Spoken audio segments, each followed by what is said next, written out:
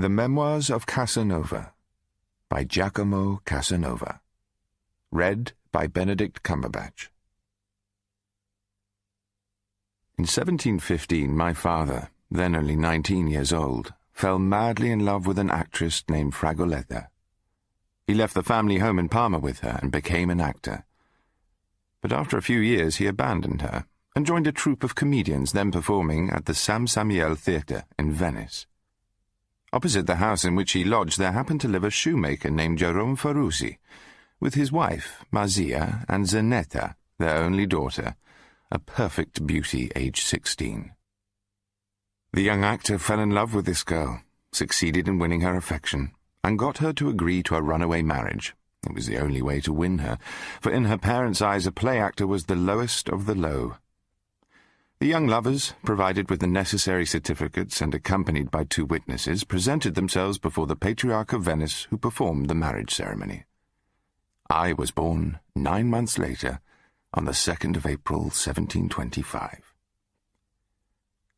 Mazia forgave her daughter as soon as she learned that my father had promised never to compel her to appear on the stage. This is a promise which all actors make to the girls they marry, a promise their wives never much care about asking them to keep. Anyway, it turned out to be a very fortunate thing for my mother that she did learn how to act.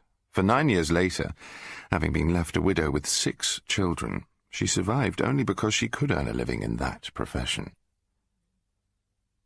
I was only 1 year old when my parents went off to London, where my father had an engagement, and I was left in the care of my grandmother.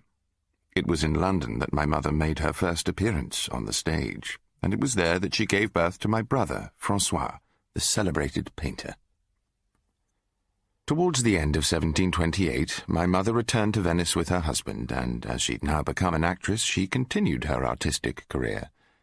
In 1730, she was delivered of my brother Jean, who later became director of the Academy of Painting at Dresden. During the 3 following years, she became the mother of 2 daughters and another son, who became a priest.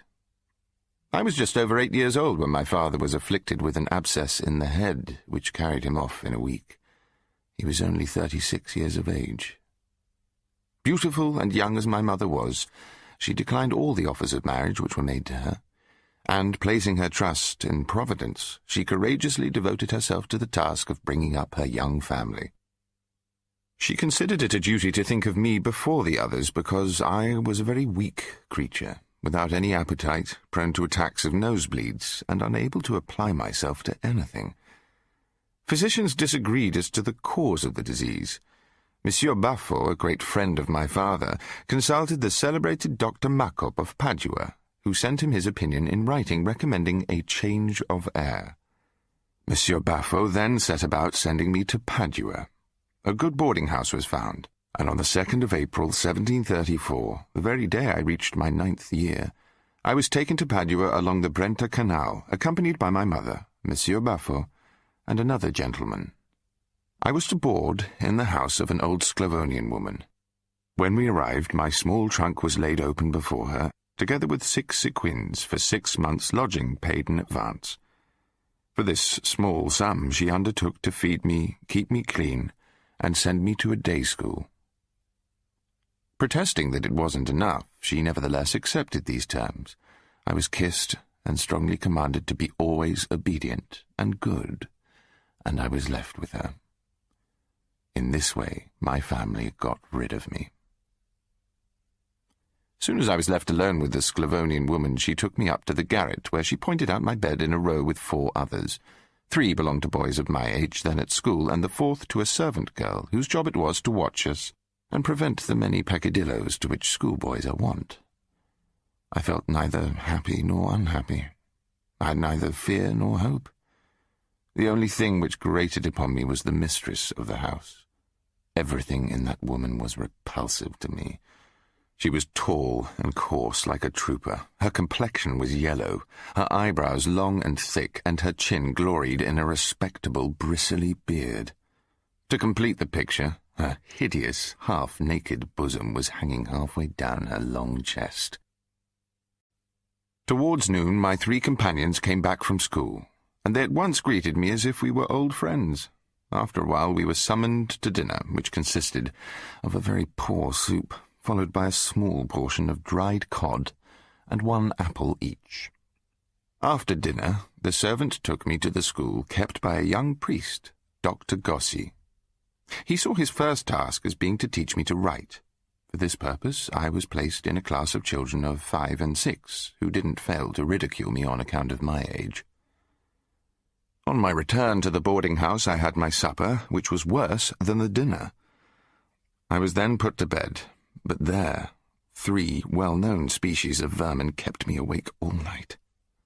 Besides the rats, which, running all over the garret, jumped on my bed and fairly made my blood run cold with fright. And so I began to learn how to suffer misery with patience. The vermin which feasted upon me lessened my fear of the rats, and by a lucky system of compensation, dread of the rats made me less sensitive to the bites of the vermin. As soon as it was daylight, I ran out of the wretched garret, and after complaining to the servant girl of all I'd endured during the night, I asked her to give me a clean shirt. But she answered that I could only change my linen on a Sunday, and laughed at me when I threatened to complain to the mistress. Sorely depressed, I went to school, but only to sleep through the morning. One of my comrades, hoping to make me an object of ridicule, told the doctor why I was so sleepy. The good priest, however, to whom without doubt Providence had guided me, called me into his room, listened to all I had to say, and saw with his own eyes the proofs of my misery. Moved by the sight of the blisters which disfigured my innocent skin, he took up his cloak and went with me to the boarding-house. There, Dr. Gossi informed the woman that he would not allow me back into his school unless I was sent as clean as his other pupils. This forced the old shrew to change the bed linen and provide me with a clean shirt. My schoolmaster took particular care in instructing me, and to show my proper appreciation, I gave myself up to my studies. At the end of the first month I could write so well that I was promoted to the grammar class. The new life I was leading and the air of Padua brought me health such as I'd never enjoyed before. But that very state of blooming health made it even more difficult for me to bear the hunger I was compelled to endure. I was growing rapidly, and my appetite was ravenous. Soon I was getting up every night to forage for food. I found herrings in the larder. Every new-laid egg that I could discover in the poultry yard, warm and just dropped by the hen, was a most delicious treat. I would even go as far as the kitchen of the schoolmaster in the hope of pilfering something to eat. The Sclavonian woman, unable to catch the thieves, turned away servant after servant. But, in spite of all my expeditions, since I couldn't always find something to steal, I was as thin as a walking skeleton. My progress at school, though, was rapid, and Dr. Gossi, who liked me, called me into his study one day and asked whether I'd care to leave the Sclavonian woman and live with him and his family. Finding me delighted at his offer, he gave me 2 letters to copy. One was sent to my friend Baffo, and the other to my grandmother. In them I described my sufferings, and I foretold my death if I weren't immediately removed from my boarding-house and placed under the care of my schoolmaster, who was prepared to receive me. But he wanted 2 sequins a month. Monsieur Baffo consulted with my grandmother, who wasn't able to write, and in his reply he informed me that I'd soon find myself in a happier situation. Within a week, the excellent old woman who loved me until her death made her appearance as I was sitting down to my dinner. When she saw the truth of what I had written, she immediately removed me from the house, and I was soon to be lodged with Dr. Gossi. My schoolmaster's family was composed of his mother, father, and sister. His mother had great reverence for him because, a peasant by birth, she didn't think herself worthy of having a son who was a priest, still more a doctor of divinity. His father, a shoemaker by trade, worked all day long and never spoke a word to anyone, not even during meals. Dr. Gossi's sister, called Bettina, was 13, pretty, lively, and a great reader of romances. This girl at once took my fancy, and little by little she kindled in my heart the first spark of that passion which afterwards became in me the ruling one. Bettina would comb my hair every morning, often before I was out of bed, saying that she hadn't time to wait until I was dressed. She washed my face, my neck, my chest, lavishing on me childish caresses which I thought innocent, but which caused me to be angry with myself because they excited me. Since at 10 I was 3 years younger than she was, it seemed to me that she couldn't love me with any idea of mischief, and the consciousness of my own vicious excitement put me out of temper with myself. When seated on my bed, she'd say that I was getting stouter, and insisted on having the proof of it with her own hands. She caused me the most intense emotion. When I was dressed, she often gave me the sweetest kisses, calling me her darling child. But whatever wish I might have to reciprocate, I wasn't yet bold enough. After some time, however, as Bettina laughed at my timidity, I became more daring and returned her kisses. But I always stopped the moment I felt a wish to go further. I'd turn my head, pretending to look for something, and she'd go away. She was scarcely out of the room, though, before I was in despair at not having followed through my inclination. In the early autumn, the doctor received 3 new boarders. One of them, an ignorant, coarse boy of 15 named Cordiani, seemed in less than a month to be on very friendly terms with Bettina. I began to harbour within myself a feeling of pride, mixed with a sort of contempt for Bettina. She soon guessed it, for when she came to comb my hair while I was in bed, I'd repulse her hands and no longer return her kisses. One day, in tones of commiseration, she told me that I was jealous of Cordiani. I answered that in my view Cordiani was as worthy of her as she was of him. She went away smiling, but the blow struck home, and she was determined on revenge. The only way she could think of was to make me fall in love with her. One morning when the doctor had gone out to say his mass, she came to me as I was in bed and brought me a pair of white stockings she'd knitted. After dressing my hair, she asked me to try the stockings on, to make sure that they were all right. As she was putting them on, she remarked that my legs weren't clean, and without any more ado she began to wash them. Ashamed for her to think me bashful, I let her do as she liked, not foreseeing what would happen. Seated on my bed, Bettina carried her love for cleanliness too far, and her curiosity caused me such intense voluptuousness that the feeling didn't stop until it could be carried no further. Having recovered my calm, I thought myself guilty, and begged her forgiveness. She didn't expect this, and after considering for a few moments, she told me kindly that the fault was entirely her own, but that she'd never again be guilty of it, and she went out of the room, leaving me to my own thoughts. They were of a cruel character. It seemed to me that I'd brought dishonour upon Bettina, betrayed her family's confidence, and offended against the sacred laws of hospitality. In short, that I could atone only by marrying her. These thoughts led to a deep melancholy, which increased day by day, for Bettina entirely ceased her morning visits to my bedside. But after a while I felt convinced that the act she'd been guilty of with me had been deliberate, and that it was feelings of repentance that kept her away. And so I made up my mind to write to her. I composed a letter, short, but calculated to restore peace to her mind, whether she thought herself guilty or suspected me of feelings contrary to those which she might expect from me. Half an hour after the receipt of my letter, she told me herself that the next morning she'd pay me her usual visit. But the next morning I waited in vain, and later that day events took a strange turn. Dr. Gossi's godfather, a man of advanced years, lived in the country. Following a severe illness, he thought himself very near his end. He sent a carriage to the doctor with a request that the doctor and his father came to him at once, as he wished them to be present at his death, and to pray for his departing soul. The old shoemaker drained a bottle, donned his Sunday clothes, and went off with his son. I thought this a very favourable opportunity, and managed to tell Bettina that I'd leave the door of my room ajar, and that I'd wait for her as soon as everyone in the house had gone to bed.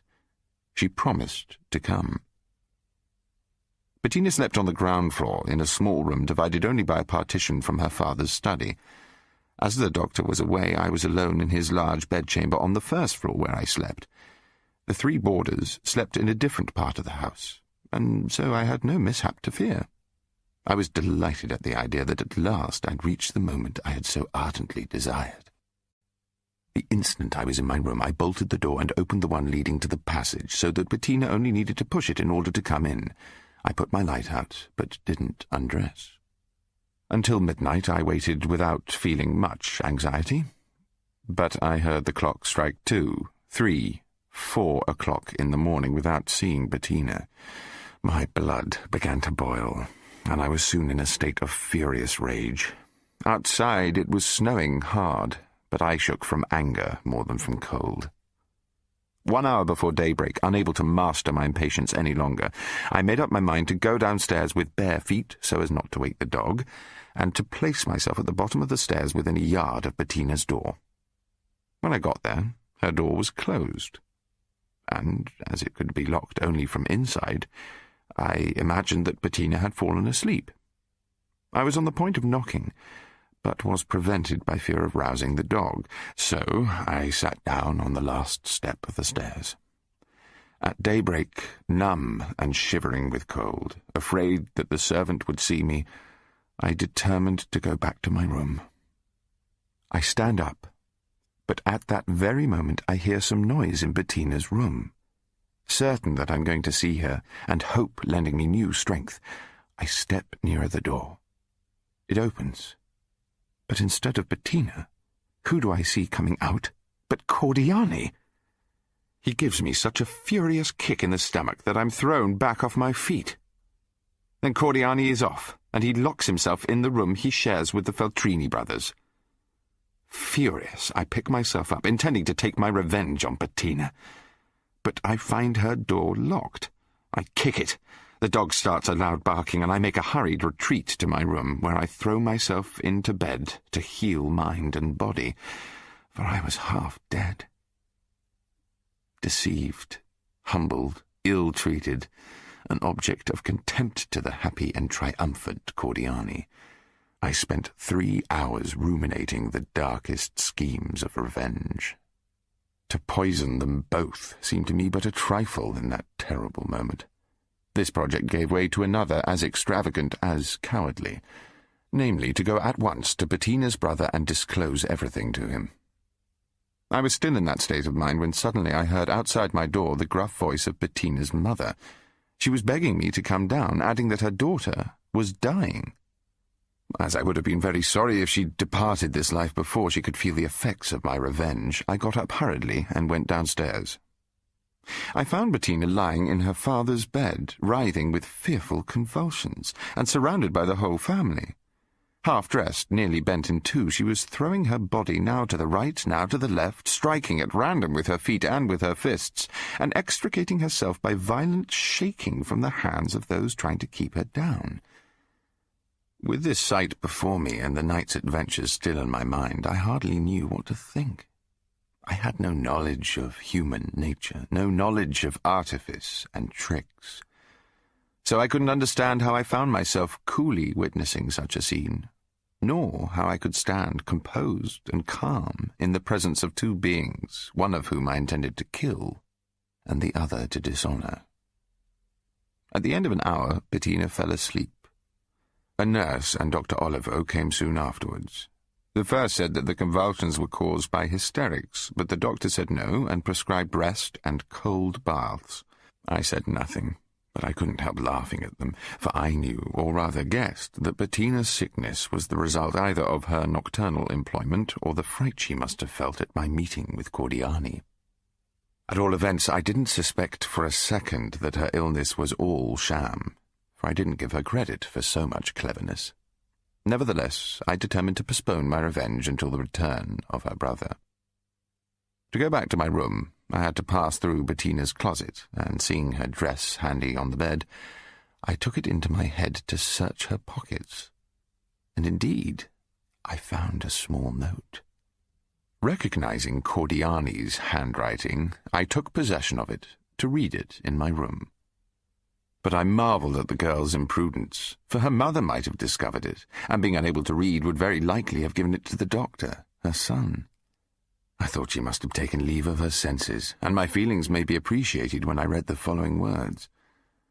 As your father is away, it is not necessary to leave your door ajar as usual. When we leave the supper table, I will go to your closet. You will find me there."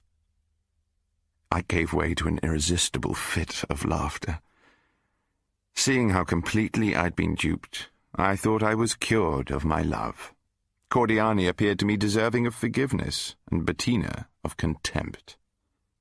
Thinking it over, I congratulated myself upon having received a lesson of such importance for the remainder of my life. I even went so far as to acknowledge to myself that Bettina had been quite right in giving the preference to Cordiani, who was 15 years old, while I was only a child.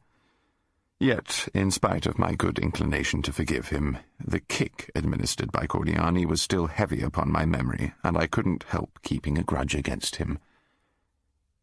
At noon, as we were at dinner in the kitchen, Bettina began again to raise piercing screams. Everybody rushed to her room, but I quietly kept my seat and finished my dinner, after which I went to my studies.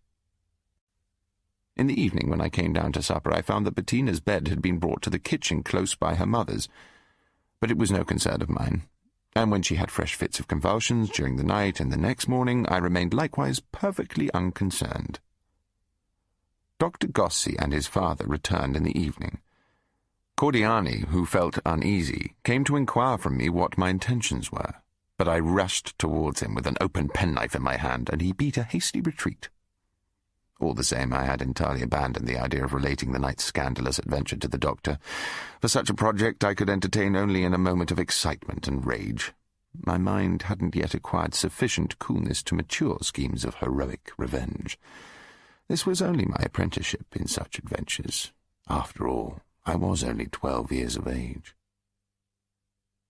I remained in Padua until my 15th year, when I took the degree of Doctor of Civil Law. I'd been studying law against my will. My real vocation was to study medicine and to practice it, for I felt a great inclination for that profession, but no heed was given to my wishes. In fact, I never became either a physician or an advocate, and throughout my life I've never applied to a lawyer when I had any legal business, nor called in a physician when I happened to be ill. To attend the lectures of the professors, I had to go to the university called the Beau, and it wasn't long before I'd made the very worst acquaintances amongst the most renowned students. As a matter of course, the most renowned were the most worthless, dissolute fellows, gamblers, frequenters of disorderly houses, hard drinkers, debauchees, and wholly incapable of any good or virtuous feeling. It was in the company of such men that I began my apprenticeship of the world. Finding that I was a thorough freshman, they undertook my education, and with that worthy purpose in view they allowed me to fall blindly into every trap. They taught me gambling, won the little I possessed, and then they made me play upon trust, and put me up to dishonest practices in order to procure the means of paying my gambling debts. They taught me how to behave in the company of quarrelsome duellists. I avoided the snares of the professional lewd women they introduced me to, because not one seemed as pretty as Bettina. But I didn't resist so well their arrogant attitude that holds life cheap. In those days, the students carried about them forbidden weapons, seduced helpless girls, and often disturbed the public peace with their nocturnal broils and impudent practical jokes. In a word, they were a body of young fellows whom nothing could restrain. Unfortunately, I indulged in expenses far above my means, owing to my unwillingness to seem poorer than my new friends. I sold or pledged everything I possessed, and I contracted debts which I couldn't possibly pay. Not knowing which way to turn, I wrote to my excellent grandmother, begging her assistance. But instead of sending me some money, she came to Padua on the 1st of October, 1739, and after thanking the doctor and Bettina for all their affectionate care, she brought me back to Venice. He comes from Padua, where he has completed his studies. Such were the words by which I was everywhere introduced. The curate of San Samuel, the Abbé Josello, presented me to the Patriarch of Venice, who gave me the tonsure. 4 months afterwards, by special favour, the Patriarch admitted me to the 4 minor orders. No words could express the joy and the pride of my grandmother. The curate Josello also provided me with an introduction to Monsieur de Malipiero, and I became very attached to this gentleman. Monsieur de Malipiero was a senator who at 70 years of age was unwilling to attend any more to state affairs. A wealthy bachelor, he enjoyed a happy, sumptuous life in his mansion, surrounded every evening by a well-chosen party of ladies who'd all known how to make the best of their younger days, and of gentlemen who were always acquainted with the news of the town. It was here, on the eve of Ascension Day, 1741, that a Monsieur Manzoni introduced me to a young courtesan named Juliette, who was at that time a great celebrity in Venice. She'd been introduced to high society by the Marquis de San Vitali, a nobleman from Parma who'd given her 100,000 ducats for her favours. Her beauty was then the talk of Venice, and it was fashionable to call upon her. To converse with her, and especially to be admitted into her circle, was considered a great boon. Monsieur Manzoni introduced me to Juliette as a young ecclesiastic who was beginning to make a reputation. I found her reclining on a sofa, surrounded by 7 or 8 well-seasoned admirers. She scrutinized me from head to foot, as if I was being offered for sale. Then, with the air of a princess, she said that she wasn't sorry to make my acquaintance, and invited me to take a seat. I began then, in my turn, to examine her closely and deliberately. Juliette was then in her 18th year. Although she was heavily made up, the freshness of her complexion was dazzling. Her perfect teeth made one overlook the fact that her mouth was somewhat too large, and the rings which covered her fingers didn't prevent me from noticing that her hand was too large and fleshy. Moreover, in spite of her carefully hiding her feet, I judged, by a telltale slipper lying close by her dress, that they were too large to please a man of refined taste. Altogether, I found her beautiful, but when I compared her beauty and the price of 100,000 ducats paid for it, I marvelled at my remaining so cold. After my introduction to Juliette, I paid her 4 or 5 visits. So when my opinion of her was asked one evening in Monsieur de Malipiero's drawing-room, I thought myself justified in saying that she could please only a glutton with depraved tastes, that she had neither the fascination of a simple nature nor any knowledge of society, and that she was deficient in those talents which a thorough gentleman liked to find in a woman. This opinion met the general approbation of his friends, but Monsieur de Malipiero kindly whispered to me that Juliette would certainly be informed of the portrait I'd drawn of her, and that she'd become my sworn enemy. He'd guessed rightly. One evening I called upon Juliette with Monsieur Manzoni, and she told him that a wonderful judge of beauty had found flaws in her, but she took good care not to specify them. It wasn't difficult to make out that she was indirectly firing at me, and I prepared myself for the ostracism which I was expecting. However, she kept it in abeyance for fully an hour. At last, our conversation falling upon a concert given a few days before by Emer, the actor, in which his daughter Thérèse had taken a brilliant part, Juliette turned to me and inquired what Monsieur de Malipiero did for Thérèse. I said he was educating her. "And no doubt doing it very well," she answered, "for he's a man of talent. But I'd like to know what he can do with you. I'm told he thinks you're rather stupid." Of course she had the laugh on her side, and I, confused, uncomfortable, and not knowing what to say, took my leave, determined never to darken her door again. The next day at dinner the account of my adventure caused the old senator much amusement. It was about this time that I fell in love with the niece of the abbé, a girl called Angela. Day by day my love for her increased. But Angela was virtuous. She didn't object to my love, but she wished me to renounce the church and to marry her. In spite of my infatuation, I couldn't make up my mind to take such a step, and I went on seeing her and courting her in the hope that she'd alter her decision. Throughout the summer, I carried on a course of platonic love with my charming Angela at the house of her teacher of embroidery, but her extreme reserve excited me, and my love had almost become a torment to myself. My pathetic entreaties had less effect upon her than upon the 2 young sisters who were her companions and friends. These 2 sisters shared Angela's embroidery lessons, and were the confidants of all her secrets. I made their acquaintance and found that they disapproved of her extreme reserve towards me. Whenever I happened to meet them alone, I tell them all my sorrows, and, thinking only of my cruel sweetheart, I was never conceited enough to propose that these girls might fall in love with me. The teacher of embroidery, an old bigot who at first appeared not to mind my attention to Angela, got tired at last of my too frequent visits, and mentioned them to her uncle, the abbé. He told me kindly one day that I oughtn't to call at the house so often, as my constant visits might prove detrimental to his niece's reputation. I promised to follow his good advice.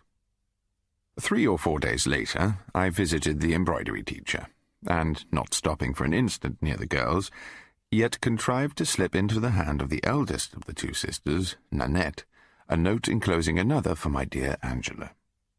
In this I explained why I had been compelled to discontinue my visits, and begged her to devise some means by which we could meet. In my note to Nanette, I asked her to give my letter to her friend, adding that I'd see them again the day after the morrow, and that I trusted to her to find an opportunity for delivering me the answer. Nanette managed it all very cleverly, and when I returned 2 days later, she gave me a letter without attracting anyone's attention. Nanette's letter enclosed a very short note from Angela, who disliked letter-writing. She merely advised me to follow her friend's plan. Nanette wrote, "Reverend Sir, there is nothing in the world that I would not do for my friend.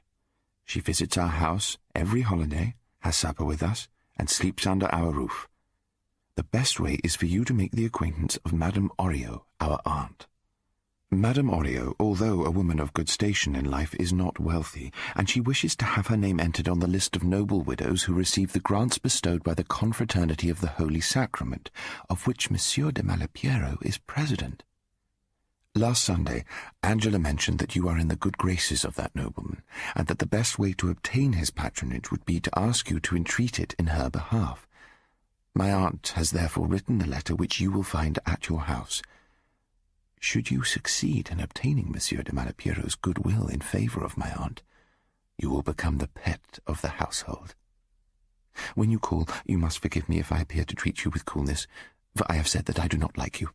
I will manage for you an opportunity for some private conversation with Angela. Adieu." The same evening I received Madame Oriot's letter, so I called upon her the following day, Sunday. I was welcomed in a very friendly manner, and when the lady entreated me to exert my influence with Monsieur de Malipiero on her behalf, I undertook to do my utmost. I had so much at stake in the success of Madame Oriot's petition that I thought of nothing else. Knowing the power of the beautiful Thérèse Aimère over our amorous senator, I determined to call upon her the next day. I went straight to her room without being announced. I found her alone with the physician Doro, who, feigning to be on a professional visit, wrote a prescription, felt her pulse, and went off. This Doro was suspected of being in love with Thérèse. Monsieur de Malipiero, who was jealous, had forbidden Thérèse to receive him, and she'd promised not to. Knowing I was aware of this, she certainly had no wish for the old man to hear how she kept her word. I thought this an ideal opportunity for obtaining from her everything I wished. Briefly, I told her the object of my visit, taking care to add that she could rely upon my discretion, and that I wouldn't for the world do her any injury. Grateful for this assurance, Thérèse answered that she'd rejoice at finding an occasion to oblige me. She kept her word, for the very next day she placed in my hands the brevet, signed by His Excellency as President of the Confraternity. Madame Oriot's name had been put down to share the largesse, which was distributed twice a year. Nanette and her sister Martin were the orphan nieces of Madame Oriot. They lived with her in her house, sleeping together on the 3rd floor in a large bed, which was also shared by Angela every Sunday. I let Nanette know the successful outcome of my efforts on behalf of Madame Oriot, and the next time I called, Nanette slipped me a note. As soon as I'd presented Madame Oriot with the deed she'd so long desired, I made my excuses and left the room. The moment I was alone, I opened my letter. "My aunt will invite you to supper. Do not accept. Go away as soon as we sit down, and Martin will escort you to the street door. But do not leave the house. Go up to the 3rd floor. We'll come up the moment our aunt's gone to bed. Angela will be at liberty to grant you throughout the night a tete-a-tete, which I trust will prove a happy one." I returned to Madame Orio's sitting room overwhelmed with happiness. On my reappearance, she told me with many heartfelt thanks that I must for the future consider myself as a privileged and welcome friend, and the evening passed off very pleasantly. As the hour for supper drew near, I excused myself so well that Madame Orio could not insist upon my accepting her invitation to stay. Martin rose to accompany me out of the room. She opened and closed the street door very noisily and re-entered the sitting-room. I went upstairs softly. When I reached the third landing, I found the two sisters' room, and throwing myself upon a sofa, I waited patiently for the rising of the star of my happiness. An hour passed amidst the sweetest dreams of my imagination. At last I hear the noise of the street door opening and closing, and, a few minutes after, the two sisters come in. "Where's Angela?" I inquired. "She left with the abbé," said Nanette. "Yet she knows you're here." "She thinks she's made a fool of me," I said, "but I suspected she'd act in this way. You know her now. She's playing with me." "I doubt that," said Nanette. "But I'm afraid you're a prisoner here, because the house key is under our aunt's pillow, and the front door's opened only by herself as she goes to first mass in the morning. You can sleep in here tonight, and my sister can lie with me on the sofa in the next room." "I can't stop you," I said, "but it would be great unkindness on your part. Tell me, beautiful Nanette, if I were as much attached to you as I was to Angela, would you follow her example and make me unhappy?" "I don't know what I'd do." The sisters, laughing all the while, laid a cloth, brought out some bread, Parmesan cheese, and wine, and we tucked in. The wine, to which they weren't accustomed, went to their heads, and their gaiety was soon delightful. As I looked at them, I wondered at my blindness in not seeing their charms. After our supper, which was delicious, I sat between them, holding their hands, which I pressed to my lips, asking them whether they approved of Angela's conduct towards me. They both answered that it had made them shed many tears. "Then let us share the tender feelings of a brother and his sisters." The first kiss I gave them was prompted by entirely harmless motives, and they returned the kiss, as they assured me a few days afterwards, only to prove to me that they reciprocated my brotherly feelings. But those innocent kisses, as we repeated them, very soon became ardent ones, and kindled a flame which certainly took us by surprise. We stopped, as by common consent, looking at each other very much astonished and rather serious. Then we spoke of Angela, and I expressed my determination never to see her again, as I had every proof that she didn't care for me. "She loves you," said the artless Martin. "I know she does. But she's quite determined not to grant you even a kiss as long as you aren't her acknowledged fiancé. How do you know that she loves me?" "As you've promised to be our brother, I can tell you. When Angela is in bed with me, she hugs me and kisses me and calls me her dear abbé." Nanette, laughing heartily, placed her hand on her sister's lips, but the innocent confession had such an effect upon me that I could hardly control myself. Martin told Nanette that I couldn't possibly be ignorant of what takes place between girls sleeping together. "It can't be helped now," said Nanette, "but such things oughtn't to be mentioned." "It doesn't matter," I said. "I don't mean to speak to Angela any more. She thinks only of herself. She knows what I suffer, and her conduct would be very different if she loved me. In the meantime, thanks to her imagination, she finds a way of satisfying herself with the charming Martin, who kindly performs the part of her husband." Nanette laughed louder, but I kept very serious, and I went on talking to her sister. I said that very likely, and to reciprocate her kindness, Angela must likewise have been her husband. But she answered with a smile that Angela played husband only to Nanette, and Nanette couldn't deny it. "But," I said, "what name did Nanette in her rapture give to her husband?" "Nobody knows." "Do you love anyone, Nanette?" "I do, but my secret is my own."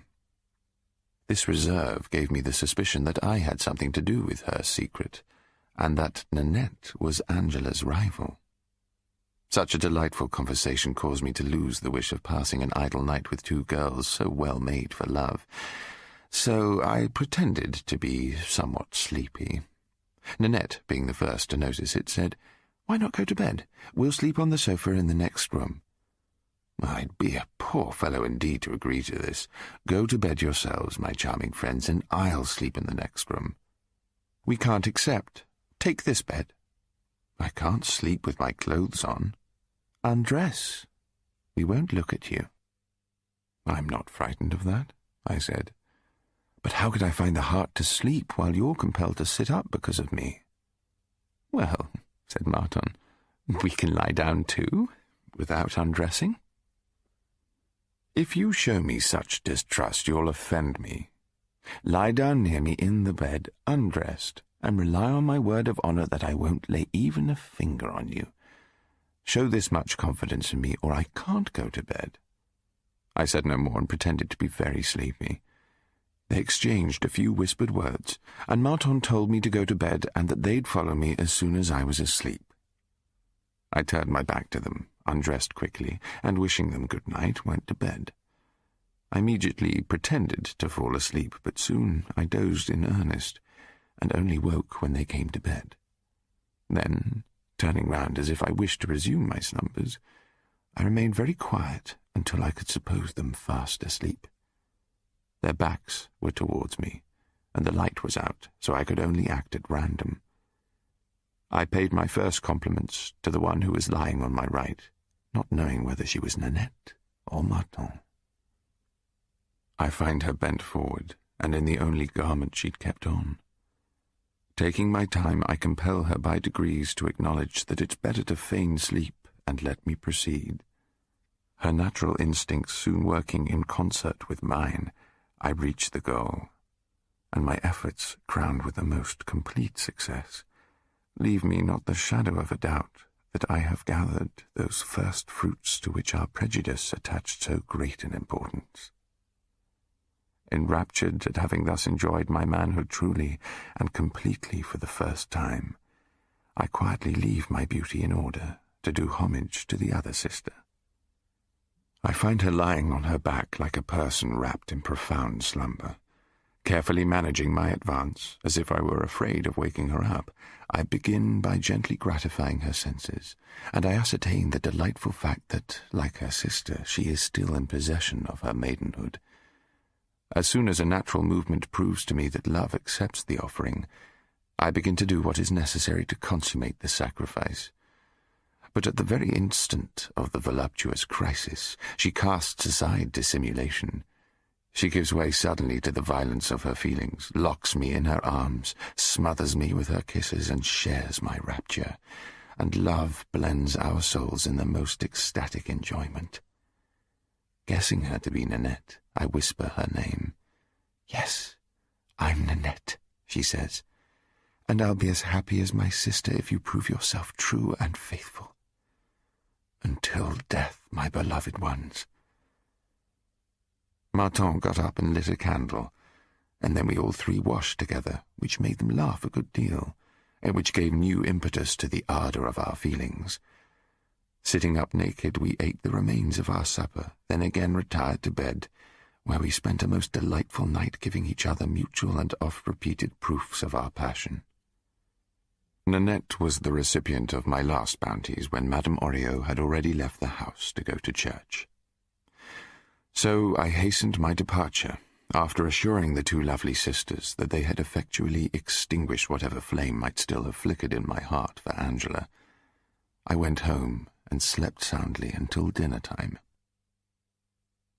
At dinner, Monsieur de Malipiero remarked upon my cheerful looks and the dark circles around my eyes, but I kept my own counsel and allowed him to think whatever he pleased. The following day I paid a visit to Madame Oriot, and since Angela wasn't of the party, I stayed to supper. During the evening, Nanette contrived to give me a letter and a small parcel. The parcel contained a small lump of wax with the stamp of a key, and the letter told me to have a key made, and to use it to enter the house whenever I wished to spend the night with them. She informed me at the same time that Angela had slept with them the night following our adventures, and that, thanks to their usual practices, she'd guessed the real state of things. Angela, after abusing them most vehemently, had sworn never again to enter the house. A few days afterwards, good fortune delivered us from Angela. She was taken to Vicenza by her father. Thanks to her absence, I found myself the undisturbed possessor of the two charming sisters. From then on, I spent at least 2 nights every week with them, finding no difficulty in entering the house with the key which I'd speedily procured. Not long after, my grandmother fell ill, and I had to change all my habits, for I loved her too dearly not to surround her with every care and attention. I never left her until she breathed her last. She was unable to leave me anything, for during her life she'd given me all she could, and her death compelled me to adopt an entirely different mode of life. A month after her death, I received a letter from my mother informing me that, as there was no probability of her return to Venice, she had determined to give up the house. She told the Abbé Grimani, and I was to be guided entirely by his advice. He was instructed to sell the furniture and to place me, as well as my brothers and my sister, in a good boarding house. I called upon Grimani to assure him of my perfect disposition to obey his commands. Some time later I had a second letter from my mother, dated from Warsaw. In it she told me that a new acquaintance, then a learned minim friar, had agreed to take me under his wing if she could arrange for him to be granted a bishopric. Through the royal connections my mother had acquired, she did indeed arrange for him to be granted the bishopric of Monterano. "Faithful to his promise," wrote my mother, "the good bishop would take you with him about the middle of next year as he passes through Venice to reach Calabria. He will pave your way to the highest dignities of the Church, and you may imagine my consolation if, in some 20 or 30 years, I had the happiness of seeing you a bishop, at least." This news turned my brain. I looked upon my fortune as made, and I congratulated myself that I could leave my country without any regret. "Farewell, Venice," I exclaimed. "The days for vanity are gone by, and in the future I will only think of a substantial career." Monsieur Grimani congratulated me warmly on my good luck and promised all his friendly care to secure a good boarding house, to which I would go at the beginning of the year and where I would wait for the bishop's arrival. Monsieur de Malipiero, who in his own way had great wisdom, and who saw that in Venice I was plunging headlong into pleasures and dissipation, was delighted to see me on the eve of going somewhere else to fulfill my destiny, and much pleased with my ready acceptance of those new circumstances in my life. While I waited the bishop's visit, my mother wrote to Monsieur Grimani saying that it would be best if the bishop found me suitably lodged. Monsieur Grimani consulted with the Abbé Tosello, and the two thought that the best thing that they could do for me would be to send me to a clerical seminary. The plan appeared to me rather a good joke, and I gave my ready consent. A few days afterwards, having been dressed under the supervision of the Abbé as a pupil of a clerical seminary, I was taken to Saint Cyprien de Murat and introduced to the rector, who received me with tender affection and great kindness. But in his address, which was full of unction, I thought I could perceive a suspicion on his part that my being sent to the seminary was a punishment, or at least a way to put a stop to an irregular life. Feeling hurt in my dignity, I told him at once, "Reverend Father, I don't think anyone wishes to punish me." No, my son," he replied. "I only meant that you'd be very happy with us." We were then shown 3 halls, in which we found at least 150 students. Afterwards we were taken round the schoolrooms, the refectory, the dormitory, and the gardens for play hours, and every effort was taken to make me imagine life in such a place the happiest that could fall to the lot of a young man, and to make me suppose that I'd even regret the arrival of the bishop. Yet they all tried to cheer me up by saying that I'd only remained there 5 or 6 months. Their eloquence amused me greatly. The day before I entered the seminary, I prepared myself for my new life by passing the night with my 2 young friends, Nanette and Martin, who bathed their pillows with tears. The abbé accompanied me to the seminary in a gondola, but at Saint-Michel he had to stop when I was seized suddenly with a violent attack of vomiting. The apothecary cured me with some mint water. This attack was the result of the too frequent sacrifices which I'd been offering on the altar of love.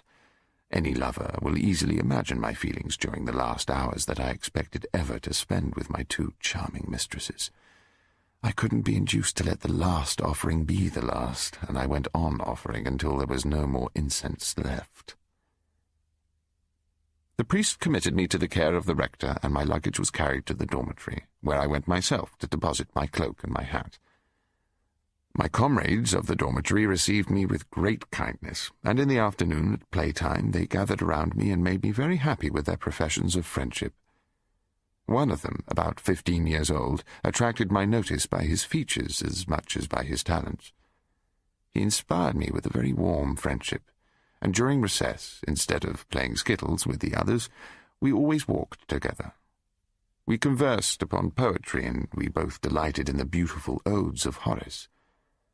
After 4 days of acquaintance, we were fast friends. The dormitory was under the supervision of a lay friar who had the title of prefect, and it was his duty to keep us in good order. After supper, accompanied by this lay friar, we all proceeded to the dormitory. There, everyone had to go to his own bed, and to undress quietly after having said his prayers in a low voice. When all the pupils were in bed, the prefect would go to his own. The dormitory was 80 yards long and had beds placed along both sides at equal distances. My friend's bed was opposite mine, and between us was the lantern which was kept alight throughout the night. The principal duty of the prefect was to take care that no pupil should go and sleep with one of his comrades, for such a visit was never supposed an innocent one. It was taken for granted that any pupil who slept out of his own bed did so only for immoral purposes. As long as he stayed in his own bed, he could do what he liked, and so much the worse for him if he gave himself up to bad practices. Those who'd framed the regulations in our seminary were fools, without the slightest knowledge of either morals or human nature. Nature has wants which must be attended to. As for the abuse of nature, this would very seldom occur if the directors exercised proper wisdom and prudence, and didn't make a point of prohibiting it in a special and peculiar manner. Young people give way to dangerous excesses from a sheer delight in disobedience, a disposition very natural to humankind since it began with Adam and Eve. I'd been in the seminary for 9 or 10 days, when one night I felt someone stealing very quietly into my bed. My hand was at once clutched, and my name whispered. I could hardly restrain my laughter. It was my friend, who, happening to wake and finding that the lantern was out, had taken a sudden fancy to pay me a visit. I very soon begged him to go away, for if the prefect were awake and we were discovered, we'd most likely find ourselves accused of some abominable offence. As I was giving him that good advice, we heard someone moving, and my friend made his escape. But immediately after he'd left me, I heard someone fall down, and at the same time the prefect's voice called, "You villain! Just you wait until tomorrow!" The next morning, before the ringing of the bell for rising, the rector, followed by the prefect, entered the dormitory. "You're aware of what took place last night," he said. "2 among you must be guilty, but I wish to forgive them. To save their honour, I promise that their names will not be made public, but I expect every one of you to come to me for confession before recess." In the afternoon, in obedience to his orders, we all went to him and confessed, after which we repaired to the garden. There my friend told me that, having unfortunately met the prefect after he'd left me, he'd thought that the best way was to knock him down, in order to get time to reach his own bed without being discovered. "And now," I said, "you're certain to be forgiven, for, of course, you've wisely confessed your error." "You're joking," answered my friend. "The good rector knows no more about this matter than he knew before." "Then you must have made a false confession." "Well, that may be so, but the rector's responsible for that. He was the one who forced us all to confess. You mustn't confess under compulsion." No more would have been said about the adventure if, a few nights later, I hadn't in my turn taken a fancy to return the visit paid by my friend. Towards midnight, hearing the loud snoring of the prefect, I quickly extinguished the lantern and went to lie beside my friend. He knew me at once and gladly received me, but we both listened attentively to the snoring of our keeper, and when it ceased, understanding our danger, I got up and reached my own bed in a second. But the moment I got in it, I had a double surprise. In the first place, I felt somebody lying there, and in the second, I saw the prefect, candle in hand, coming slowly along the dormitory, looking left and right into each bed. I immediately made up my mind to feign sleep. After 2 or 3 shakings given by the prefect, I pretended to wake up, and my bed companion woke up in earnest. Astonished at finding himself in my bed, he offered me an apology. I've made a mistake, he said. As I returned from the dark, from obeying a call of nature, I found your bed empty and mistook it for mine. Very likely, I replied. I had to get up too. I could perhaps have got away with this explanation had it not been discovered that the wick of the lantern had been crushed down. It was clear that someone had deliberately extinguished the light. As a result, the next day, my fellow student and I were administered 8 lashes with a rope. 4 days later, the Abbé Tosello came for me with instructions to bring me to Venice. I threw off my seminarist's habit, dressed myself in my normal clothes, and we took our departure by gondola. The abbé landed me near the convent of the Jesuits, and I went to beg a dinner from Madame Manzoni, who laughed heartily at my account of my misfortunes. At dinner everyone expressed a wish to hear my adventures, so I gave a faithful account of all that had occurred to me since my grandmother's death. I spoke for 3 hours, and they all showed so much sympathy that, as we parted for the night, I received from all an assurance of friendship and the offer of their services. This is a piece of good fortune which has never failed me. Whenever I met with honest persons and satisfied their curiosity about my misfortunes, I've inspired them with friendship and that sympathy. All I needed to do was to tell my story in a quiet and truthful manner, without even avoiding the facts which told against me. It's a simple secret. Experience has taught me that truth is a talisman, the charm of which never fails in its effect. On the 2nd of April, the fatal anniversary of my first appearance in this world, as I was getting up in the morning, I received a visit in my room from a very handsome Greek woman. She told me that her husband was being denied promotion to the rank of lieutenant because she'd refused his captain certain favours which she could bestow only upon her husband. She handed me some certificates and begged me to write a petition which she would present herself to the Secretary of War, adding that in payment she could offer me only her heart. I answered that perhaps something more than her heart was required, and this suggestion met only the objections that a pretty woman is always sure to feign for the sake of appearance. When I had exacted the necessary payment, I told her to come back at noon when the petition would be ready. She was punctual, and very kindly rewarded me a second time. In the evening, under the pretence of some alterations to be made in the petition, she afforded an excellent opportunity of reaping a third recompense. But alas, the path of pleasure is not strewn only with roses. 3 days later, I found, much to my dismay, that a serpent had been hidden under the flowers. It took 6 weeks of care and rigid diet to re-establish my health. When I met the handsome Greek woman again, I was foolish enough to reproach her for the present that she'd bestowed upon me, but she roared with laughter. She said that she'd only offered me what she possessed, and that it was my own fault if I hadn't been sufficiently careful. You can't imagine how much this first misfortune grieved me, and what deep shame I felt. A few days later I had a much greater cause to regret my acquaintance with the Greek woman.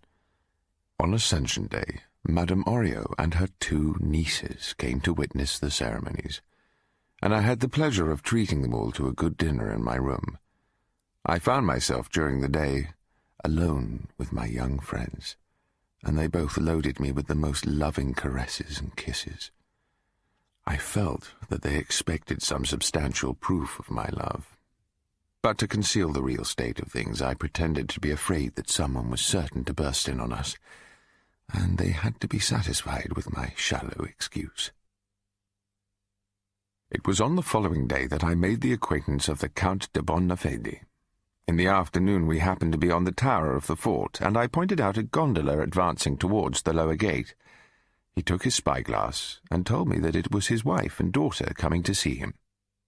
We went to meet the ladies, one of whom might once have been worth the trouble of an elopement.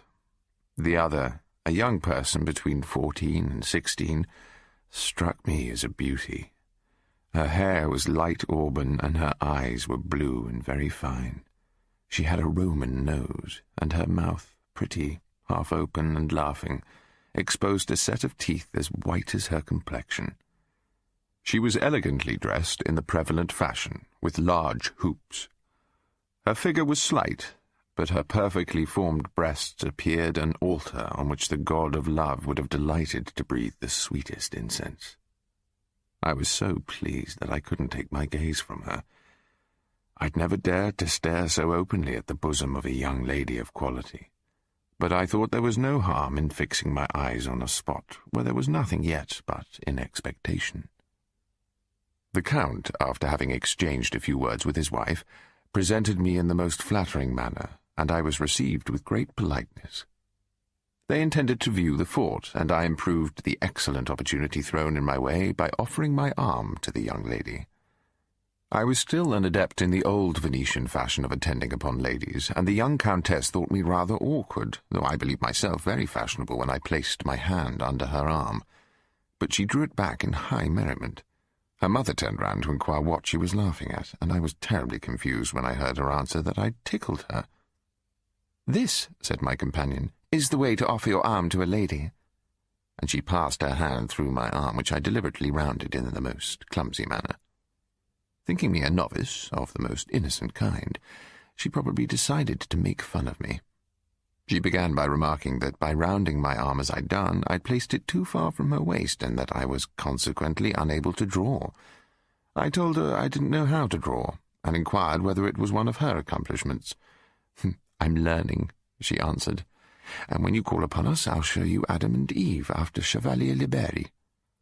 I've made a copy which has been found very fine by some professors, although they didn't know it was my work." "Why didn't you tell them?" "Because the figures are too naked." "Oh, I'm not curious to see your Adam," I said, "but I'll look at your Eve with pleasure and keep your secret." This made her laugh again, and again her mother turned round.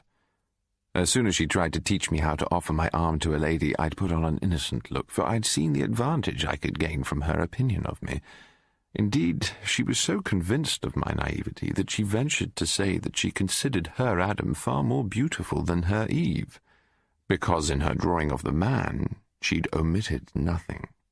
Every muscle was visible, while there was none conspicuous in her Eve. "It is," she added, "a figure with nothing in it.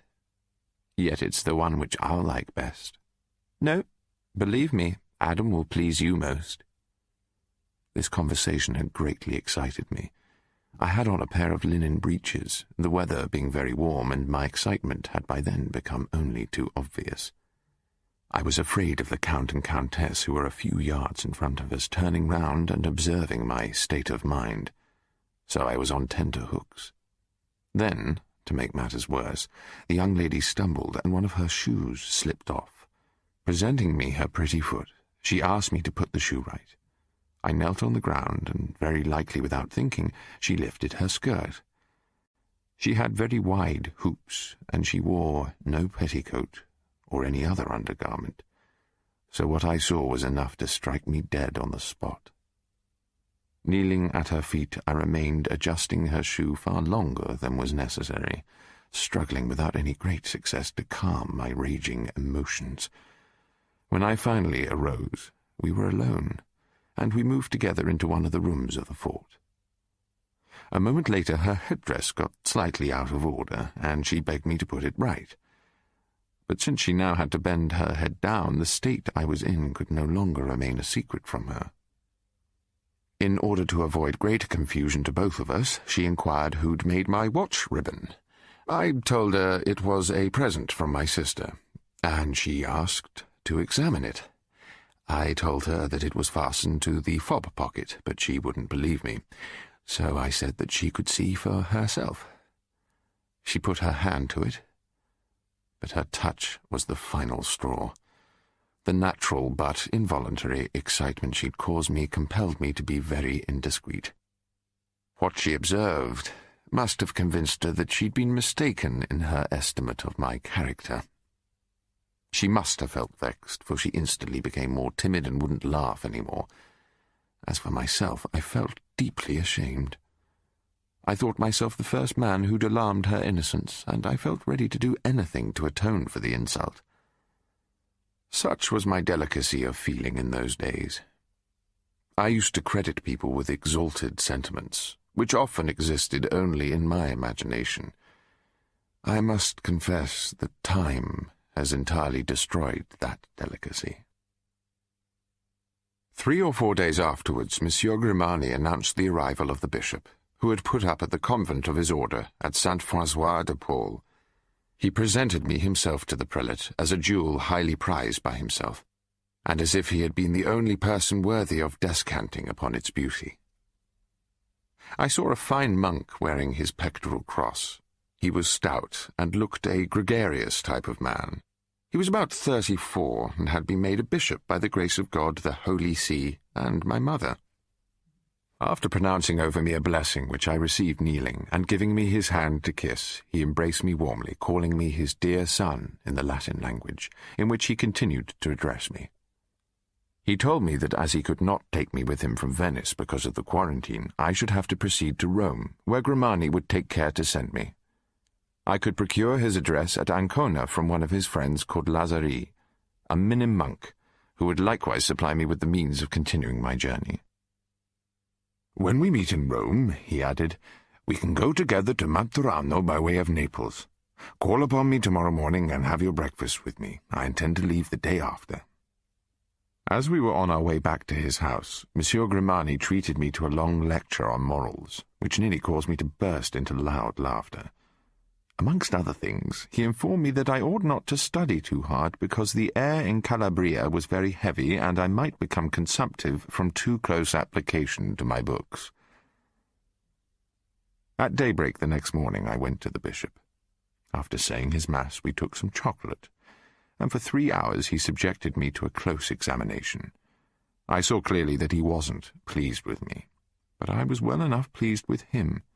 He seemed to me a worthy man, and as he was to lead me along the great highway of the church, I felt attracted towards him, for at the time, although I entertained a good opinion of my personal appearance, I had no confidence whatever in my talents. After the departure of the good bishop, Monsieur Grimani gave me a letter left by him, which I was to deliver to Father Lazzari at the convent of the Minims in Ancona. Monsieur Grimani informed me that he would send me to that city with the ambassador from Venice, who was on the point of sailing. I had therefore to keep myself in readiness, and as I was anxious to be out of his hands, I approved all his arrangements. As soon as I had notice of the day on which the suit of the ambassador was embarking, I went to pay my last farewell to all my acquaintances.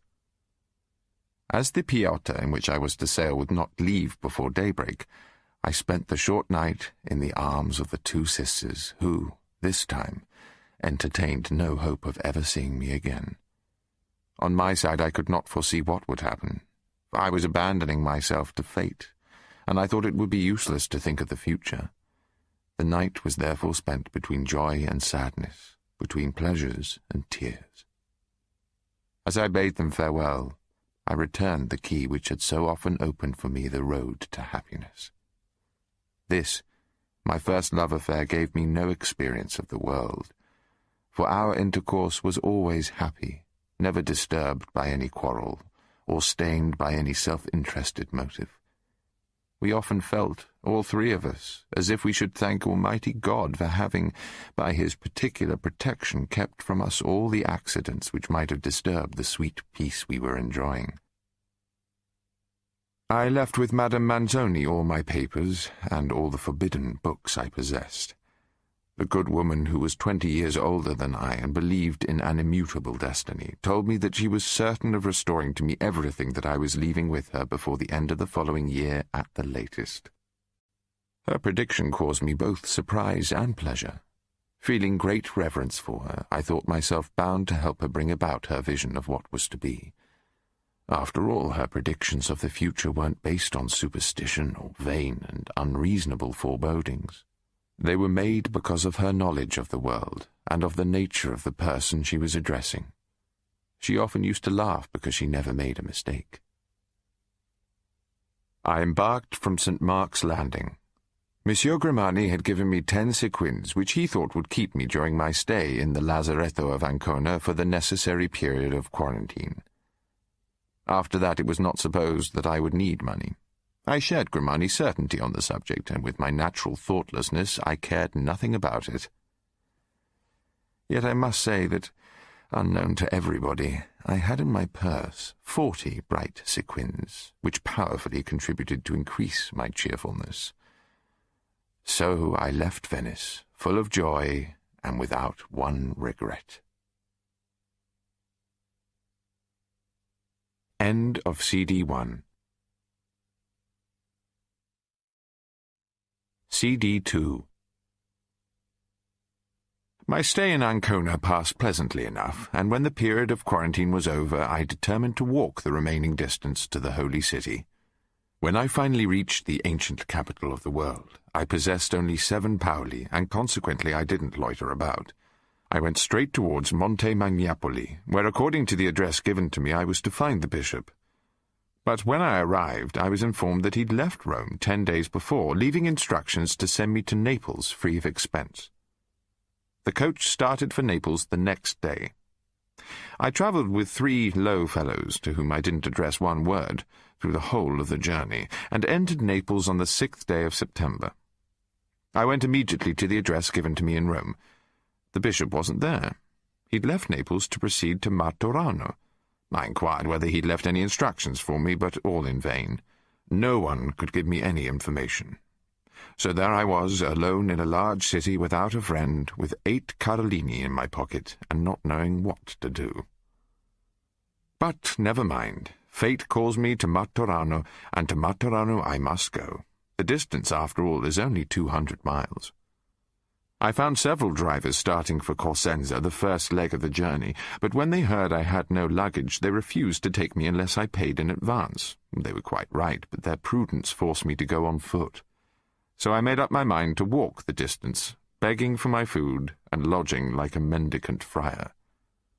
First of all, using a quarter of my money, I made a light meal. Then I started off towards Portici, where I arrived in an hour and a half. Already feeling rather tired, my legs, if not my head, took me to an inn where I ordered a room and some supper. I was served in good style, my appetite was excellent, and I passed a quiet night in a comfortable bed.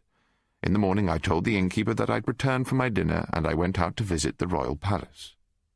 As I passed through the gate, I was met by a man of pleasing appearance, dressed in the Eastern fashion. He offered to show me over the palace, saying that this would save me money. Happy to accept any offer, I thanked him for his kindness. Happening during the conversation to state that I was a Venetian, he told me that he was my subject, since he came from Zante, a Greek island then under the governance of Venice. "I have," he said, "some very excellent muscatel wine which I could sell you cheap." "I might buy some," I responded, "but I warn you, I'm a good judge." "So much the better. Which do you prefer?" "Cerigo." "You're right," he said.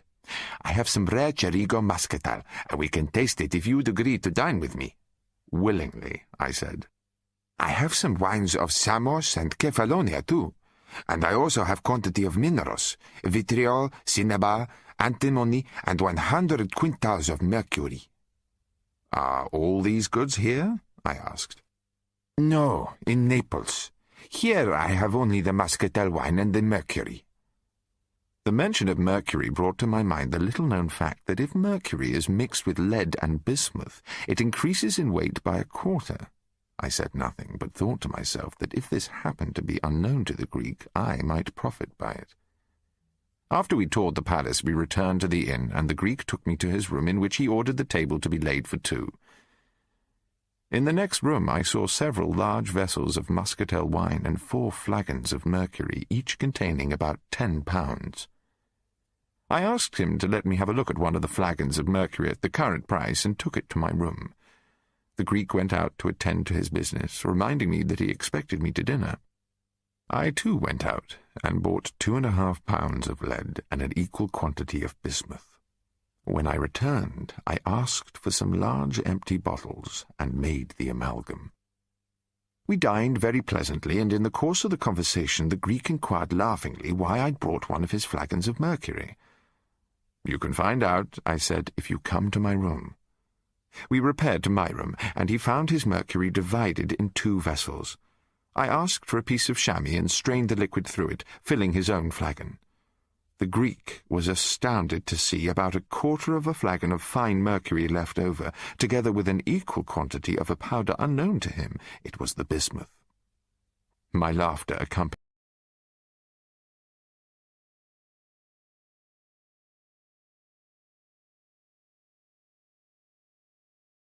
his astonishment.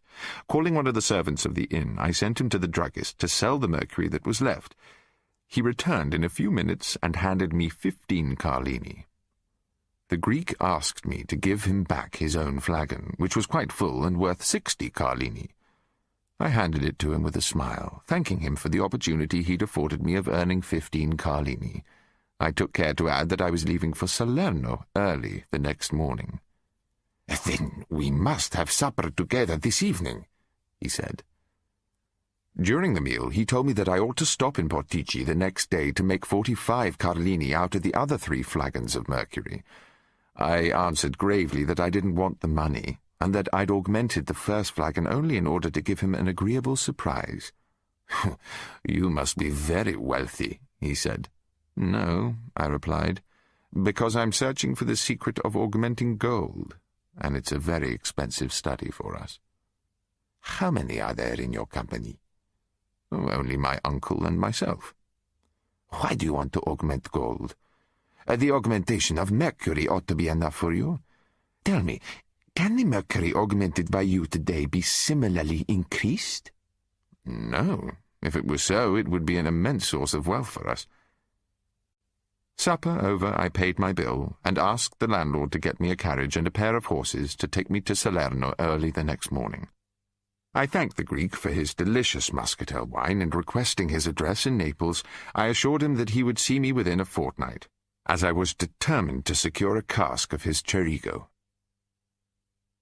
We embraced each other, and I retired to bed well pleased with my day's work, and in no way astonished at the Greek's not offering to purchase my secret. I was certain that he wouldn't sleep for anxiety, and that I'd see him early next morning. And indeed, as I'd foreseen, the Greek was in my room at daybreak. I received him in a friendly way, saying that we could take coffee together. "Willingly. But tell me, Reverend Abbé, would you feel disposed to sell me your secret?" "Why not? But only for a large sum of money, and I don't really know you." "That doesn't matter," he said. "I'm sufficiently well known here to pay you in cash. How much would you want?" 2,000 ounces. "Done," he said, "provided that I succeed in making the augmentation myself. What's the cost?" 1.5%. He took a pen, wrote a few words, and handed to me this order. "At sight, pay to bearer the sum of 50 gold ounces on account of Panagiotti." He told me that the banker resided within 200 yards of the inn, and he pressed me to go there myself. I didn't stand upon ceremony, but went to the banker, who paid me the amount.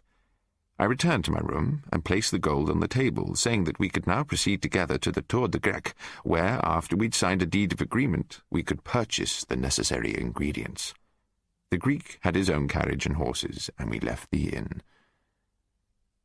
When we arrived at the Tour de Grec, he signed a document by which he promised to pay me 2,000 ounces as soon as I disclosed the process of augmenting mercury by 1/4, the quality to be equal to that which I produced in Portici. He then gave me a bill of exchange, payable at sight in 8 days on Monsieur Gennaro de Carlo. I told him that the ingredients were lead and bismuth, the first combining with mercury, and the second giving to the whole the perfect fluidity necessary to strain it through the chamois leather. The Greek went out to try the amalgam, and I dined alone. Towards evening he came back, looking very disconsolate, as I'd expected. "I've made the amalgam," he said, "but the mercury isn't perfect." "It's the same as that which I sold in Portici," I said, "and that's the very letter of our contract. Now you know the secret. You can't deny it. However, if you're not satisfied, here are your 50 ounces. As I was taking the money out of my pocket, frightened to death lest he should accept it, he left the room, saying he didn't want it. In the morning he came to me as I was getting ready to go. I again offered to return the money I'd received, but he told me to keep it, and proposed to give me 50 ounces more if I'd give him back his bill of exchange for 2,000. After some discussion, I gave in. I received 50 ounces more. We dined together like old friends, and embraced each other cordially. As I was bidding him adieu, he gave me an order on his house at Naples for a barrel of muscatel wine, and he presented me with a splendid box containing 12 razors with silver handles manufactured in the Tour de Grec. We parted the best friends in the world, well pleased with each other. I stayed in Salerno for 2 days to provide myself with linen and other necessaries. Now possessing about 100 sequins, I was very proud of my success, in which I couldn't see any cause of reproach to myself. I left Salerno with 2 priests who were going to Cosenza on business, and we covered the distance of 142 miles in 22 hours. I stayed in Cosenza for 3 days, and departed with 2 letters in my possession. One from the Archbishop for the far-famed Genovesi, the other from the Bishop for Monsieur Gennaro Polo at St. Anne's. I reached Naples on the 16th of September, 1743, and I lost no time in presenting the bishop's letter to Monsieur Polo. After reading it, this excellent gentleman, whose duty was only to give me the sum of 60 ducats, insisted on receiving me in his house, because he wished me to make the acquaintance of his son, who was a poet like myself. The bishop had represented my poetry as sublime. I accepted his kind invitation. My trunk was sent for, and I was a guest in the house of Monsieur Gennaro Polo. Monsieur Gennaro's family was composed of his poet son and of a daughter, unfortunately very plain, of his wife and of 2 elderly devout sisters. Amongst the guests at his supper table I met several literary men, and was presented to the celebrated Genovesi. I'd already sent him the letter from the Archbishop of Cosenza. Before long, I was generally accepted into the best society of Naples. Unfortunately, this was far from an unmixed blessing, for by chance I discovered that my friend's interest had induced them to obtain for me the honour of kissing the hand of Her Majesty the Queen. As soon as I learned of this, I hastened my preparations to leave Naples, for the Queen knew my mother. She would very likely have alluded to my mother's profession, and that knowledge would have mortified my society friends. I knew the force of prejudice. I and they would have been covered with ridicule, and I should have been ruined. I felt the best thing to do was to withdraw before it was too late. So, next morning, I left Naples. As we were driving out of the city, I examined my travelling companions. Next to me I saw a man of 40 to 50 with a pleasing face and a lively air. Opposite, 2 charming faces delighted my eyes. They belonged to 2 ladies, young and pretty, very well dressed. My companions conversed almost without interruption, and wonderful to relate, I didn't open my lips once. At Capua, where we were to spend the night, we put up at an inn, and were shown into a room with 2 beds, a very usual thing in Italy. The gentleman, who was an advocate, addressed himself to me. "Am I to have the honour of sleeping with the reverend gentleman?" I answered in a very serious tone that it was for him to choose, or to arrange it otherwise if he liked. The answer made the 2 ladies smile, particularly the advocate's wife, whom I preferred, and it seemed to me a good omen. After supper I went back to our room, and I was polite enough to go to bed first, in order to make it easier for the ladies to undress themselves with freedom. I likewise got up first in the morning, left the room, and only returned when I was called for breakfast. When we resumed our seats in the coach, we made light-hearted conversation, and the day passed off in an agreeable manner. My dawning inclination for the advocate's wife borrowed strength from the affectionate manner she displayed towards me. That day we slept in Marino, where, although the town was full of troops, we had 2 small rooms and a good supper. I couldn't have been on better terms with my charming companion, whose name was Donna Lucrezia. For although in the coach our eyes couldn't say much, I was sitting opposite to her, and our feet spoke a very eloquent language. There was but one bed in the room where supper had been served, and another in a small closet leading out of the room, but without a door. The ladies chose the closet, and the advocate retired to rest before me. As soon as the ladies had gone to bed, I bade them good night. Then, after undressing, I went to bed. Imagine my rage when I found, as I got into the bed, that it creaked loud enough to wake the dead. I waited, however, quite motionless, until my companion was fast asleep and snoring. Then I tried to slip out of the bed, but the infernal creaking woke my companion. He felt about with his hand, and, finding me near him, went to sleep again. Half an hour later, I tried a second time, but with the same result. I thought I had to give up in despair. But love is the most cunning of gods. In the midst of obstacles he seems to be in his element, and he contrives to bring success out of the most desperate situations. I'd given up all hope for the night, and nearly gone to sleep, when suddenly we hear a dreadful noise. Guns are fired in the street. People screaming and howling are running up and down the stairs. Then there's a loud knocking at our door. The advocate, frightened out of his slumbers, jumps out of bed and runs out of the room to obtain a candle. I rise at once, follow him to shut the door, but I slam it rather too hard. The double spring of the lock gives way, and the door can't be reopened without the key. I approached the ladies, who are still in bed, in order to calm their anxiety, telling them that the advocate will soon return with a light, and I'm at work while I speak.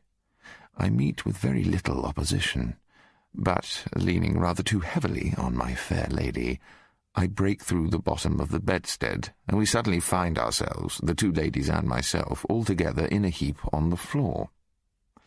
The advocate comes back and knocks at the door. Feeling my way, I reach the door and tell the advocate that I can't open it, and that he must get a key. The 2 sisters are behind me. I extend my hand, but I'm abruptly repulsed and judge that I've addressed myself to the wrong quarter. I go to the other side, and there I'm better received, till the husband returns. The noise of the key in the lock announces that the door is about to be opened, and we return to our respective beds. The advocate hurries to the bed of the 2 frightened ladies, thinking to relieve their anxiety, but when he sees them buried in their broken-down bedstead, he bursts into a loud laugh. He tells me to come and have a look at them, but I'm very modest and decline the invitation. He then tells us that the alarm has been caused by a German detachment suddenly attacking the Spanish troops in the city, and that the Spaniards are running away. In a quarter of an hour, the noise has ceased, and quiet is entirely re-established. The advocate complimented me on my coolness, got into bed again, and was soon asleep. As for me, I was careful not to close my eyes, and as soon as I saw daylight, I got up in order to perform certain ablutions and to change my shirt.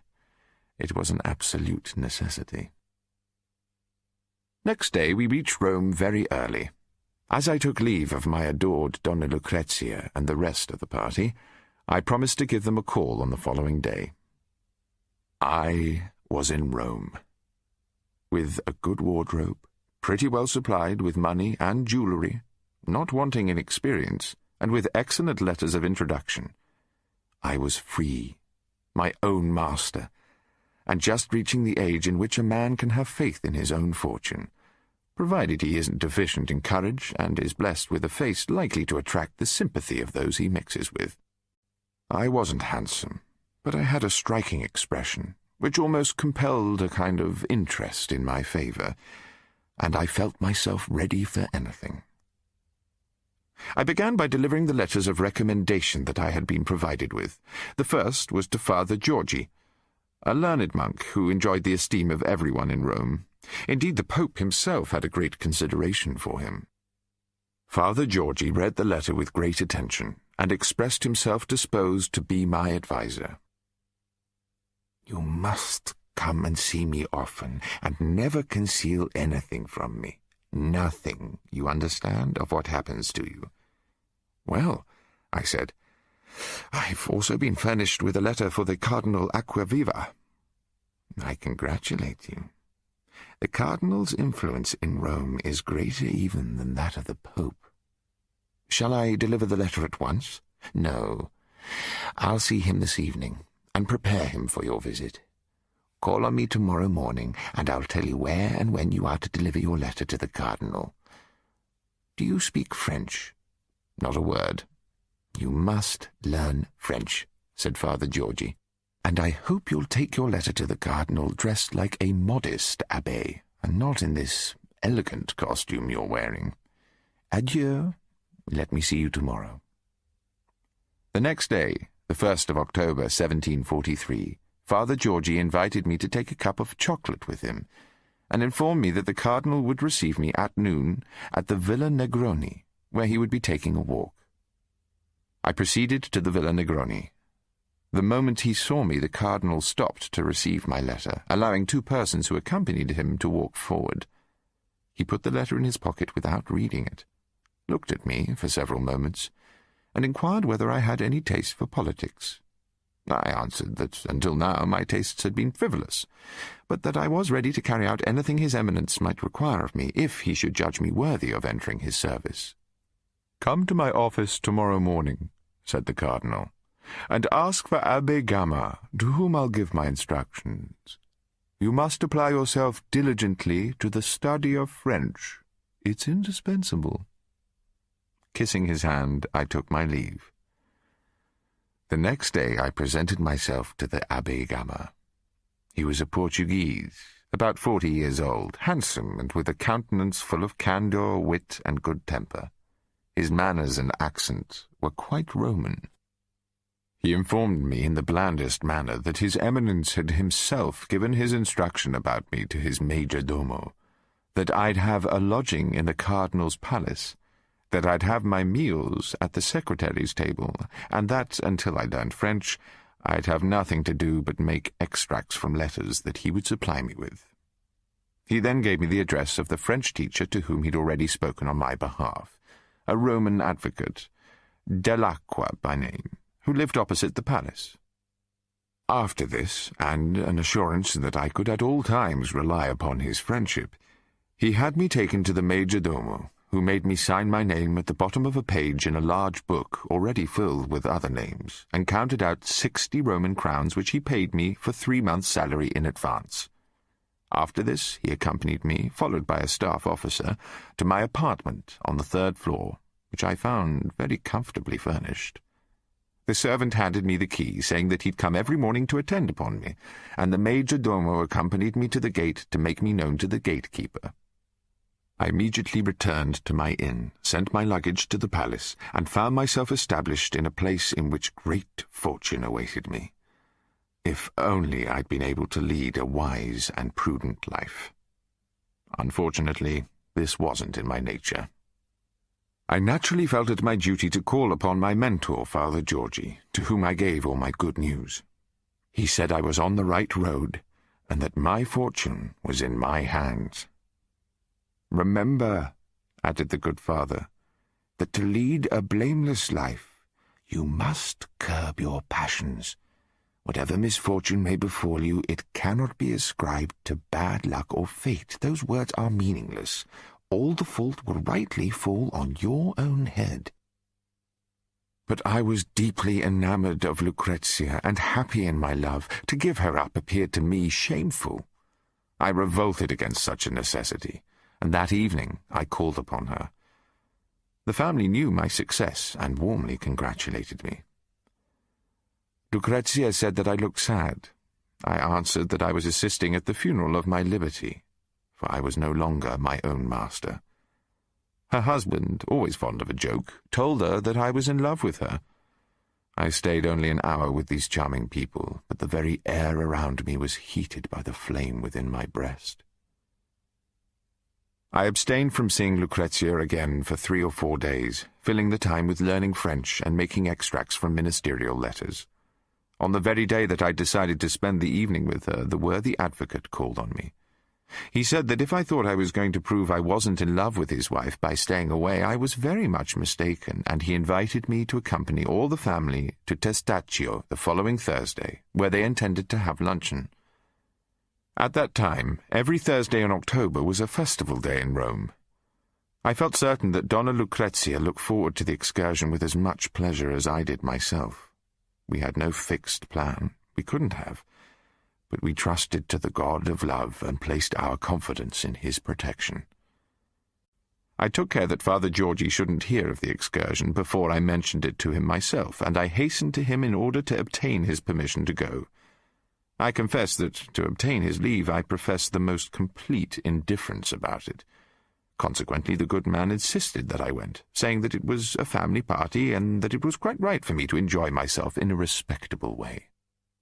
The party was to consist of the advocate, Lucrezia, Lucrezia's sister Angelique, the young man Angelique had recently become affianced to, Don Francisco, and the sister's mother, Donna Cecilia.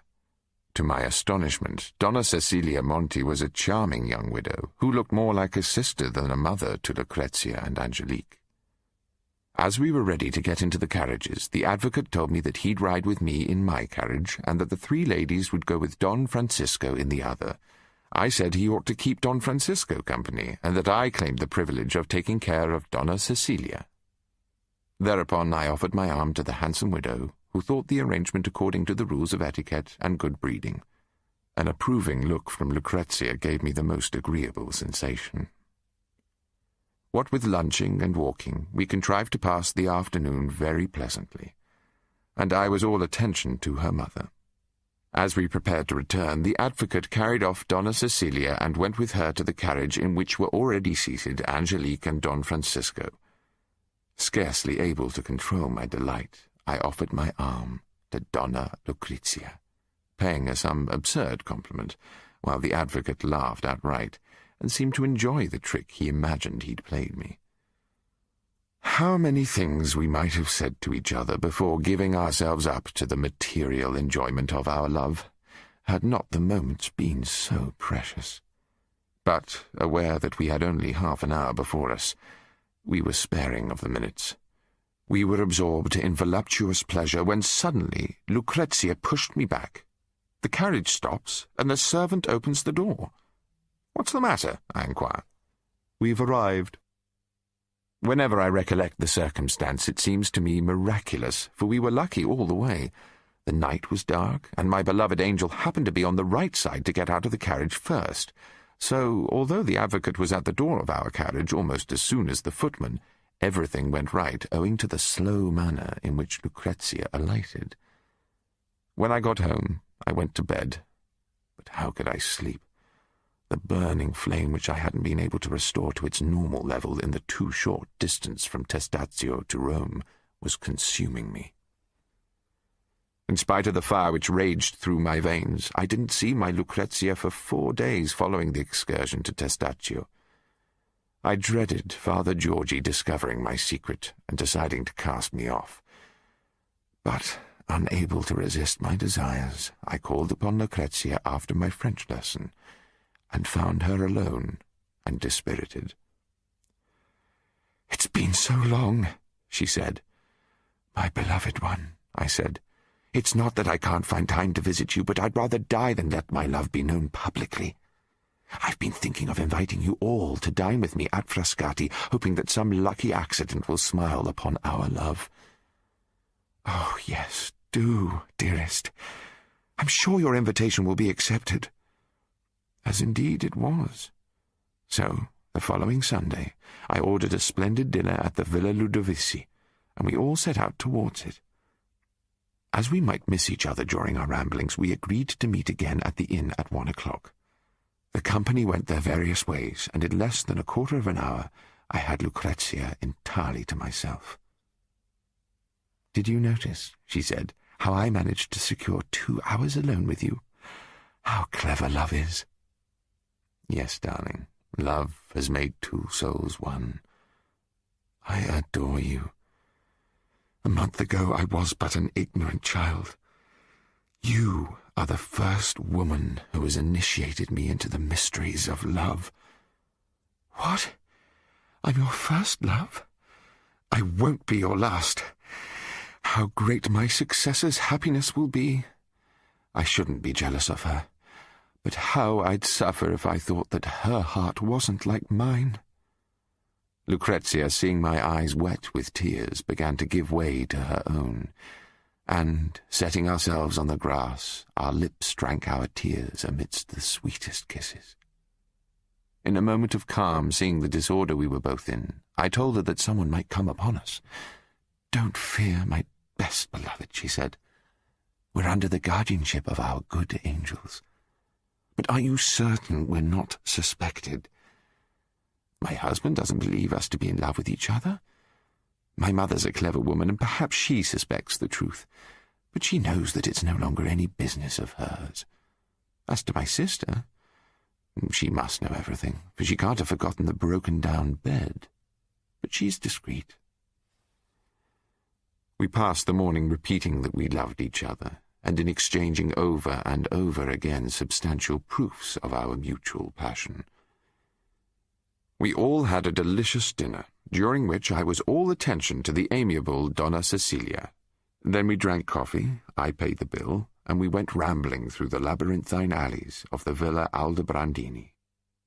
What sweet recollections that villa has left in my memory. It seemed as if I saw my divine Lucrezia for the first time. Our looks were full of ardent love. Our hearts were beating in concert with the most tender impatience, and a natural instinct was leading us towards a solitary refuge which the hand of love seemed to have prepared especially for the mysteries of its secret worship. There, under a canopy of thick foliage, we found a wide sofa made of grass and sheltered by deep thicket. From that place our eyes could range over a wide area, and we were perfectly secure against any surprise. Without a word being spoken, our ready hands soon managed to get rid of all obstacles, and to expose in a state of nature all the beauties which are generally veiled by troublesome wearing apparel. Then 2 whole hours were devoted to the most delightful, loving ecstasies. The journey back to the city lasted 2 hours. We were alone in my carriage, and we overtaxed nature, exacting more than it can possibly give. As we were getting near Rome, we were compelled to let the curtain fall before the climax of the drama that we were performing to our complete satisfaction. I returned home rather fatigued, but the sound sleep which was so natural at my age restored my full vigour, and in the morning I took my French lesson at the usual hour. The study of the French language took up all my mornings, but I called every evening upon Father Georgi, and although I went to him only as his protégé, it gave me some reputation.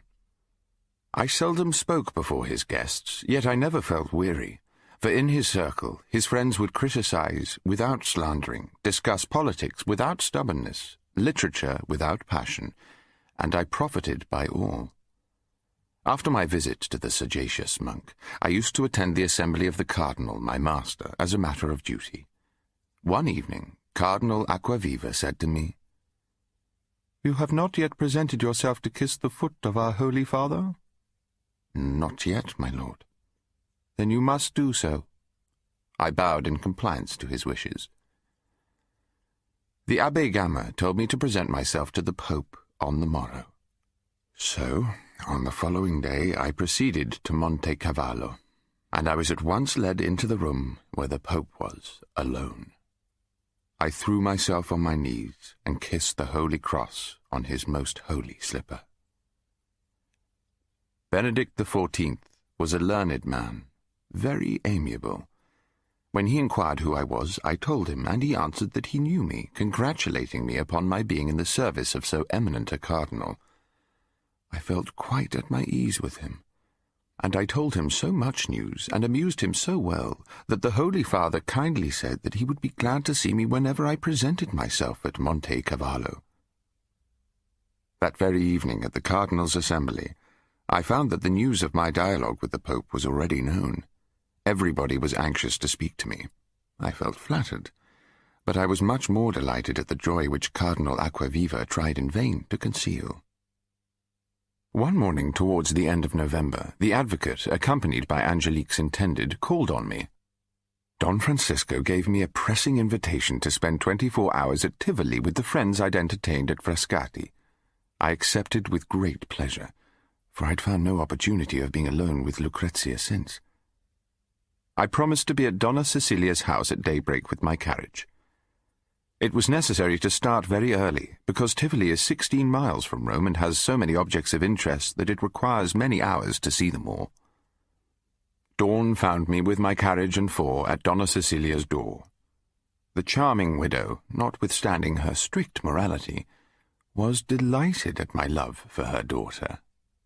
The family rode in a large carriage hired by Don Francisco with room for 6 persons. At 7:30 we halted at a small place where an excellent breakfast had been prepared on Don Francisco's orders, and we all made a hearty meal. Then we continued on our way and reached Tivoli at 10 o'clock. We began by visiting Don Francisco's villa. It was a beautiful little house, and we spent the following 6 hours in examining together the antiquities of Tivoli. Lucrezia having occasion to whisper a few words to Don Francisco, I seized upon the opportunity of telling Angelique that after her marriage I should be very happy to spend a few days of the fine season with her. "Sire," she replied, "I give you fair notice that the moment I become mistress in this house you will be the very first person to be excluded." "I feel greatly obliged to you, Signora, for your timely notice." But I was astounded. Lucrezia, noticing the state I was in, inquired what ailed me. I told her, and she said at once, "My darling, my happiness can't last long. The cruel moment of our separation is drawing near. When I've gone, please force her to acknowledge her error." I've forgotten to mention that at Don Francisco's villa I happened to praise a very pretty room opening upon the orange house, and our amiable host, having heard me, said that it should be my room that night. Lucrezia feigned not to hear. As I said, we devoted 6 hours to an examination of the antiquities of Tivoli, returning to the villa towards evening tired and very hungry. But after an hour's rest, supper, which lasted 2 hours, and consisted of the most delicious dishes and most exquisite wines, restored us so well that everybody wanted nothing more than a good bed and the freedom to enjoy the bed according to his own taste. Lucrezia said that she'd sleep with Angelique in one of the rooms leading to the orange house. Don Francisco, taking a candle, escorted me to my pretty little room, adjoining the one in which the 2 sisters were to sleep. After showing me how I could lock myself in, he wished me good night and left me alone. Angelique had no idea that I was her near neighbour, but Lucrezia and I, without exchanging a single word on the subject, had perfectly understood each other. I watched through the keyhole and saw the 2 sisters come into their room, preceded by the polite Don Francisco, who carried a taper. After lighting a night lamp, he bade them good night and retired. Then my 2 beauties, their door locked, sat down on the sofa and prepared themselves for bed. In that fortunate climate, this requires returning to the state of innocence of the Garden of Eden. Lucrezia, knowing that I was waiting to come in, told her sister to lie down on the side towards the window, and the Virgin, having no idea that she was exposing her most secret beauties to my profane eyes, crossed the room in a state of complete nakedness. Lucrezia put out the lamp and lay down near her innocent sister. I believe I never undressed myself as quickly as I did that evening. Then I open the door and fall into the arms of my Lucrezia, who says to her sister, "It's my angel, my love. Never mind him, and go to sleep." What a delightful picture I could offer you if only I were able to paint voluptuousness in its most enchanting colours. What ecstasies of love from the very onset! What delicious raptures succeed each other until the sweetest fatigue made us give way to the soothing influence of sleep. The first rays of sun, piercing through the crevices of the shutters, wake us out of our refreshing slumbers, and like two valorous knights who have ceased fighting only to renew the contest with increased ardor, we lose no time in giving ourselves up to all the intensity of the flame which consumes us. "Oh, my beloved Lucrezia," I whisper, "how supremely happy I am. But, my darling, mind your sister. She might turn round and see us." "Fear nothing, my life. My sister is kind, and she loves me." "Don't you, my dear Angelique?" "Oh, turn round, see how happy your sister is, and know what happiness awaits you." Angelique, a young maiden of 17 summers, who must have suffered the torments of Tantalus during the night, wishes only for a pretext to show that she has forgiven her sister. She turns round and, covering her sister with kisses, confesses that she hasn't closed her eyes all night long.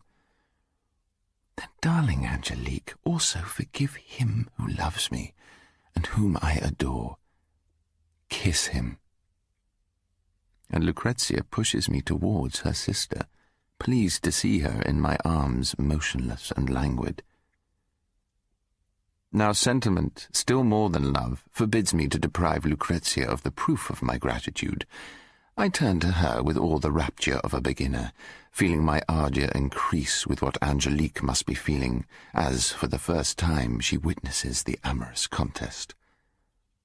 Lucrezia, dying of ecstasy, entreats me to stop, but as I don't listen to her prayer, she tricks me, and thus the sweet Angelique makes her first sacrifice to the mother of love.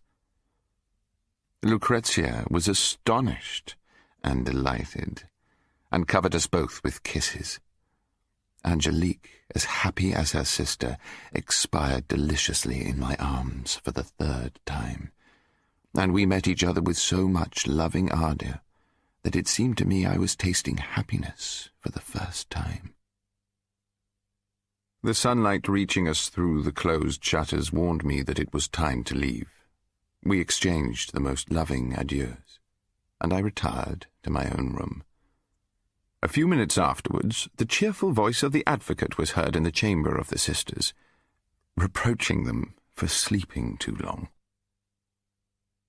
After much washing and a careful toilet, I thought I could show my face, and I presented myself coolly in the drawing-room. The 2 sisters were there with the other members of our group, and I was delighted with their rosy cheeks. Lucrezia was beaming with happiness. Angelique, as fresh as the morning dew, was radiant. After breakfast we took a walk through the garden, and finding myself alone with Lucrezia, I expostulated tenderly with her for having almost thrown her sister in my arms. "Don't reproach me," she said. "I've brought light into the darkness of my sister's soul. I've initiated her in the sweetest of mysteries, and now, far from hating you, she must love you dearly. My beloved, I learn that my husband's business affairs mean that we shall soon be leaving. I'm so unhappy to have to part from you, my beloved, but at least I can leave her to you. She will replace me." Her imminent departure was sad news indeed, but Lucrezia's proposal couldn't go unchallenged. "How can I love her, Lucrezia, when I adore you so completely? Besides, think of Don Francisco. I don't want to cause coolness between them, or to ruin the peace of their home. I'm certain your sister isn't like you. I'd wager that even now she's reproaching herself for having given way to her passionate nature." We returned to Rome, and for the 3 hours that she was with me in my carriage, Lucrezia had no reason to think that my ardour was at all abated. But it was only a few days later that the advocate called upon me to announce their departure for the day after the morrow. He expressed his warm friendship for me, and at his invitation I spent the 2 last evenings with Lucrezia, but we were always surrounded by the family, and so, finally, we parted. After the departure of this charming woman, I found myself in a sort of solitude very natural to a young man whose heart is empty of hope. I passed whole days in my room, making extracts from the letters written by the Cardinal, and His Eminence was kind enough to tell me that my extracts were judiciously made, but he insisted upon my not working so hard. However, I continued with my French lessons.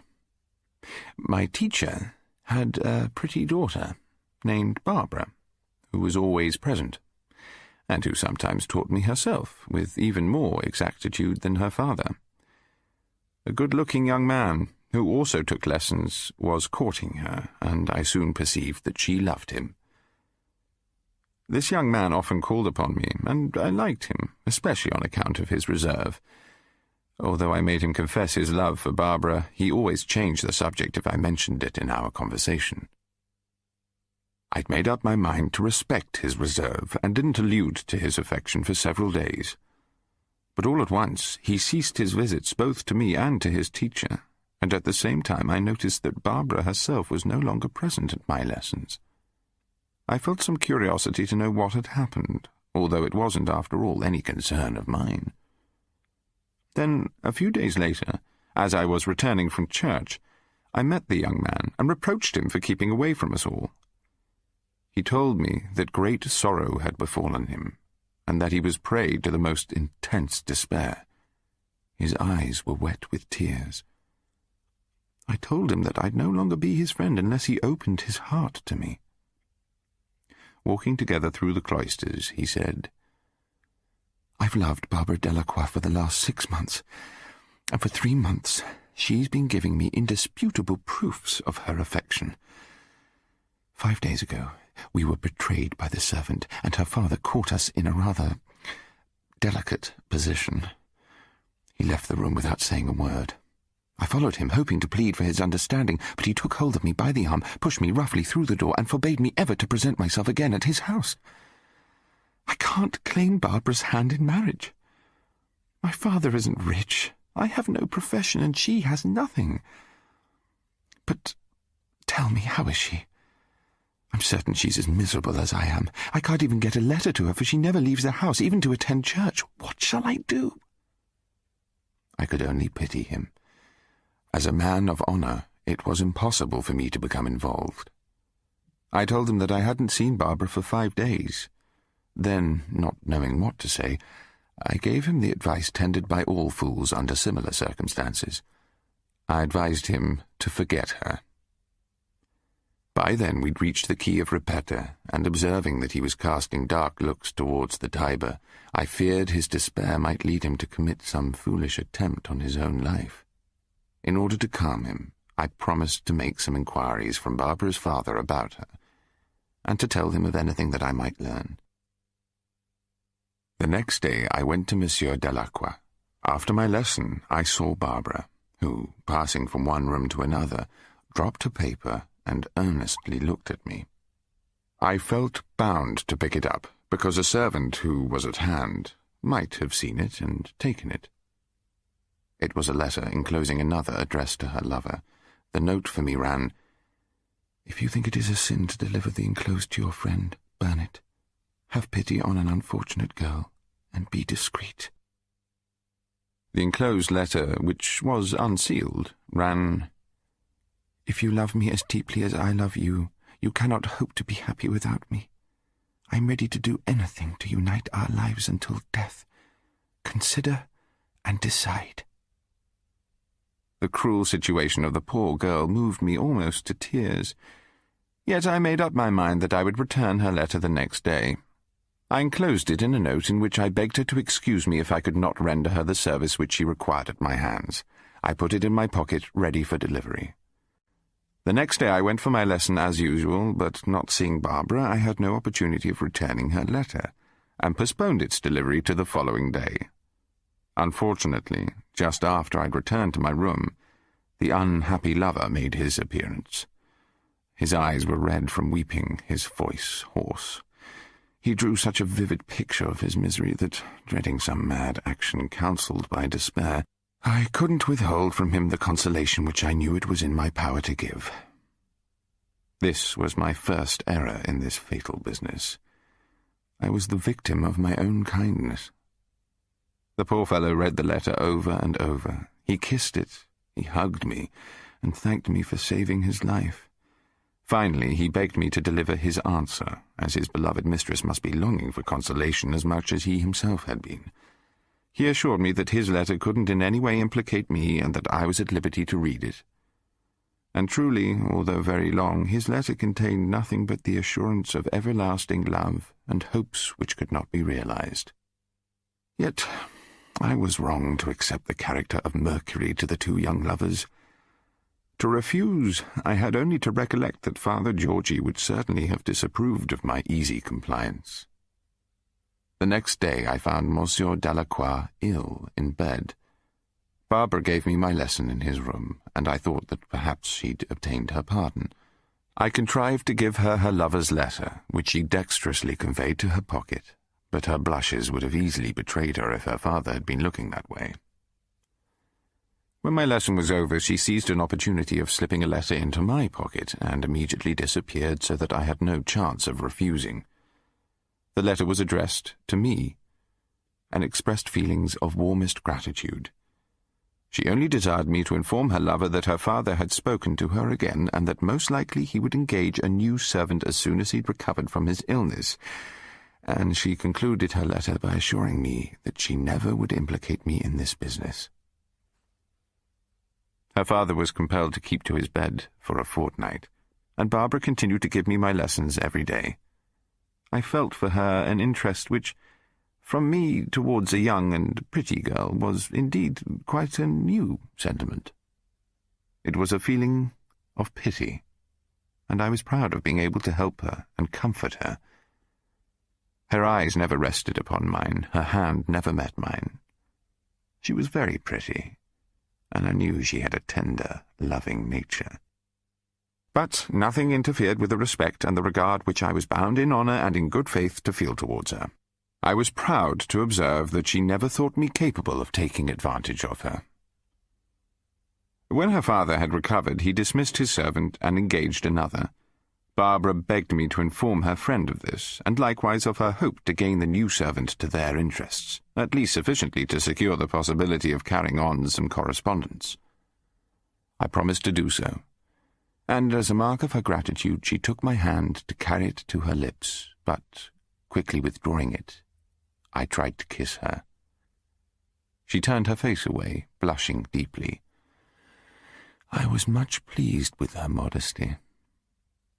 Barbara, having succeeded in winning the new servant over, left me with nothing more to do with the intrigue, and I was very glad of it, for I knew my interference might have brought evil on my own head. Unfortunately, it was already too late.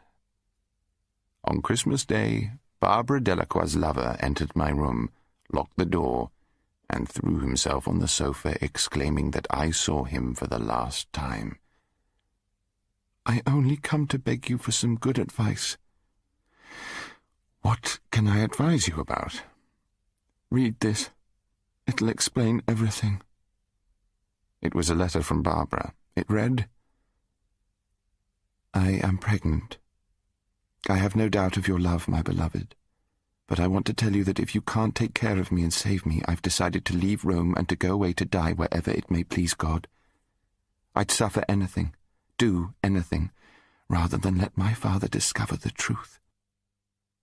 "If you're a man of honour," I said, "you can't abandon the poor girl. Marry her in spite of your father, in spite of her own, and live together honestly. God will watch over you and help you." My advice seemed to bring calm to his mind, and he left me more composed.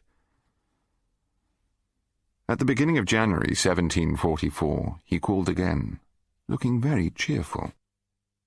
"I've hired the top floor of the house next to Barbara's. She knows, and tonight I'll get into her room through one of the attic windows, and we'll make our plans. I've decided to take her and the servant to Naples. The servant sleeps in the attic, so we'll have to take her into our confidence." "God speed you, my friend." A week afterwards, towards 11 o'clock at night, he entered my room, accompanied by an abbé. "What do you want so late?" "I wish to introduce you to this handsome abbé." I looked up, and to my consternation I recognized Barbara. "Has anyone seen you enter the house?" I asked. "No? And if we've been seen, what of it? It's only an abbé. We now spend every night together." "I congratulate you," I said. "The servant is our friend. She's agreed to come with us, and all our arrangements are completed." "I wish you every happiness," I said. "Adieu. Now please go away." 3 or 4 days after the visit, as I was walking with the Abbé Gama towards the Villa Medici, he told me deliberately that there would be a military operation during the night in the Piazza di Spagna. "What kind of operation?" "The Bargello, or his lieutenant, will be arresting some person who doesn't expect anything of the sort." "How do you know this?" "His Eminence has to know it, for the Pope wouldn't venture to encroach upon his jurisdiction without asking his permission." "And His Eminence has given it?" "Yes. One of the Holy Father's auditors came for that purpose this morning." "But the Cardinal might have refused." "Of course. But such a permission is never denied." "And if the person to be arrested happened to be under the protection of the Cardinal, what then?" "His Eminence would give timely warning to that person." We changed the conversation, but the news had disturbed me. I had a feeling that the operation threatened Barbara and her lover, for her father's house was under the Spanish jurisdiction. I tried to see the young man, but I couldn't succeed in meeting him, and I was afraid lest a visit at his home or at Monsieur Delacroix's dwelling might implicate me. About midnight, as I was ready to go to bed, and just as I was opening my door to take the key from outside, an abbé rushed panting into my room and threw himself on my chair. It was Barbara. I guessed what had taken place, and I could foresee all the evil consequences her visit might have for me. Deeply annoyed and very anxious, I reprimanded her for having taken refuge in my room and begged her to go away. When she heard my order to go away, she threw herself on her knees, and melting into tears, she begged, she entreated my pity. "Where is the heart of steel which isn't softened by the tears and prayers of a pretty and unfortunate woman?" I gave way, but I told her that it was ruin for both of us. "But I'm certain no one saw me when I entered the house and came up to your room." "Better if you'd never come." "But what has become of your lover?" "He and the servant have been carried off. He told me that a carriage would wait tonight at the foot of the steps before the church of Trinta del Monte, and that he'd be there himself. In disguise, I walked there with my servant. At the corner of the street, one of the buckles of my shoes came unfastened. I stopped to do it up, and the servant went on. She reached the carriage and got into it. Then, as I drew nearer, I suddenly saw about 30 soldiers. One of them got into the driver's box and drove off at full speed, carrying off the servant, who they must have mistaken for me, and my lover, who was in the coach awaiting me. What could I do? I couldn't go back to my father's house, and I followed my first impulse, which brought me here." And she wept more bitterly than ever. I found myself physically unable to send her away. "My poor girl," I said at last. "When daylight comes, what do you intend to do?" "I must leave Rome," she replied. "In this disguise, no one can recognize me." I gave up my bed to her, and at daybreak her strength was somewhat restored. That morning I left my room, telling her to keep quiet until my return. I intended to proceed to her father's house and to solicit her pardon, but, having perceived some suspicious-looking men loitering about the palace, I thought it wise to alter my mind, and went to a coffee-house. I soon ascertained that a spy was watching my movements at a distance. Not appearing to notice him, I returned towards the palace and went up to my room to decide what was to be done. I began by making the poor girl eat a couple of biscuits soaked in some canary wine, and I took her afterwards to the top story of the palace, where, leaving her in a not very decent closet, which was not used by anyone, I told her to wait for me. My servant came soon after, and I ordered him to lock the door of my room as soon as he finished cleaning it, and to bring me the key at the Abbé Gama's apartment where I was going. I found Gama in conversation with the auditor sent by the Vicar General. As soon as the interview was over, Gama came to me and ordered his servant to serve chocolate. When we were alone, he told me that the auditor had come to ask His Eminence to turn out of his palace a person who was supposed to have taken refuge in it about midnight. "We must wait," said the Abbé, "until the Cardinal appears. But I'm quite certain that if anyone has taken refuge here unknown to him, His Eminence will compel that person to leave the palace." We then spoke of the weather and other trifles, until my servant brought my key. Judging that I had at least an hour to spare, I thought of a plan which could save Barbara from shame and misery. Feeling certain that I was unobserved, I went up to my poor prisoner and made her write the following words in French. "I am an honest girl, Monseigneur, though I am disguised in the dress of an abbé. I entreat your Eminence to allow me to give my name only to you and in person. I hope that, prompted by the great goodness of your soul, your Eminence will save me from dishonour." I told her how to send the note to the Cardinal, assuring her that he'd have her brought to him as soon as he read it. "When you're in his presence," I added, "throw yourself on your knees. Tell him everything, except about spending the night in my room. You must be sure not to mention that, for the Cardinal must remain in complete ignorance of my involvement in this intrigue. Tell him that, seeing your lover carried off, you rushed to his palace and ran upstairs as far as you could, and that after a most painful night, Heaven inspired you with the idea of writing to him to entreat his pity. I feel certain that, one way or another, His Eminence will save you from dishonour." She promised to follow my instructions faithfully, and coming down I went to church, where the Cardinal saw me. I then went out and returned only for dinner, during which the only subject of conversation was the adventure of the night. Gama and I said nothing, but I understood from the talk going on round the table that the Cardinal had taken my poor Barbara under his protection. That was all I wanted, and thinking that I had nothing more to fear, I congratulated myself on what had, I thought, proved a masterstroke. The next day Gama came to my room, and informed me that the Cardinal Vicar was aware of the ravisher being my friend, and supposed that I likewise the friend of the girl, as she was the daughter of my French teacher. "Everybody," he added, "is satisfied that you knew the whole affair, and it is natural to suspect that the poor girl spent the night in your room. I admire your prudent reserve during our conversation of yesterday. You kept so well on your guard that I'd have sworn you knew nothing whatever of the affair." "And that's the truth," I answered very seriously. "I know the girl, but I haven't seen her here since I gave up my French lessons. I'm much better acquainted with the young man, but he never confided his project to me.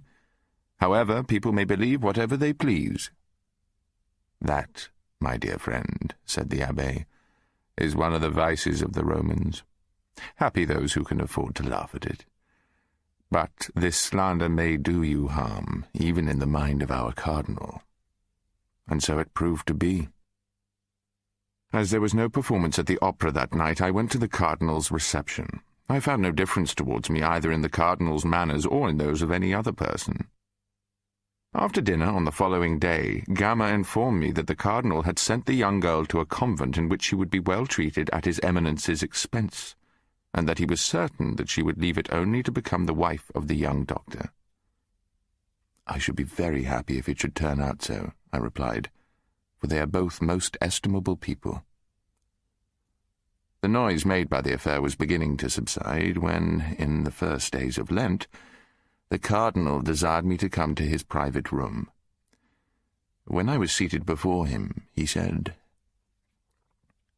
"The affair of the Delacroix girl is now over, but the verdict of the public is that you and I have profited by the clumsiness of the young man who intended to carry her off. I therefore feel compelled to ask you not only to quit my service, but also to leave Rome. I'll give you an honourable pretext for your departure so as to ensure that you continue to receive the respect you've gained through the marks of esteem I've bestowed on you. Everybody will be informed that you're going on an important mission which I've entrusted to you. You have only to name the country where you want to go. I have friends everywhere, and can recommend you to such purpose that you'll be sure to find employment. My letters of recommendation will be in my own handwriting, and nobody need know where you're going. Meet me tomorrow at the Villa Negroni and let me know where my letters are to be addressed. You must be ready to start within a week. Believe me, I'm sorry to lose you, but the sacrifice is forced upon me by the most absurd prejudice. Go now, and do not let me witness your grief." He spoke the last words because he saw my eyes filling with tears, and he did not give me time to answer.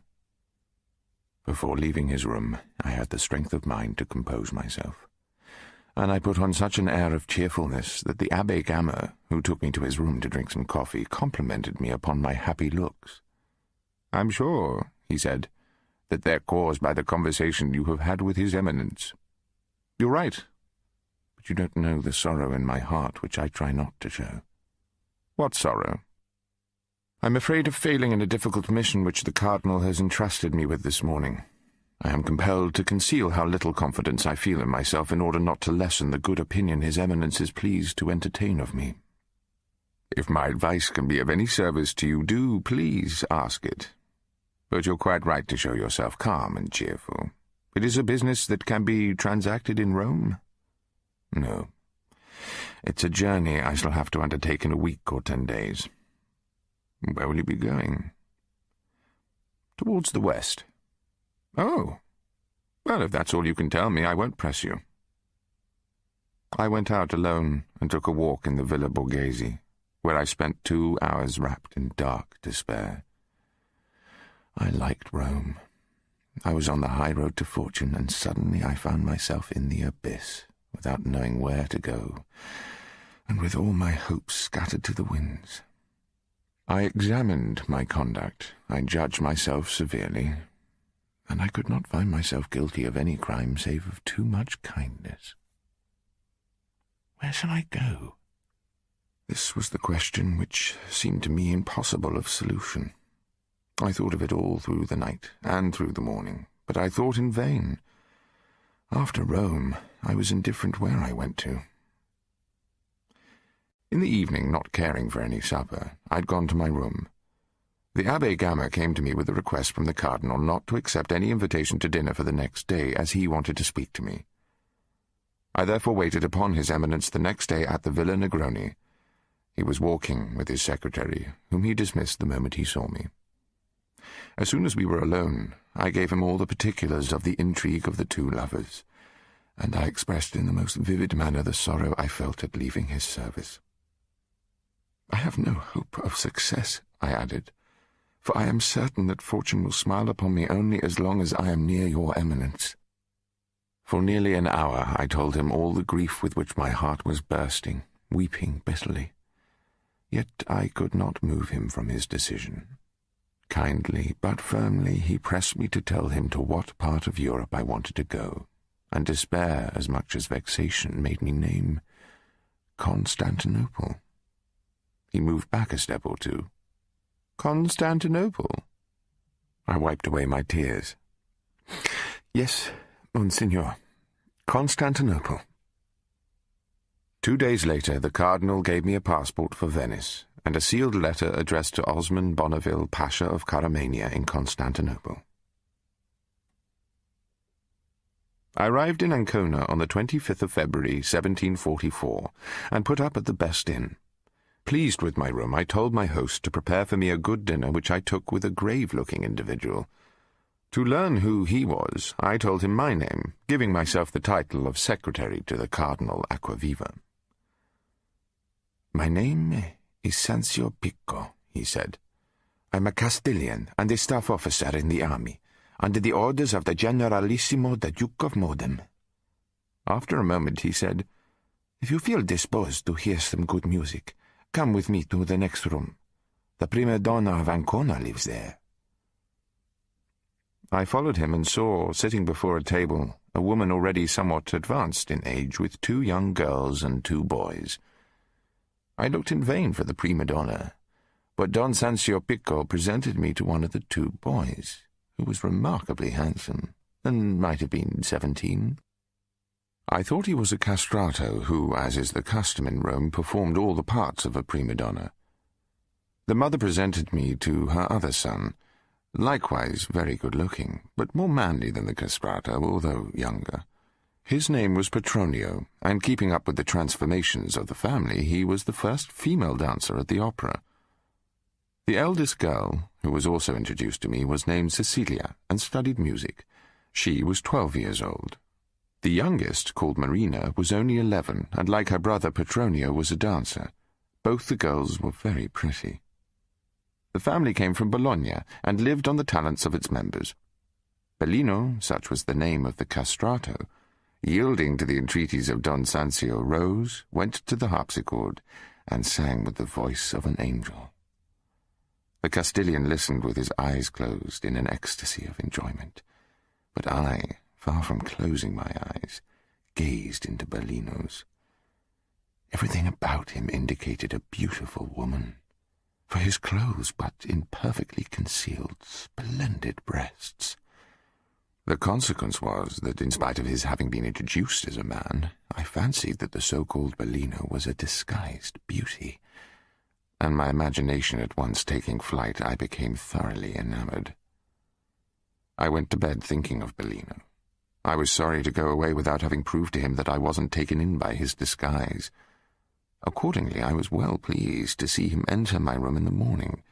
He came to offer me the services of his young brother Petronio during my stay in Ancona, instead of my engaging a valet de place. I willingly agreed to the proposal, and sent Petronio to get coffee for all the family. I asked Bellino to sit on my bed, with the intention of making love to him, and of treating him like a girl. But the two young sisters ran into my room and disturbed my plans. Cecilia and Marina were two sweet rosebuds, which, to bloom in all their beauty, required only the inspiration of love. Petronio came with coffee, which he poured out, and I sent some to the mother, who never left her room. Petronio was a true male harlot by taste and by profession. The species isn't scarce in Italy, where the offence is not regarded with the wild and ferocious intolerance of England and Spain. I'd given him 1 sequin to pay for the coffee, and told him to keep the change. To show me his gratitude, he gave me a voluptuous kiss with half-open lips, supposing in me a taste which I was very far from entertaining. I disabused him, but he didn't seem the least ashamed. When I was dressed, I thought I ought to pay my compliments to the compliant mother. I went to her room and congratulated her upon her children. She thanked me for the present I'd given to Petronio. "I promise you another gold quadruple, madam," I said, "if you'll confide in me. Confess that Bellino is a pretty woman in disguise." "I can assure you he's a boy, for he has had to be examined before he could sing on the stage here." "And who examined him?" "My Lord Bishop's chaplain, and you may satisfy yourself by inquiring from him." "Well, the only way to clear my doubts," I said, "would be to examine him myself." "You may, if he has no objection, but truly I can't interfere, as I don't know what your intentions are." "They are quite natural." I returned to my room and sent Petronio for a bottle of Cyprus wine. When he brought the wine, I divided the change between Bellino, Cecilia, and Marina, and begged the two young girls to leave me alone with their brother.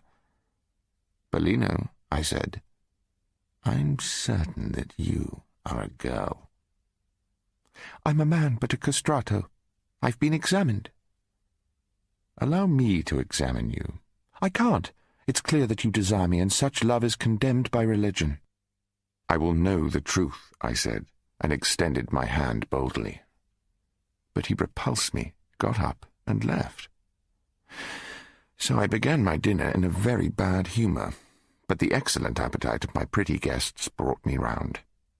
I soon thought that, after all, cheerfulness was better than sulking, and I resolved to make up for my disappointment with the two charming sisters, who seemed well disposed to enjoy a frolic. Seeing that Bellino was smiling, I kissed him likewise, and his half-open ruffle attracting my hand, I ventured and went in without resistance. The chisel of Praxiteles had never carved finer breasts. "Oh, this is enough," I said. "I can no longer doubt that you're a beautifully formed woman." "All castrati," he replied, "are afflicted with this defect."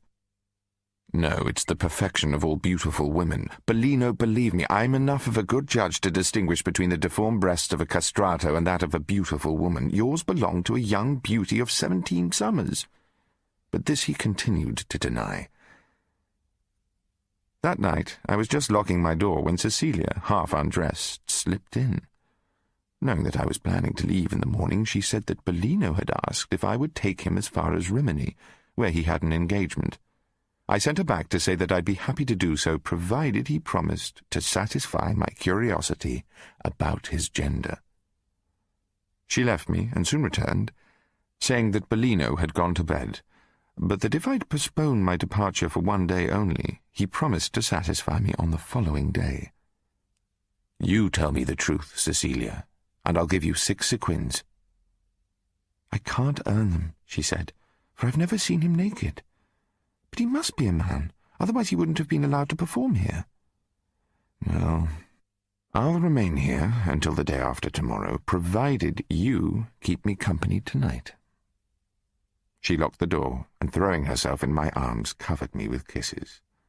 She was pretty, charming, but I wasn't in love with her, and I was not able to say to her, as to Lucrezia, "You've made me so happy." But she said it herself, and I pretended to believe her. When I woke up in the morning, I gave her a tender salutation, and presented her with 3 sequins, which must have particularly delighted the mother. Don Sancio had invited us all to supper, and as the time drew near, I went to his magnificently furnished apartments. The table was loaded with silver plate, and his servants were in livery. He was alone, but all his guests arrived soon after me: Cecilia, Marina, and Bellino, who, either from caprice or from taste, was dressed as a woman. My last doubt vanished. During the meal, my greedy eyes couldn't leave that charming being. My vicious nature caused me to feel intense voluptuousness in believing him to be of that sex to which I wanted him to belong. After supper, Bellino sang, with a voice of such beauty that it deprived us all of the small amount of reason left in us by the excellent wine. After many compliments and 1,000 thanks, we took leave of the grand Spaniard, and Bellino and I went to my room, where the mystery was at last to be unravelled. I immediately called upon him to keep his word. You may imagine my surprise when he answered quietly that he had no objection to sleeping in the same bed with me. At this he proceeded to undress and got into my bed. I wasn't long in following him and in discovering the truth. "I'm sure you want to know the outcome, and so you shall. But in the meantime, may I wish you as happy a night as the one which was then awaiting me." End of CD 2. CD 3. There are no words to describe the voluptuousness which Bellino had in store for me. The moment I was in bed, and without either of us uttering one word, our lips met, and I found myself in the ecstasy of enjoyment before I'd had time to seek for it. Bellino was indeed a woman. I couldn't take my gaze from that beautiful face which was all aflame with the ardour of love. After a moment of quiet rapture, a spark lighted a fresh conflagration in our veins, and we drowned in a sea of new delights. The happiness I gave her doubled my own, for it has always been my weakness to gain most of my enjoyment from the happiness I give to the charming being from whom I derive it. The extent of our exertions soon made an interval of repose necessary. Bellino was the first to break our silence. "Are you satisfied now, my beloved?" "But," I asked, "how did you manage to defer your happiness and mine so long? And how did you manage to deceive the world?" "Listen to me," she replied, "and I'll tell you everything. My name is Therese. My father, a poor clerk, had let an apartment in his house to the celebrated Salimberi, a castrato and a delightful musician. He was young and handsome, and he became attached to me. He proposed to teach me music, and finding that I had a fine voice, he cultivated it carefully. His love for me induced him to ask for a reward, and I granted it without feeling any humiliation, for I worshipped him. The mutilation practiced upon his body had deformed him, but he was an angel by virtue of his rare qualities and endowments. Salimberi was at that time educating a boy of the same age as myself, living in Bologna. The boy's father, who was poor and had a large family, seeing himself near death, had thought of having his unfortunate son maimed so that he should become the support of his brothers with his voice. The name of the boy was Bellino. The good woman you've seen here in Ancona was his mother, and everybody believes that she's mine. The story is sad. Both my father and Bellino died within a short time of each other. Since I was left an orphan, and Salimberi knew the grief afflicting Bellino's grieving mother, he was struck with the idea of taking me to Bologna under the name of Bellino, where he could arrange for my board with the mother of the deceased boy. Being very poor, she'd find it to her advantage to keep the secret. "I'll give her," he said, "everything necessary for the completion of your musical education, and in 4 years I'll take you to Dresden, not as a girl, but as a castrato. There we'll live together without giving anyone cause for scandal. All we have to do is to represent you as Bellino, and it's very easy, and nobody knows you in Bologna. But if you love me, you must renounce your sex, lose even the remembrance of it, and leave immediately for Bologna, dressed as a boy, and under the name of Bellino. You must be very careful that no one finds out that you're a girl. You must sleep alone, dress in private, and when your breasts are formed, they'll only be thought a deformity not uncommon amongst castrati.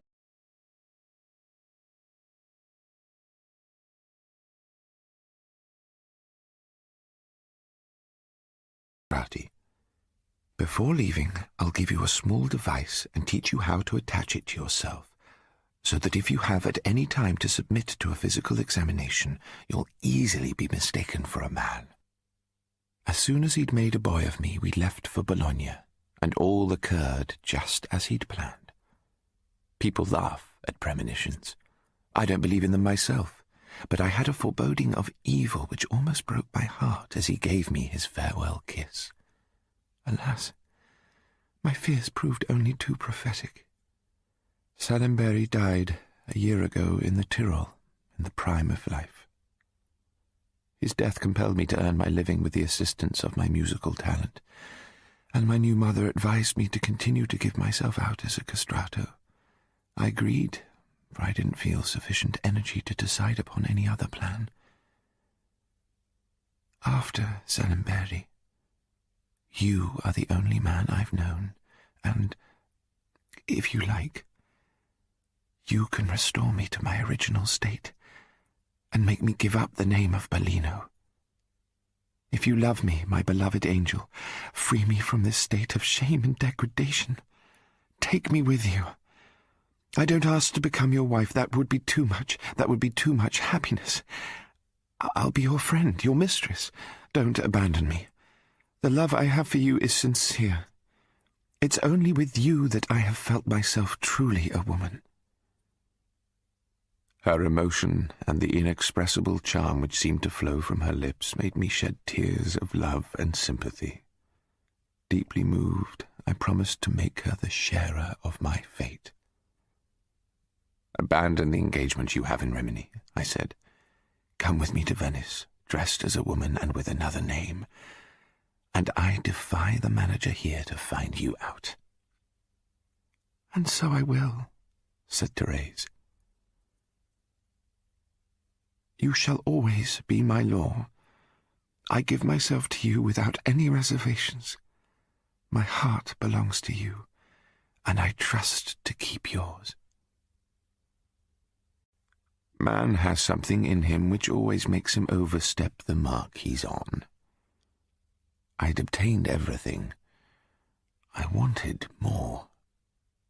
"Show me," I said, "how you are when people think you a man."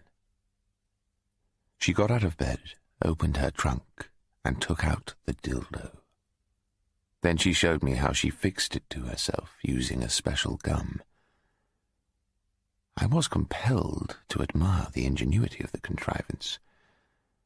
My curiosity satisfied, I passed a most delightful night in her arms.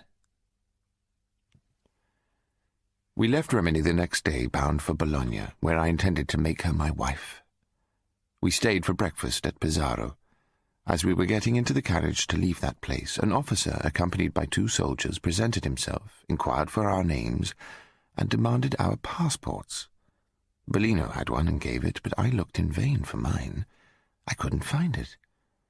The officer, a corporal, orders the postilion to wait and goes to make his report. Half an hour afterwards he returns, gives Bellino his passport, saying that he can continue his journey, but tells me that his orders are to escort me to the commanding officer. I follow him. "What have you done with your passport?" inquires the officer. "I've lost it."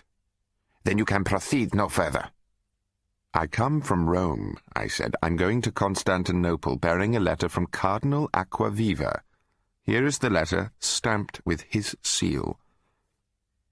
"All I can do for you is to send you to Monsieur de Guigis." I found the famous general standing surrounded by his staff. I told him all I'd already explained to the officer and begged him to let me continue my journey. "The only favor I can grant you," said the general, a cross-grained Castilian, "is to put you under arrest till you receive another passport from Rome, delivered under the same name as the one you've given here." With these words he gave orders to take me to the guardhouse at St. Mary's Gate outside the city, as soon as I'd written to the cardinal for a new passport. His orders were executed. I was brought back to the inn where I wrote my letter, and I sent it by express to His Eminence, entreating him to forward the document without loss of time direct to the War Office. Then I embraced Thérèse, who was weeping, and told her to go to Rimini and to wait there for my return. She wouldn't have left me if I hadn't promised to join her within 10 days, never to be parted again. Unfortunately, fate had decided otherwise. When we reached the gate, the officer confined me immediately in the guardhouse, where I passed a fearful night. The officer who relieved the Castilian on the following day seemed of a different nature altogether. He was a Frenchman, and he approached me very politely. "To what chance, Ravenceur, am I indebted for the honor of having you in my custody?" Ah! Here was a way of speaking which restored to my lungs all their elasticity. I gave him all the particulars of my misfortune, and he found the mishap very amusing. He at once gave me a soldier to serve me, and I very quickly had a bed, a table, and a few chairs. He invited me to share his dinner, and proposed a game of piquet afterwards. The following night he had company to supper, and we all played faro. After about 9 or 10 days, everyone in the army knew and liked me, and my passport could not be delayed much longer. I was almost free, and I'd often walk about even out of sight of the sentinel. They were quite right not to fear my running away. But then the strangest adventure of my life happened to me, and most unexpectedly. It was about 6 in the morning. I was taking a walk within 100 yards of the sentinel, when an officer arrived and alighted from his horse, threw the bridle on the neck of his steed, and walked off. Admiring the docility of the horse, standing there like a faithful servant to whom his master has given orders to wait for him, I go up to him and, without any purpose, get hold of the bridle, put my foot in the stirrup, and find myself in the saddle. I was on horseback for the first time in my life. I don't know whether I touched the horse with my cane or with my heels, but suddenly the animal starts at full speed. My right foot having slipped out of the stirrup, I pressed against the horse with my heels, and, feeling the pressure, it gallops faster and faster, for I didn't know how to check it. At the last advanced post, the sentinels call out to me to stop, but I can't obey the order, and as the horse carries me away faster than ever, I hear the whizzing of a few musket balls. At last, when I reach the first advanced picket of the Austrians, the horse is stopped, and I get off his back, thanking God. An officer of hussars asks where I'm running so fast. My tongue, quicker than my thought, answers without any forethought on my part that I can render no account but to Prince Lobkowitz, Commander-in-Chief of the army. Hearing my answer, the officer gave orders for 2 hussars to get on horseback. A fresh one is given to me, and I'm taken at full gallop to army headquarters at Rimini, where the officer on guard has me escorted at once to the prince.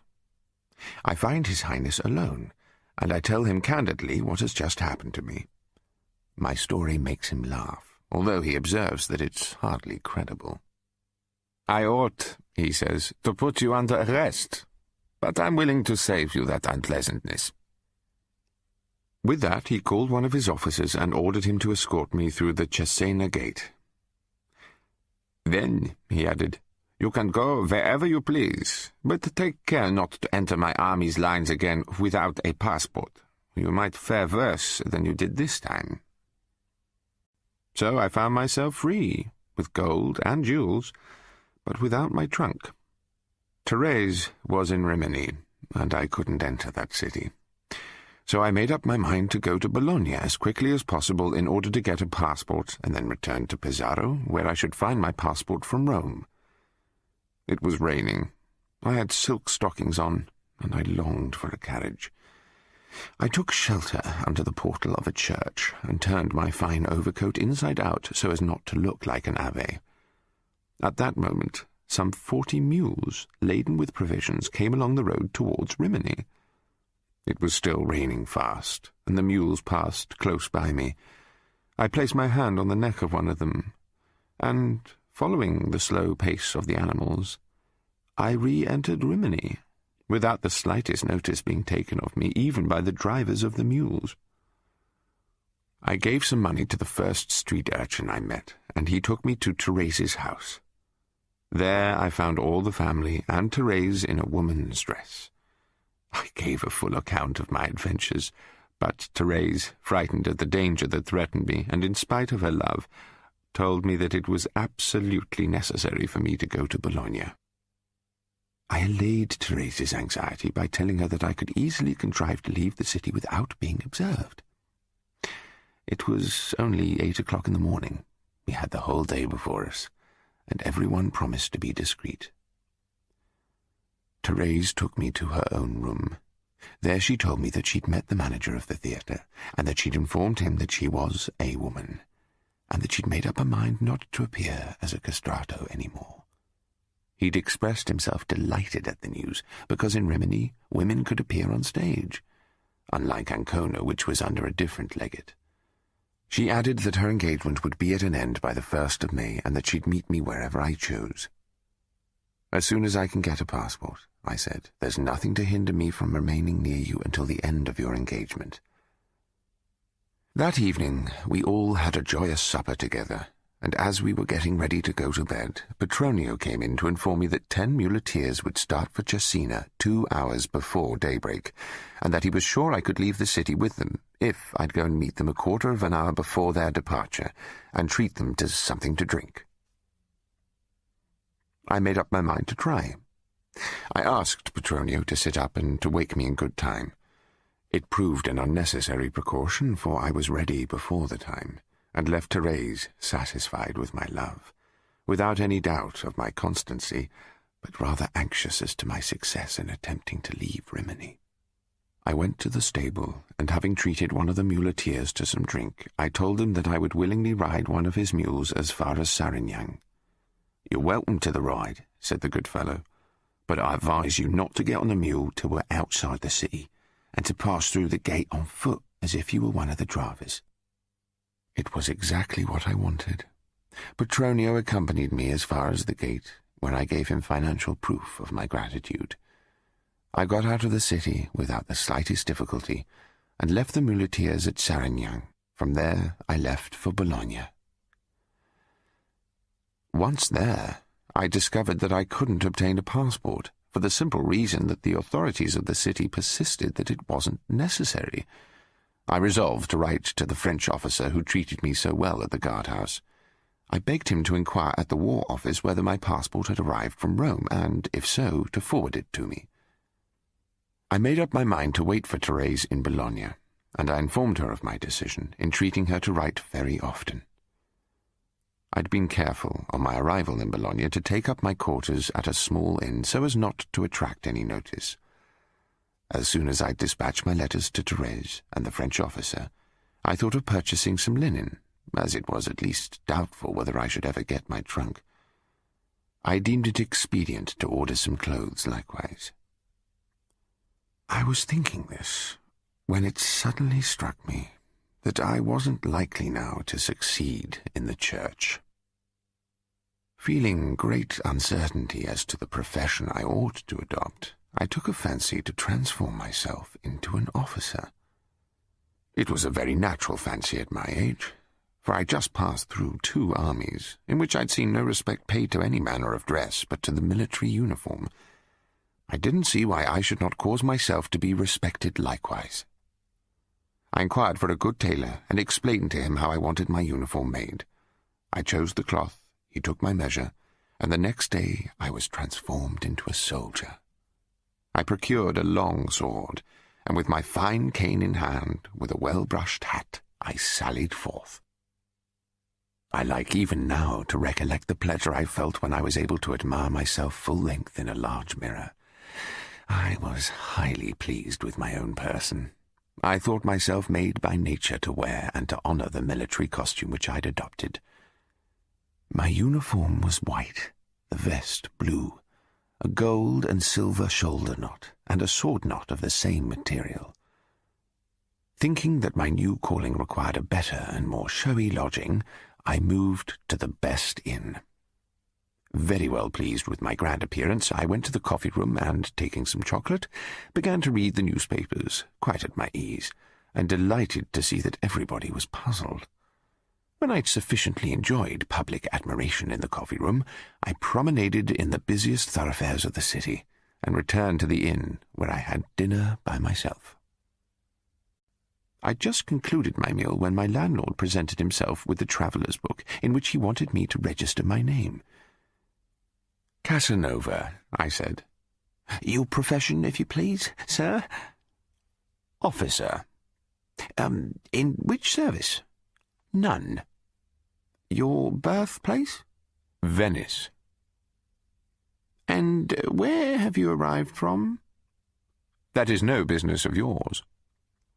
This answer, which I thought was in keeping with my external appearance, had the desired effect. The landlord bowed himself out, and I felt highly pleased with myself. On the 4th day of my stay in Bologna, I received by express a long letter from Therese. She informed me that on the day after my escape from Rimini, the Duke de Castropignano, having heard her sing, had offered her 1,000 ounces a year and all travelling expenses paid if she accepted an engagement as prima donna at the San Carlo Theatre at Naples. She said that if I wished to accompany her to Naples, she'd meet me anywhere I might appoint, but that if I had any objection to return to that city, she would immediately refuse the brilliant offer, for her only happiness was to please me in all things. For the first time in my life, I found myself in need of thoughtful consideration before I could make up my mind. 2 motives of equal weight kept the balance wavering: self-love and love for Therese. I felt that I ought not to require Therese to give up such prospects of fortune, but I could not take upon myself either to let her go to Naples without me or to accompany her there. On one side, I shuddered at the idea that my love might ruin Therese's prospects.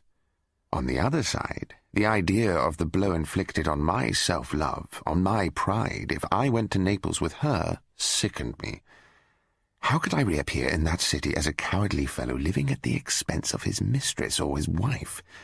What would all the patricians who knew me say? In spite of my love for Therese, I should become very miserable if everyone despised me. The die was cast. My head had conquered my heart. I hit on an excellent expedient, which at all events gained me time. I wrote to Therese, advising her to accept the engagement for Naples, where she might expect me to join her in the month of July or after my return from Constantinople. 4 days later I left for Venice. Before my departure, I'd received an answer from the French officer advising me that my passport had reached Pesaro and that he was ready to forward it to me with my trunk, and I received my trunk and my passport a few hours before leaving Bologna. To go to Venice, it was necessary to submit to a quarantine. I didn't wish to be quarantined and was determined to evade it. This was rather a delicate undertaking, for in Venice the sanitary laws are very strict. I knew that between the state of Mantua and that of Venice, the passage was free, and I knew likewise that there were no restrictions in the communication between Mantua and Modena. If, therefore, I could penetrate into the state of Mantua by stating that I was coming from Modena, I could then cross the Po and go straight to Venice. This is precisely what I did, and I reached Venice in the evening of that day. It was the 2nd of April, 1744, the anniversary of my birth. The very next morning I went to the exchange in order to procure a passage to Constantinople, but I could not find any passenger ship sailing before 2 or 3 months. So I engaged a berth in a Venetian ship called Our Lady of the Rosary, which was to sail for Corfu in the course of the month. Having thus prepared myself to obey my destiny, which, according to my superstitious feelings, called me imperiously to Constantinople, I went to St. Mark's Square in order to see and to be seen, enjoying by anticipation the surprise of my acquaintances at not finding me any longer an abbé. I thought that my first visit was, by right, due to the Abbé Grimani. The moment he saw me, he raised a perfect shriek of astonishment, for he thought I was still with Cardinal Acquaviva on the road to a political career, while before him he saw standing a son of Mars. I told the abbé that I was only passing through Venice, and that I'd felt it a duty and a pleasure to pay my respects to him. I next called upon Madame Manzoni, whom I was longing to see. She was very happy to see me, and I told her my history, which amused her much. But she said that if I went to Constantinople, I should most likely never see her again. Next, I went to the house of Madame Orio, where I found Nanette and Martel. They were all greatly surprised at seeing me, and the 2 lovely sisters looked more beautiful than ever. Seeing that the good old lady was carried away by her enthusiasm, I told her that I should be very happy to spend the 4 or 5 weeks of my stay in Venice under her roof, if she could give me a room and supper, but on condition that I shouldn't prove a burden to her or to her charming nieces. The room adjoining the chamber of the 2 sisters was put at my disposal. Nanette said immediately that she and her sister would sleep downstairs, but Madame Orio answered that it was unnecessary, as they could lock themselves in their room. "There would be no need for them to do that, madam," I said, with a serious and modest air. Everything being satisfactorily arranged, I forced upon Madame Orio a payment of 15 sequins in advance, assuring her that I was rich and that I was making a very good bargain, as I should spend a great deal more if I kept my room at the inn. I added that I'd send my luggage and take up my quarters in her house on the following day. During the whole of the conversation I could see the eyes of my 2 dear little wives sparkling with pleasure, and they reconquered all their influence over my heart, in spite of my love for Therese, whose image was, all the same, brilliant in my soul. This was a passing infidelity, but not inconstancy. The following day I called at the War Office. As soon as I explained that I wanted to go to Constantinople, and that, although in uniform I was free, I was advised to go with the bailo, who intended to leave within 2 months, and to try to obtain service in the Venetian army. That day I dined with the officer commanding, Major Pelladoro, and several other officers, who agreed in advising me to enter the service of the Republic, and I resolved to do so. "I am acquainted," said the Major, "with a young lieutenant whose health is not sufficiently strong to allow him to go to the East, and who would be glad to sell his commission. He wants 100 sequins, but it would be necessary to obtain the consent of the Secretary of War." "Mention the matter to him," I replied. "The 100 sequins are ready." The Major undertook the commission, and that evening I went to Madame Orio, and I found myself very comfortably lodged. After supper, the aunt told her nieces to show me to my room, and, as may well be supposed, we spent a most delightful night. After that they took the agreeable duty by turns, and in order to avoid any surprise in case the aunt should take it into her head to pay them a visit, we skilfully displaced a part of the partition which allowed them to come in and out of my room without opening the door. But the good lady believed us 3 living specimens of virtue, and never thought of putting us to the test. Towards the end of the month I entered the service of the Republic as an ensign in the Bala Regiment, then stationed in Corfu. The young man who'd left the regiment with my 100 sequins in his pocket was a lieutenant, but the Secretary of War objected to my having that rank immediately. However, he promised me that at the end of the year I would be promoted to that rank. Monsieur Pierre Van Dramen, an illustrious senator, obtained a passage to Constantinople for me. I set sail at the beginning of September and reached Corfu in 14 days. At that time in Corfu, the Provveditori Generali had sovereign authority and lived in great magnificence. That post was then filled by Monsieur André Dauphin, a man 60 years of age, strict, headstrong, and ignorant. He no longer cared for women, but he liked to be courted by them. He entertained every evening, and the supper table was always laid for 24 persons. On landing, he was the first person I presented myself to. After my visit to him, I called upon the commander of Galices, Monsieur des Airs, to whom an acquaintance had kindly recommended me. After a short conversation, Monsieur des Airs asked if I would consent to serve him as his adjutant. I accepted without hesitation. The next day I found myself established in his house. The lady who was then most eminent for beauty was Madame Fay. Her husband, captain of a galley, had come to Corfu with her the year before, and Madame had greatly astonished all the naval officers. Believing she had the privilege of the choice, she'd given her preference to Monsieur des Airs, and had dismissed all other suitors who presented themselves. I saw her for the first time at the dinner table on the very day of my installation at Monsieur des Airs, and she made a great impression upon me. I seemed to be gazing at a supernatural being, so infinitely above all the women I'd ever seen that it seemed impossible to fall in love with her. She appeared of a nature so superior to mine that I didn't see the possibility of rising to her level. This impression made upon me by Madame Fay was too ridiculous to last long, and indeed its nature soon changed.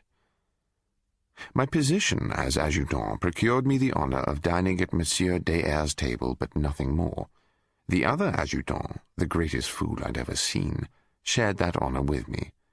We weren't, however, considered guests, for nobody ever spoke to us or even honoured us with a look. This used to put me in a rage. I knew very well that people acted in that manner through no real contempt for us, but it went very hard with me. At the end of 10 days, Madame Fay, not having condescended to cast one glance upon my person, began to appear disagreeable to me. I felt piqued, vexed, provoked, and the more so because I couldn't suppose that the lady acted in that manner wilfully. Indeed, I'd have been highly pleased with her if there had been premeditation on her part. I felt satisfied that I was a nobody in her estimation, and as I was conscious of being somebody, I wanted her to know it. At last, a circumstance offered itself in which, thinking that she could address me, she was compelled to look at me. Monsieur des Airs, having observed that a very fine turkey had been placed before me, told me to carve it.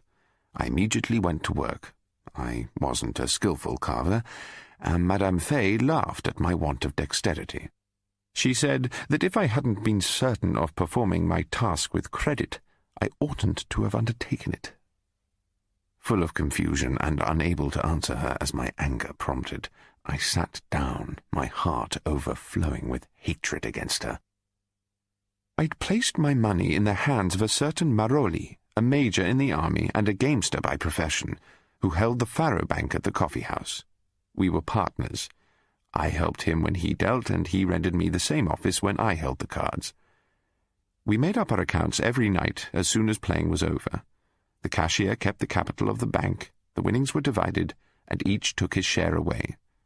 One day, as we were leaving the dinner table, a gentleman handed me a roll of gold that he'd lost on trust. Madame Fay saw it and said, "What do you do with your money?" "I keep it, madam, as a provision against possible losses." "No, you hoard your money. You're a miser. Why don't you buy yourself a pair of gloves?" The room rocked with laughter, and my vexation was all the greater because I couldn't deny that she was quite right. It was the adjutant's business to give the ladies an arm to their carriages, and it was not proper to fulfill that duty without gloves. I felt mortified, and the reproach of avarice hurt me deeply. So I spent my days in a continual state of rage. And the most absurd part of it all was that I felt unhappy because I couldn't control my hatred for that woman whom, in good conscience, I could find guilty of nothing. For all that, I had an ardent wish to punish her and make her repent. I thought of nothing else. I'd think of devoting all my intelligence and money to kindling an amorous passion in her heart, and then to revenge myself by treating her with contempt. But I soon realized the impracticability of such a plan, for even supposing that I should succeed in finding my way to her heart, was I the man to resist my own success with such a woman? But I was the pet child of fortune, and my position was suddenly altered. One day, Monsieur des Essarts sent me with dispatches to the captain of a galliasse. I had to wait until midnight to deliver them, and when I returned I found that Monsieur des Essarts had retired to his apartment for the night. As soon as he was visible in the morning, I went to render an account of my mission. I'd been with him only a few minutes, when his valet brought a letter saying that Madame Fay's adjutant was waiting for an answer.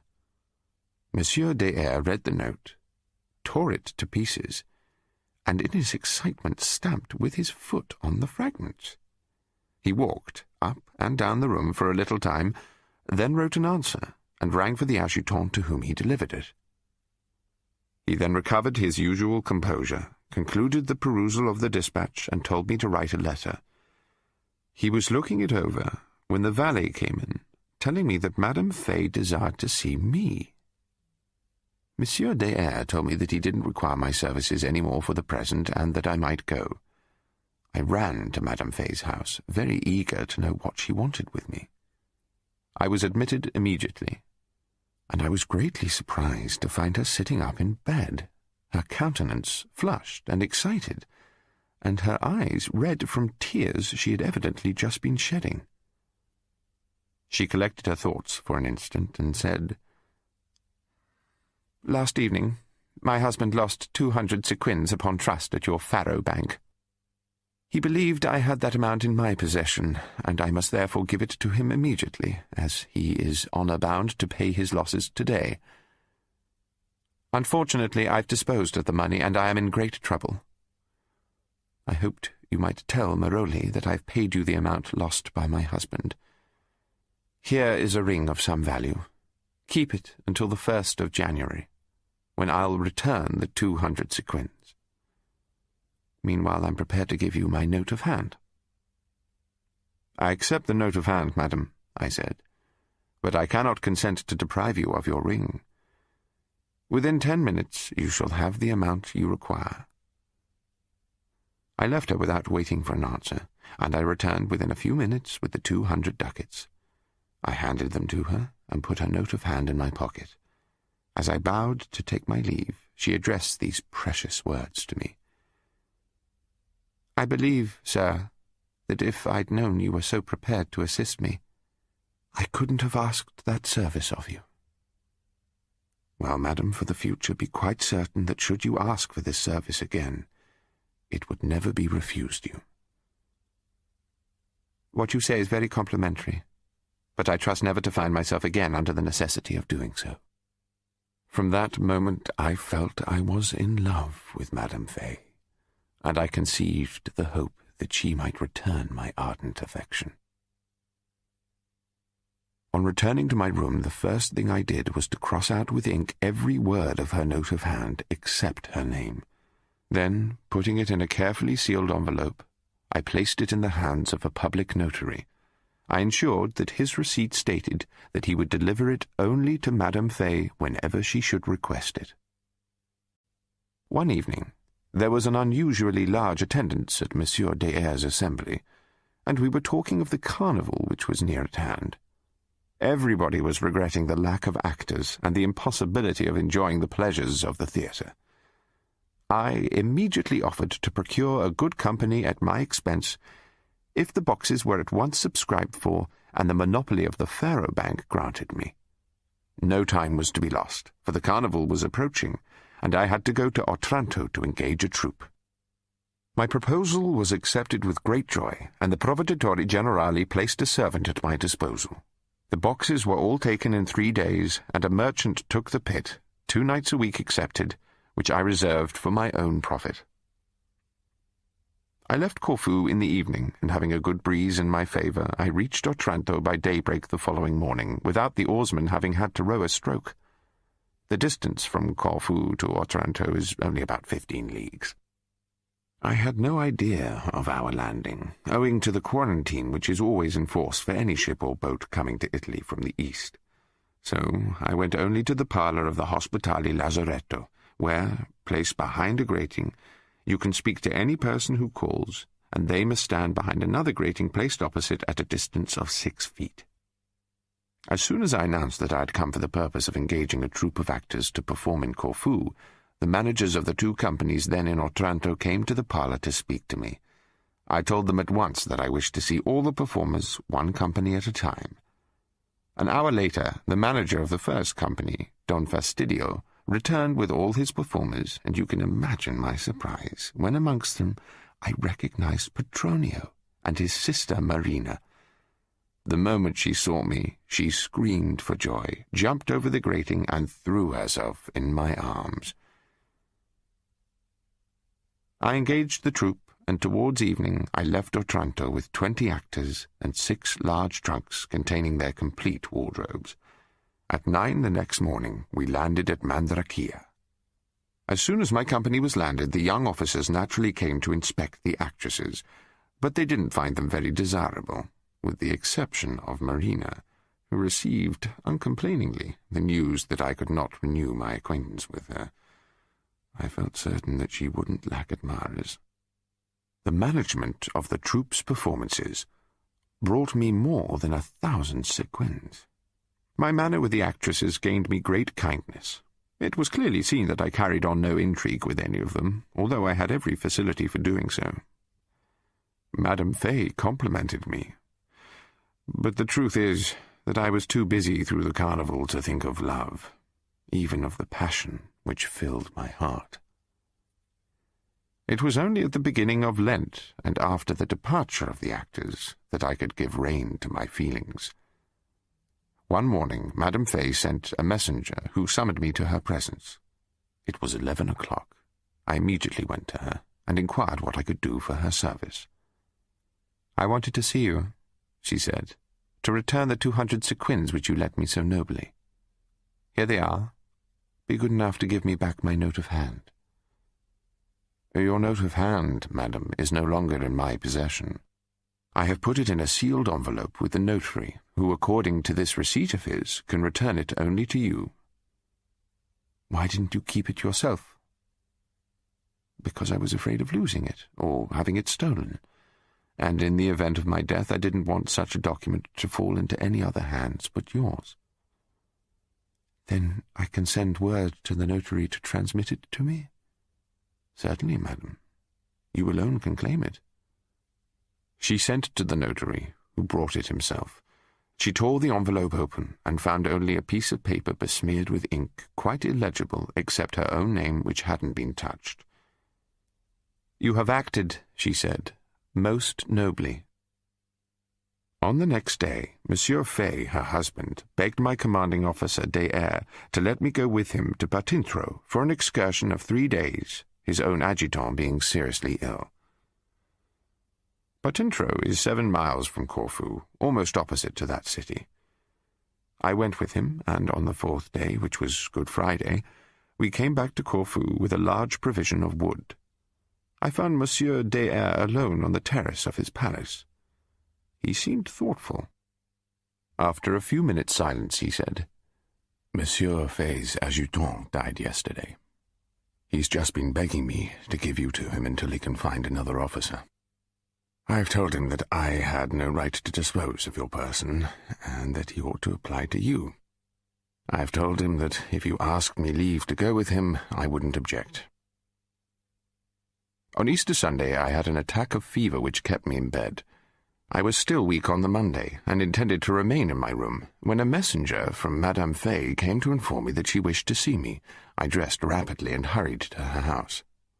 I entered her room, pale, looking very ill, yet she did not inquire after my health. "Ah, yes," she said. "You are aware that our adjutant died, and that we want to replace him. My husband has a very high opinion of you, and believes that Monsieur des Airs leaves you perfectly free to make your choice. My husband believes that you'll come if I ask you myself. Is he mistaken? If you do come to us, you'd have that room." She was pointing to the room adjoining her bedchamber. It was so situated that I'd be able to see her in every part of her room. "Monsieur des Airs," she continued, "will see you here every day, so he won't be likely to forget his interest in your welfare. Now tell me, will you come or not?" In less than 1 hour I'd taken possession of my new quarters. I found myself like the salamander in the very heart of the fire for which I'd been longing so ardently. Almost constantly in the presence of Madame Fay, seeing her from my room or conversing with her in her chamber, the first night passed by without any change being brought about by that constant intercourse. Yet I was full of hope, and to keep up my courage I imagined that love wasn't yet powerful enough to conquer her pride. One day, being alone with me, she said, "You have enemies, but I silenced them last night. They are envious, madam, and they'd pity me if they could read the secret pages of my heart. You could easily deliver me from those enemies." One day, being present in her room while her maid was cutting off the ends of her long and beautiful hair, I amused myself in picking up the bits and putting them on her toilet table. But one small lock I slipped into my pocket, thinking she hadn't noticed. However, the moment we were alone, she told me to take out of my pocket the hair I'd picked up from the floor. Thinking her unjust and absurd, I obeyed, but threw the hair on the toilet table with an air of supreme contempt. "Sir, you forget yourself." "No, madam, I do not, for you might have feigned not to have observed such an innocent theft. Feigning is tiresome." "Was such petty larceny a very great crime?" "No crime, but it was an indication of feelings which you have no right to entertain for me." "Feelings which you are at liberty not to return, madam. You have discovered my secret, madam, and you may use it as you think proper. But in the meantime, I've learned to know you. I have discovered that you have little heart. That knowledge will prove more useful than your discovery, for perhaps it'll help me to become wiser." After this I left her, and as she didn't call me back, I undressed and went to bed. However, the night passed off without my eyes being visited by sleep, and next day, feeling weak and low, I refused to have my dinner, sending word that I was very unwell. Towards evening I felt my heart leap for joy when I heard my beautiful lady-love enter my room. Anxiety and want of food and sleep truly gave me the appearance of being ill. I sent her away very soon, but at 11 o'clock she came back with her friend, Monsieur des Airs, and coming to my bed she said, "What ails you, my poor Casanova?"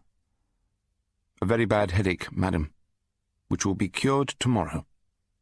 "Why should you wait until tomorrow? You must get better at once. I have ordered a basin of broth and 2 new-laid eggs for you." I shook my head slightly. Just then Monsieur de R turned to examine an engraving, and she took my hand. I felt that she was giving me a small parcel. I opened the parcel, but feeling that it contained hair, I hurriedly concealed it under the bedclothes. At the same moment the blood rushed to my head with such violence that it actually frightened me. That night I slept all night, but in my happy dreams I was with her, and the reality itself would hardly have procured me greater enjoyment than I had during my happy slumbers. On the following day, after presenting myself before Monsieur Fay, I went to have a little chat with the maid, to wait until her mistress was visible, which wasn't long, and I had the pleasure of hearing her laugh when the maid told her I was there. As soon as I went in, without giving me time to say a single word, she told me how delighted she was to see me looking so well. From the day when, by giving me her hair, Madame Fay had betrayed the secret feelings of her heart, I spoke to her only of my love, of my ardent desires. I told her that either she must banish me from her presence, or crown my happiness. But the cruel, charming woman wouldn't accept that alternative. She answered that happiness could not be obtained by offending every moral law. "My friend, be generous enough to spare me, for the sake of all the love I feel for you." "What?" I'd say. "You love me and you refuse to make me happy. It's unnatural. You're forcing me to believe that you don't love me.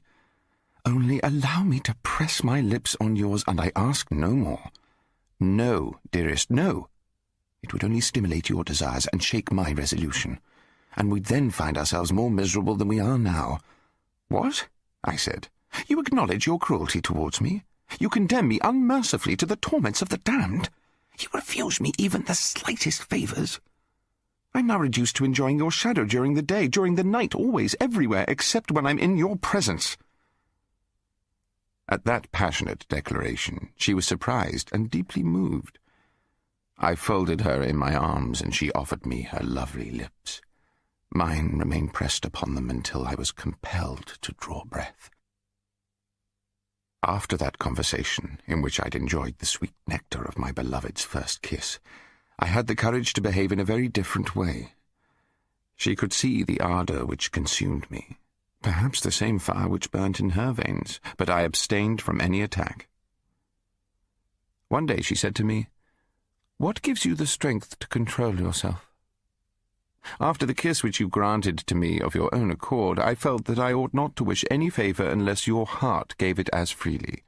You cannot imagine the happiness that kiss has given me. It was the child of love." "Yes, dearest, of love, the treasures of which are inexhaustible." The words were scarcely spoken when our lips were engaged in happy concert.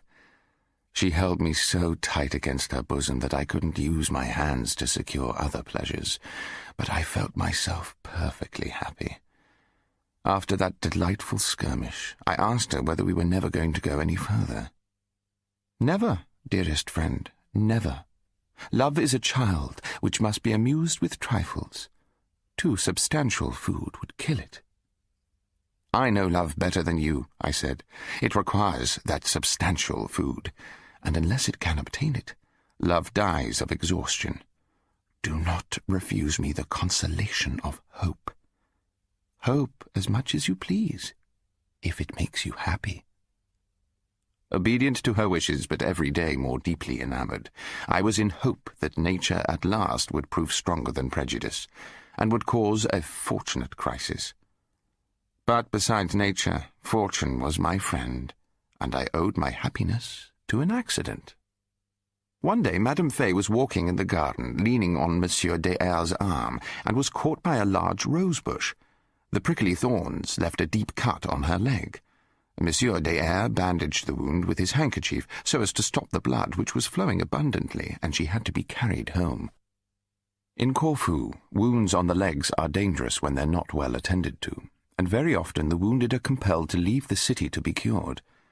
Madame Fay was confined to her bed, and my lucky position in the house condemned me to remain constantly at her orders. During the first 3 days, visitors succeeded each other without intermission, and I never was alone with her. In the evening, after everybody had gone and her husband had retired to his own apartment, Monsieur des Eyres remained another hour, and for the sake of propriety I had to take my leave at the same time that he did. I had much more liberty before the accident, and I told her so half seriously, half jestingly. The next day, to make up for my disappointment, she contrived a moment of happiness for me. An elderly surgeon came every morning to dress her wound, during which operation only her maid was present. That morning, the girl came to tell me to go in, as the surgeon was dressing the wound. The surgeon being busy preparing a poultice at the other end of the room, and the maid having left, I inquired whether the inflammation went up her leg, and naturally my eyes and my hands kept pace with my question. I saw no inflammation, but I did at last see the object of my desire, and the lovely patient hurriedly let the curtain fall. Then, smiling, she allowed me to take a sweet kiss, the perfume of which I hadn't enjoyed for many days. It was a sweet moment, a delicious ecstasy. From her mouth my lips descended to her wound, and satisfied in that moment that my kisses were the best of medicines, I would have kept my lips there, if the noise made by the maid coming back hadn't compelled me to give up my delightful occupation. The next day I was again present at the dressing of the wound, and as soon as the surgeon had left, she asked me to arrange her pillows, which I did at once. As if to make that pleasant office easier, she raised the bedclothes to support herself, and thus gave me a sight of beauties which intoxicated my eyes, and I protracted the easy operation without her complaining of my being too slow. When I had done, I was in a fearful state, and I threw myself in an armchair opposite her bed, half dead, in some sort of trance.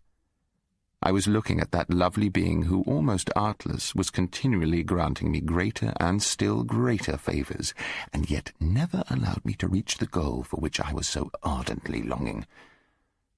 The next day, the moment the doctor had gone, she sent her maid out to make some purchases. After a few minutes, she said, "My maid has forgotten to change my chemise." "Then allow me to take her place." "Very well. But I give permission only to your eyes to share in the proceedings." "Agreed." She unlaced herself, took off her stays and her chemise, and told me to be quick and put on the clean one. But I wasn't speedy enough, being too much engaged by all I could see. "Give me my chemise," she exclaimed. "It's there, on that small table." "Oh, well, I'll take it myself." She leaned over towards the table and exposed almost everything I was longing for, and turning slowly, she handed me the chemise which I could hardly hold, trembling all over as I was. She took pity on me. My hands shared the happiness of my eyes.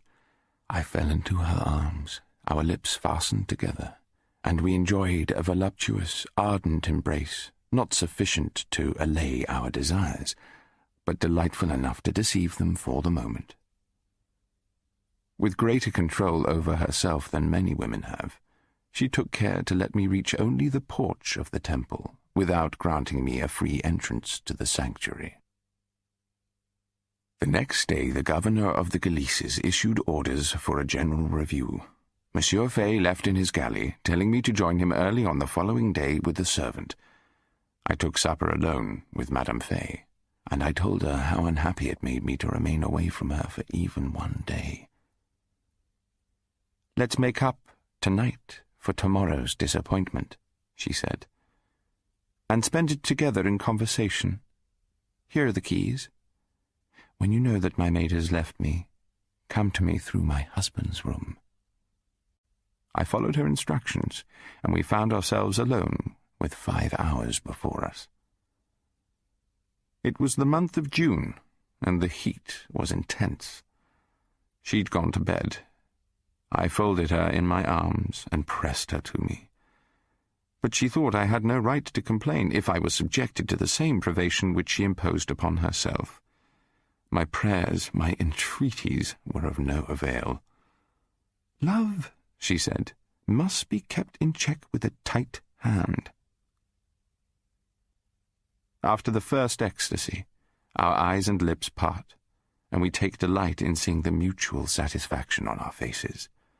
Our desires revive. She looks on my state of innocence entirely exposed to her sight. She seems vexed at my want of excitement, and, throwing off everything which interferes with our pleasures, she leaps upon me. It's more than amorous fury. It's desperate lust. I share her frenzy. I hug her with a sort of delirium. I enjoy a felicity which is on the point of carrying me to the regions of bliss, but at the very moment of completing the offering she moves off, slips away, and comes back to work off my excitement with a hand which strikes me as cold as ice. "What cruelty!" I cry. "You're burning with love, and yet you're depriving yourself of the only remedy which could calm your senses. Come, darling, light of my heart, come! Love can be fulfilled only in the retreat from which you ejected me at the moment of my greatest pleasure." She pressed me tightly in her arms, and I felt that she was submerging in an ocean of bliss. "I loved you a few minutes ago," she said. "Now I love you 1,000 times more. Perhaps I should have loved you less if you had carried my enjoyment to its highest limit." "Oh, how greatly mistaken you are," I said. "Desires constantly renewed and never fully satisfied are more terrible than the torments of hell. Do stop deceiving yourself, my dearest. Let us be as happy as nature intends. You could be quite certain that the reality of happiness will increase our love. Believe me, the full gratification of desires can only increase 100-fold the passions of two beings who adore each other." But after that night, so rich in delights, 10 or 12 days passed without giving us any opportunity of quenching even a small particle of the amorous thirst which devoured us, and it was then that a fearful misfortune befell me. One evening, after supper, Monsieur Fay used no ceremony, and, although I was present, told his wife that he intended to pay her a visit after writing 2 letters which he had to dispatch early the next morning. The moment he left the room, we looked at each other, and with one accord fell into each other's arms. A torrent of delights rushed through our souls without restraint, without reserve. But when the first ardour had been appeased, without giving me time to think or to enjoy the most complete, the most delicious victory, she drew back, repulsed me, and threw herself, panting, distracted, upon a chair near her bed. "My darling, we were on the brink of the precipice." I left her in a state of frenzy and rushed out towards the esplanade to cool myself, for I was choking. Any man who has experienced the cruelty of an action like that of Madame Fay will realize what I suffered. I was in that fearful state when I heard my name called from a window, and unfortunately I condescended to answer. I went near the window, and I saw, thanks to the moonlight, the famous Melula standing on her balcony. "What are you doing there at this time of night?" I inquired. "I am enjoying the cool evening breeze. Come up for a little while." This Melula was a courtesan from Zamti, of rare beauty, who for the last 4 months had been the delight and rage of all the young men in Corfu. She was the talk of all the city. I'd seen her often, but although she was very beautiful, I was very far from thinking her as lovely as Madame Fay. I went upstairs mechanically, and she took me to a voluptuous boudoir. She complained of my being the only one who had never paid her a visit, when I was the man she would have preferred to all the others, and I had the infamy to give way. It wasn't desire which caused me to yield. It was a sort of spite, because the angel whom I adored had displeased me by a caprice. When I recovered my composure, I had but one feeling: hatred for myself and for the creature who had allured me to commit so vile an insult to the loveliest of her sex. I went home, the prey to fearful remorse, and went to bed, but sleep never closed my eyes throughout that cruel night. I was cruelly punished for my disgusting debauchery. 3 days later, as I got up in the morning, an awful pricking announced the horrible state into which the wretched Malula had thrown me. And when I came to think of the misery I might have caused if, during those 3 days, I'd obtained some new favour from my lovely mistress, I was on the point of going mad. Of one thing I'm quite certain. If such a misfortune had happened, I should have committed suicide. I prepared myself for a strict diet, which would restore my health in 6 weeks without anyone having any suspicion of my illness. But I soon found out that I hadn't seen the end of my troubles. Malula had communicated to my system all the poisons which corrupt the source of life. I consulted an elderly doctor of great experience in those matters, and he promised to set me rights in 2 months. He proved as good as his word. At the beginning of September I found myself in good health, and it was about that time that I returned to Venice. But it was written in the book of fate that I should return to Venice a simple ensign, as when I left. The general didn't keep his word, and the bastard son of a nobleman was promoted instead of myself. From that moment, the military profession inspired me with disgust, and I determined to give it up. During the last 2 months of my stay in Corfu, I learned the most bitter and important lessons. Before my adventure with the worthless Malula, I'd enjoyed good health. I was rich, lucky at play, liked by everybody, beloved by the most lovely woman of Corfu. When I spoke, everybody would listen and admire my wit. But after my fatal meeting with the courtesan, I rapidly lost my health, my money, my credit. Cheerfulness, wit, even the faculty of eloquence vanished with fortune. The influence I had over Madame Fay faded away little by little, and, almost without her knowing it, the lovely woman became completely indifferent to me. We left Corfu towards the end of September with 5 galleys, 2 galeases, and several smaller vessels. We sailed along the shores of the Adriatic, where there are a great many harbours, and we put up in one of them every night. We had a fortunate voyage and cast anchor in the harbour of Venice on the 14th of October, 1745. Having performed the necessary quarantine, we landed on the 25th of November. As soon as I disembarked, I called upon Madame Orio. But I found the house empty. A neighbour told me that she'd married and left. I found Madame Manzoni still the same. She had predicted that I wouldn't remain in the military profession, and when I told her that I'd made up my mind to give it up because I hated the injustice I'd experienced, she burst out laughing.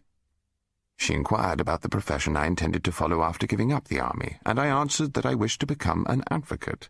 She laughed again, saying that it was too late. Yet I was only 20. When I called upon Monsieur Grimani, I had a friendly welcome from him. When I inquired after my brother Francois, he told me that he'd had him confined in Fort Saint-André. "He works for the Major there," he said. "He copies Simonetti's battle pieces, and the Major pays him for them. He's earning a living, and he's becoming a good painter." I took a cordial leave of the Abbé Grimani and proceeded to Fort Saint-André. There I found my brother, hard at work, neither pleased nor displeased with his position, and enjoying good health. After embracing him affectionately, I inquired what crime he'd committed to be imprisoned in this way.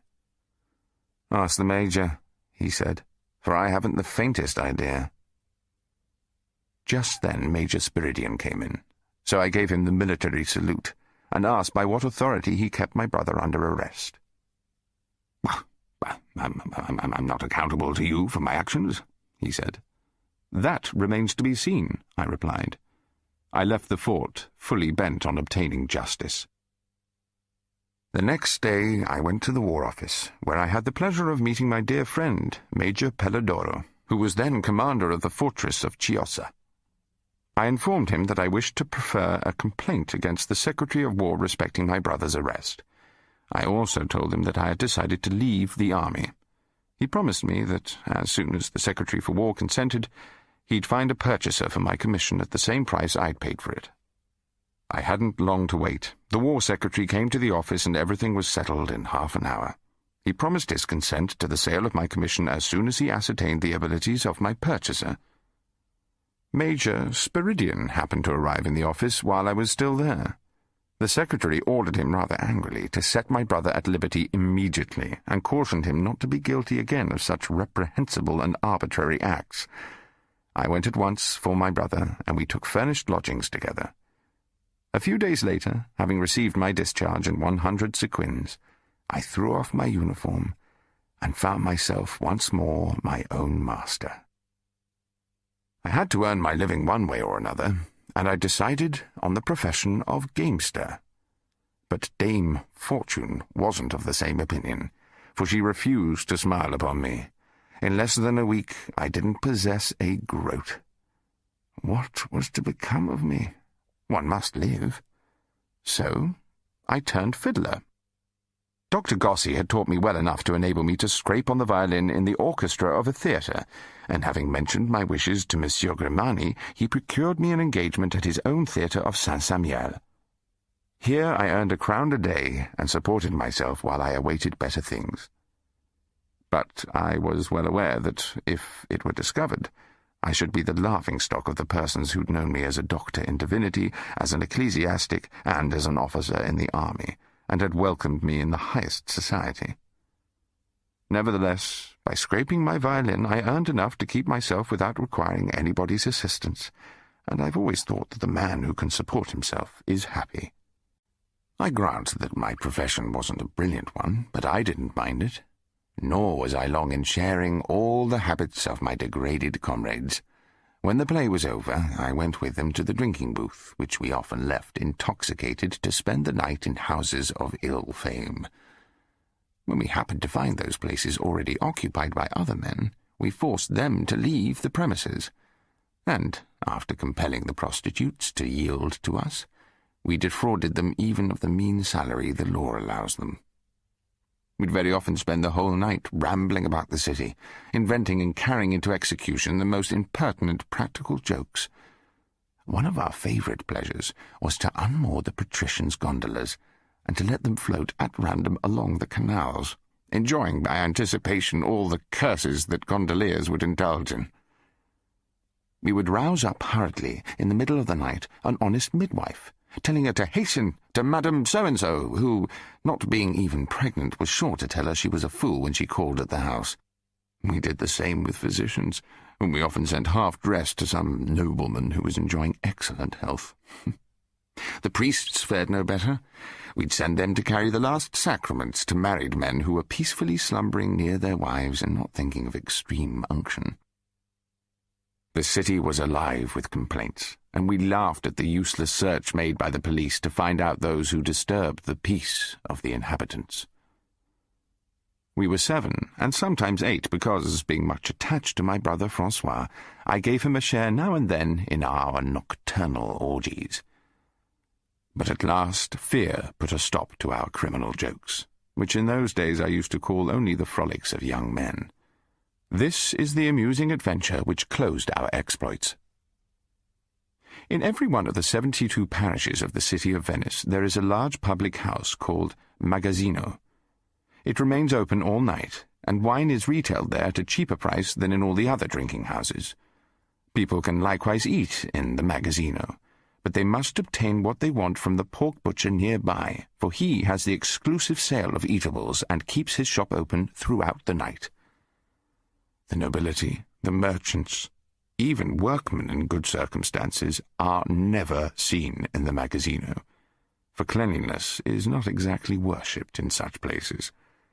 Yet there are a few private rooms which contain a table surrounded with benches in which a respectable family or a few friends can enjoy themselves in a decent way. It was during the Carnival of 1745 and after midnight. We were, all 8 of us, rambling about together with our masks on, in quest of some new sort of mischief to amuse us. And we went into the magazzino of the parish of the Holy Cross to get something to drink. We found the public room empty, but in one of the private chambers we discovered 3 men quietly conversing with a young and pretty woman and enjoying their wine. Our chief, a noble Venetian belonging to the Balbi family, said to us, "It'd be a good joke to carry off these 3 blockheads and to keep the pretty woman in our possession." He explained his plan, and under cover of our masks we entered their room, Balbi at our head. Our sudden appearance rather surprised the good people, but you may fancy their astonishment when they heard Balbi say to them, "Under penalty of death, and by order of the Council of 10, I command you to follow us immediately, without making the slightest noise. As to you, my good woman, you needn't be frightened. You'll be escorted to your house." Then 2 of us got hold of the woman to take her where our chief had arranged beforehand, and the others seized the 3 poor fellows who were trembling all over and hadn't the slightest idea of resistance.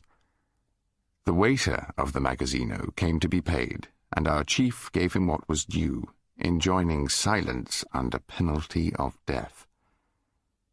We take our 3 prisoners to a large boat.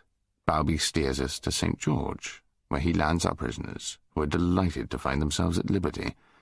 After this, the boatman is ordered to take us to St. Genevieve, where we land after paying for the boat.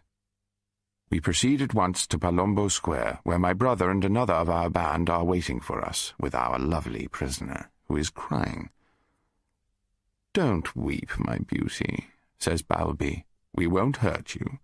We intend only to take some refreshment at the Rialto, and then we'll take you home in safety." So she follows us to the 2 Swords. We order a good fire in a private room. When everything we want to eat and to drink has been brought in, we send the waiter away. Then we take off our masks, and the sight of 8 young, healthy faces seems to please the beauty we had so unceremoniously carried off. We soon managed to reconcile her to her fate by the gallantry of our proceedings. Encouraged by a good supper and by the stimulus of wine, prepared by our compliments and by a few kisses, she realized what's in store for her, and doesn't seem to have any unconquerable objection. Our chief, as a matter of right, claims the privilege of opening the ball. By dint of sweet words he overcomes the very natural repugnance she feels at consummating the sacrifice in so numerous a company. However, she doubtless thinks the offering agreeable. When I present myself as the priest appointed to sacrifice a 2nd time to the god of love, she receives me almost with gratitude. And when she finds out that she is destined to make us all happy, she can't conceal her joy. Our exploit over, we put on our masks and escorted the happy victim to St. Job, where she lived. Believe it or not, in perfect good faith, the charming creature bade us good night and thanked us all. 2 days afterwards, our nocturnal orgy began to be talked of. The young woman's husband was a weaver by trade, and so were his 2 friends. They joined together to address a complaint to the Council of 10. The complaint contained nothing but the truth, but the criminal aspect was somewhat obscured, since the document stated that the 8 masked men hadn't rendered themselves guilty of any act disagreeable to the wife. The document produced 3 results. In the first place, it amused the town. In the second, all the idlers of Venice went to St. Job to hear the account of the adventure from the lips of the heroine herself, and she got many presents from her numerous visitors. In the third place, the Council of 10 offered a reward of 500 ducats to any person giving information as would lead to the arrest of the perpetrators of the practical joke. The offer of that reward would have made us tremble if our leader, precisely the one who alone had no interest in turning informer, hadn't been a patrician. But I knew that, even supposing one of us were vile enough to betray our secret for the sake of the reward, the tribunal would have done nothing. They'd never have implicated a patrician. There was no cowardly traitor amongst us, although we were all poor. But fear had its effect, and our nocturnal pranks were not renewed. End of CD 3. CD 4. During this time in Venice, I had the good fortune to gain the friendship of 3 noblemen. One of them, Monsieur de Bragadin, a senator. Another belonged to the Dandolo family, and the third was a Barbaro. They were all in their middle years. My 3 worthy friends had intelligence and wit, but they were superstitious and no philosophers. They were more than good Christians and faithful to the church. They were real devotees and full of scruples. They weren't married, and after having renounced all intercourse with women, they'd become the enemies of the female sex, perhaps a strong proof of the weakness of their minds. With these 3 extraordinary characters, who were certainly worthy of esteem and respect for their moral qualities, their honesty, their reputation, and their age, as well as their noble birth, I spent my days in a very pleasant manner. I completed the conquest of their friendship by relating to them the whole of my life, only with some proper reserve, so as not to lead them into any capital sins. You might say that if I'd wished to follow the rules of pure morality, I ought to have declined intimate intercourse with them. This I can't deny, but I'll answer that I was only 20 years of age. I was intelligent, talented, and had just been a poor fiddler. Through the friendship of these 3 men, I was certain of obtaining consideration and influence. And indeed, so it turned out. One day, Monsieur de Bragadin called me to him and said, "I know you and appreciate you. If you'll be my son, you have only to acknowledge me for your father, and until my death I'll treat you as my own child. Your apartment is ready. You may send for your clothes. You shall have a servant, a gondola, and 10 sequins a month. That's the sum I used to receive from my father when I was your age. You needn't think of the future. Think only of enjoying yourself. Use me as your adviser in everything you may wish to undertake, and you may be certain of always finding me your friend." I embraced him, calling him father, and he folded me in his arms and called me his dear son. I promised to love and obey him. His 2 friends, who lived in the same palace, embraced me affectionately, and we swore eternal fraternity.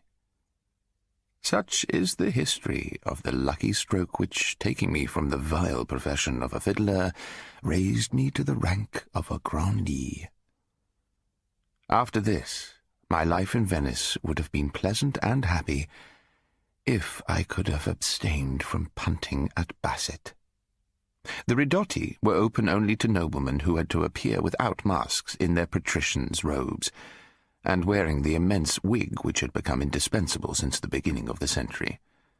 I insisted on playing, and I was wrong, for I had neither prudence enough to leave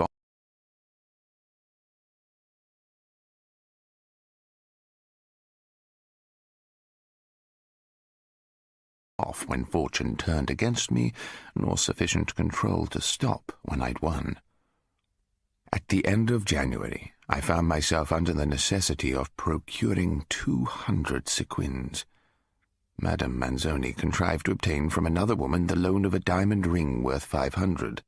I made up my mind to go to Treviso, 15 miles distant from Venice, to pawn the ring at the Monte de Pieti, which there lends money on valuables at the rate of 5%. I got up early one morning and walked to the end of the Canale Reggio, intending to engage a gondola to take me as far as Mestre, where I could take post-horses, reach Treviso in less than 2 hours, pledge my diamond ring, and return to Venice the same evening.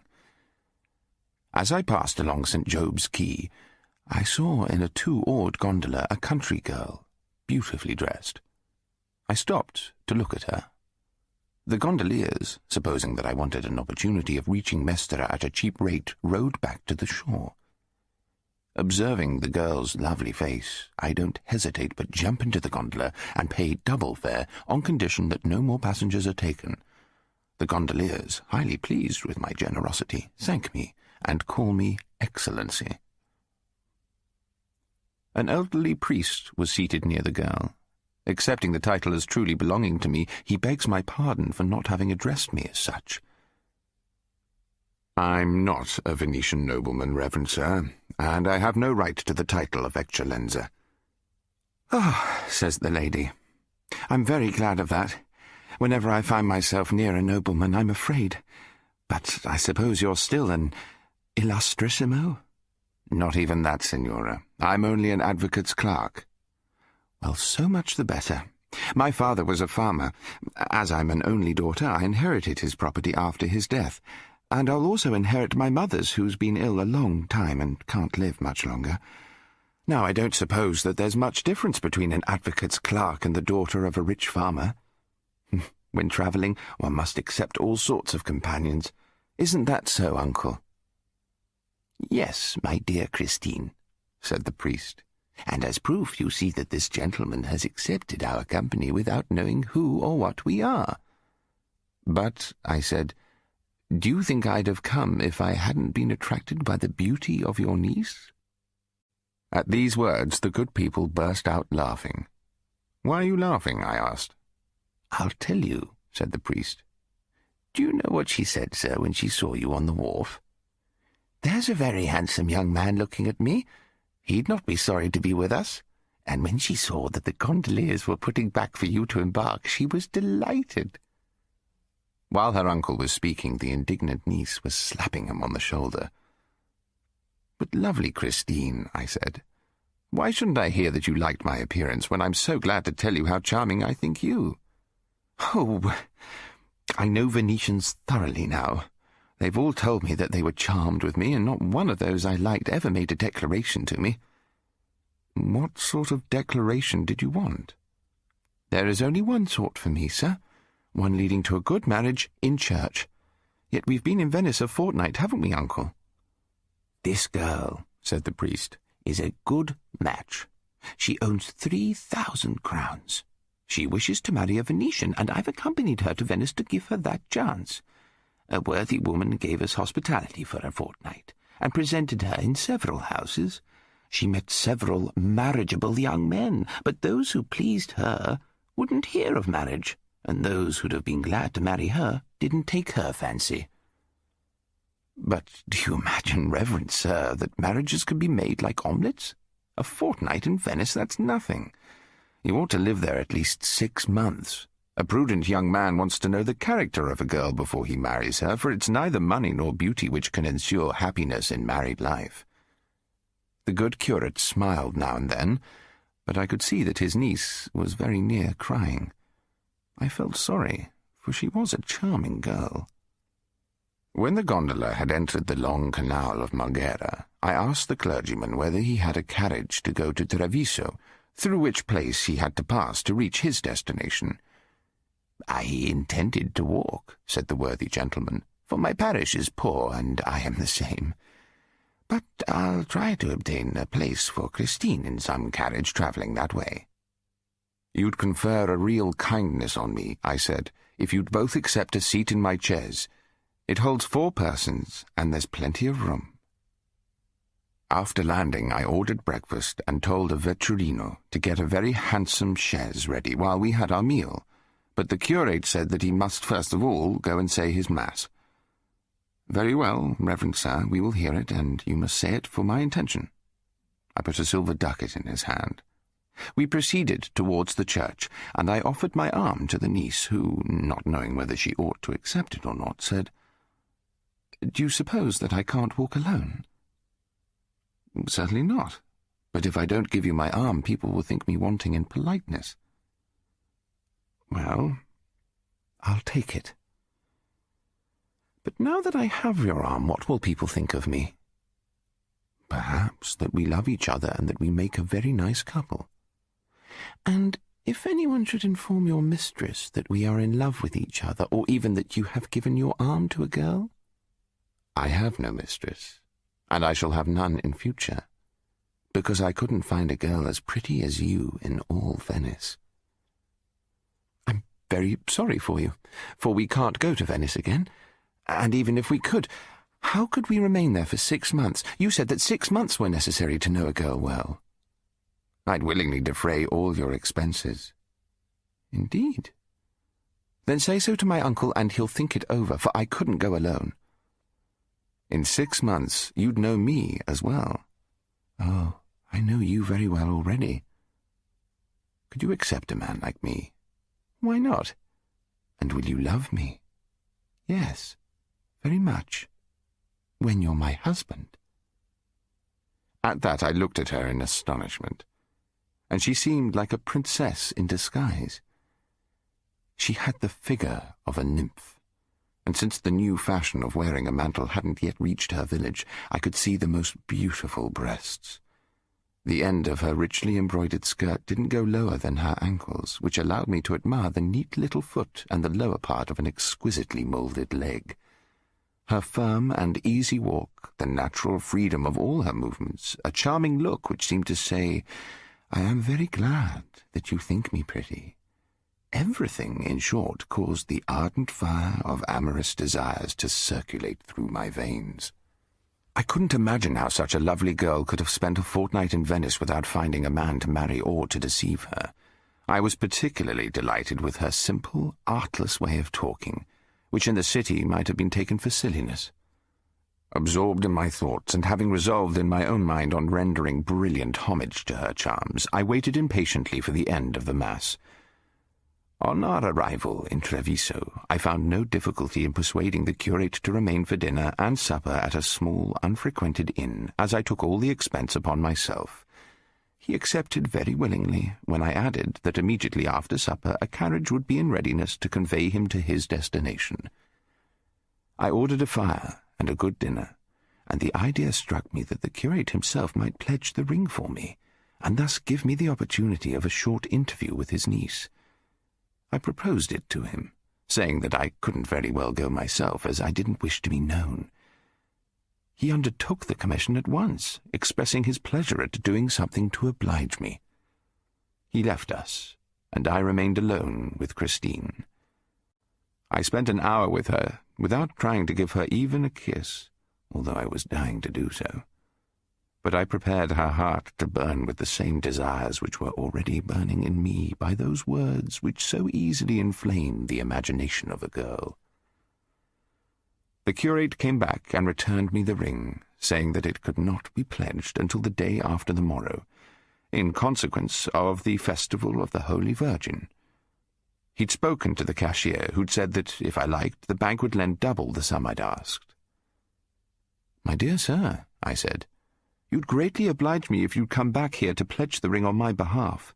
Now that it has been offered once by you, it might look very strange if it were brought by another person. Of course, I'll pay all your expenses." The priest instantly agreed. I said I hoped he'd bring his niece with him. I was seated opposite to Christine during the dinner, and discovered fresh charms in her every minute.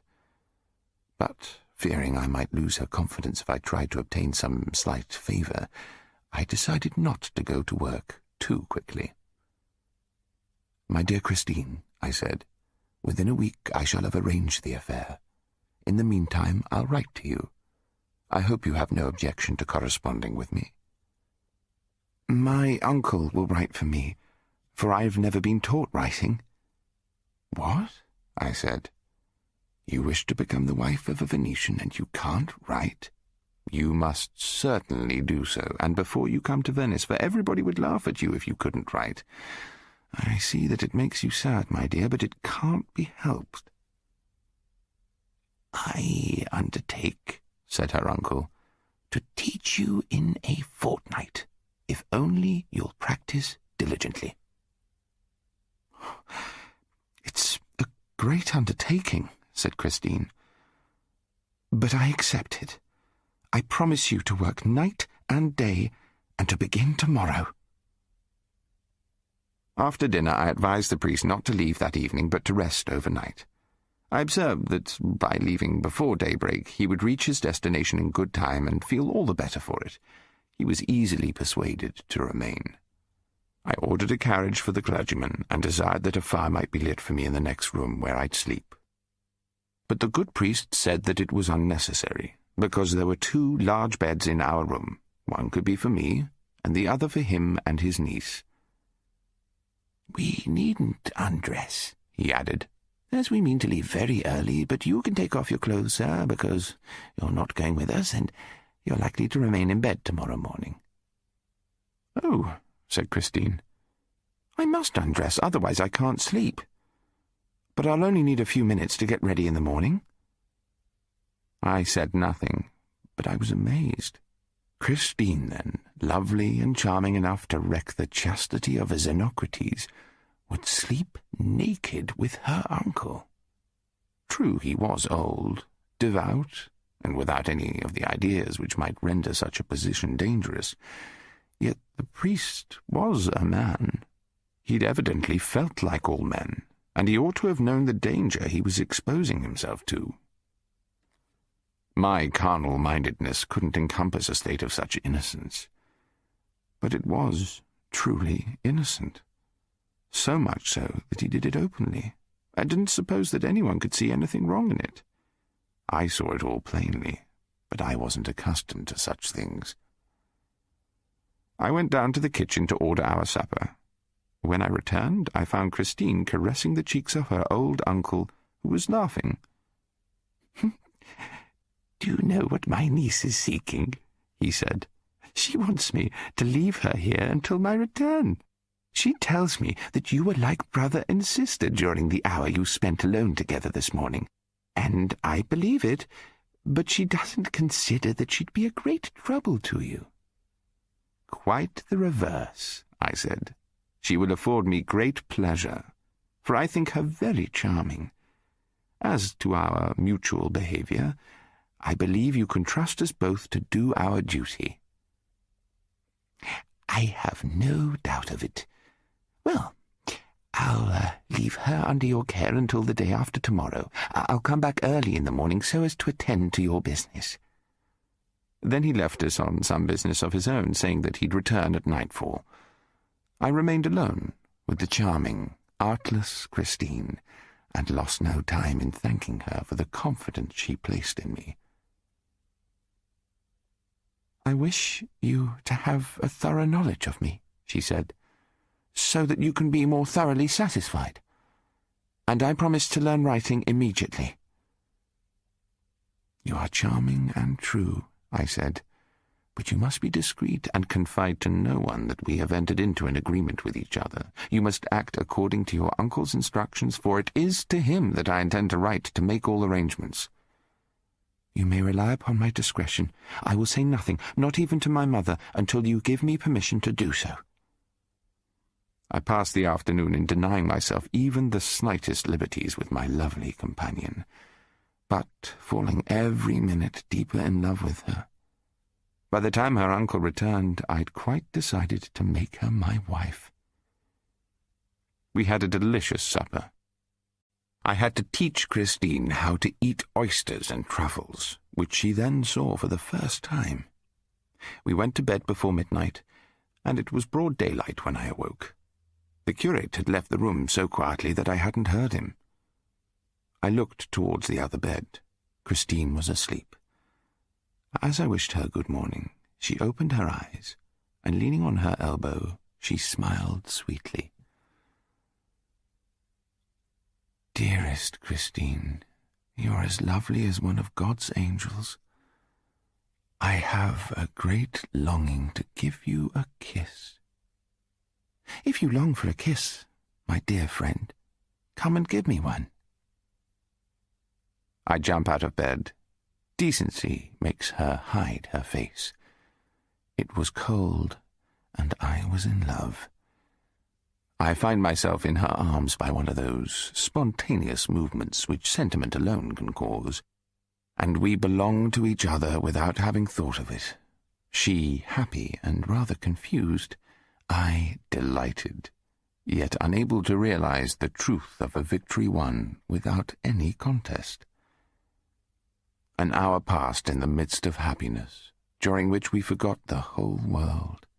Calm followed the stormy gusts of passionate love, and we gazed at each other without speaking. Christine was the first to break the silence. "What have we done?" she asked. "We have become husband and wife." "What will my uncle say tomorrow?" "He needn't know anything about it until he gives us the nuptial benediction in his own church." "And when will he do so?" "As soon as he has completed all the arrangements necessary for a public marriage." "How long will that be?" "About a month." "You aren't deceiving me?" "No, for I adore you." The morning passed off quickly, but towards dinner-time I thought that Christine looked different from how she'd seemed the day before, and I asked her the reason for the change. "It must be," she said, "the same reason which causes you to be thoughtful." I didn't tell her all my reasons for being pensive. I'd found myself drawn into an engagement which wasn't disagreeable to me, but I wished it hadn't been so very quick. I couldn't conceal from myself that repentance was beginning to creep into my amorous and well-disposed mind, and I was grieved at it. We had the whole evening before us, and as she told me that she'd never gone to a theatre, we went there, and after the performance I took her to the casino. Her astonishment made me laugh when she saw a faro bank for the first time. I gave her 10 sequins and explained what she had to do. She didn't even know the cards, yet in less than an hour she'd won 100. I made her leave off playing, and we returned to the inn. We had a light supper, and spent a delightful night, taking good care to part by daybreak, so as not to be caught in the same bed by the worthy ecclesiastic. He arrived early and found us sleeping soundly in our respective beds. He woke me, and I gave him the ring, which he went to pledge immediately. When he returned 2 hours later, he saw us dressed and talking quietly near the fire. The time had come to part. I promised to pay them a visit in the first days of Lent, but on the condition that on my arrival I wouldn't find anyone informed of my name or my business. The curate gave me the birth certificate of his niece and the account of her possessions. As soon as they'd gone, I departed for Venice, full of love for the charming girl, and determined on keeping my engagement with her. My return caused the greatest joy to my 3 excellent friends. Not accustomed to having me absent for 3 days, Messieurs Dandolo and Barbaro had been afraid that some accident had befallen me.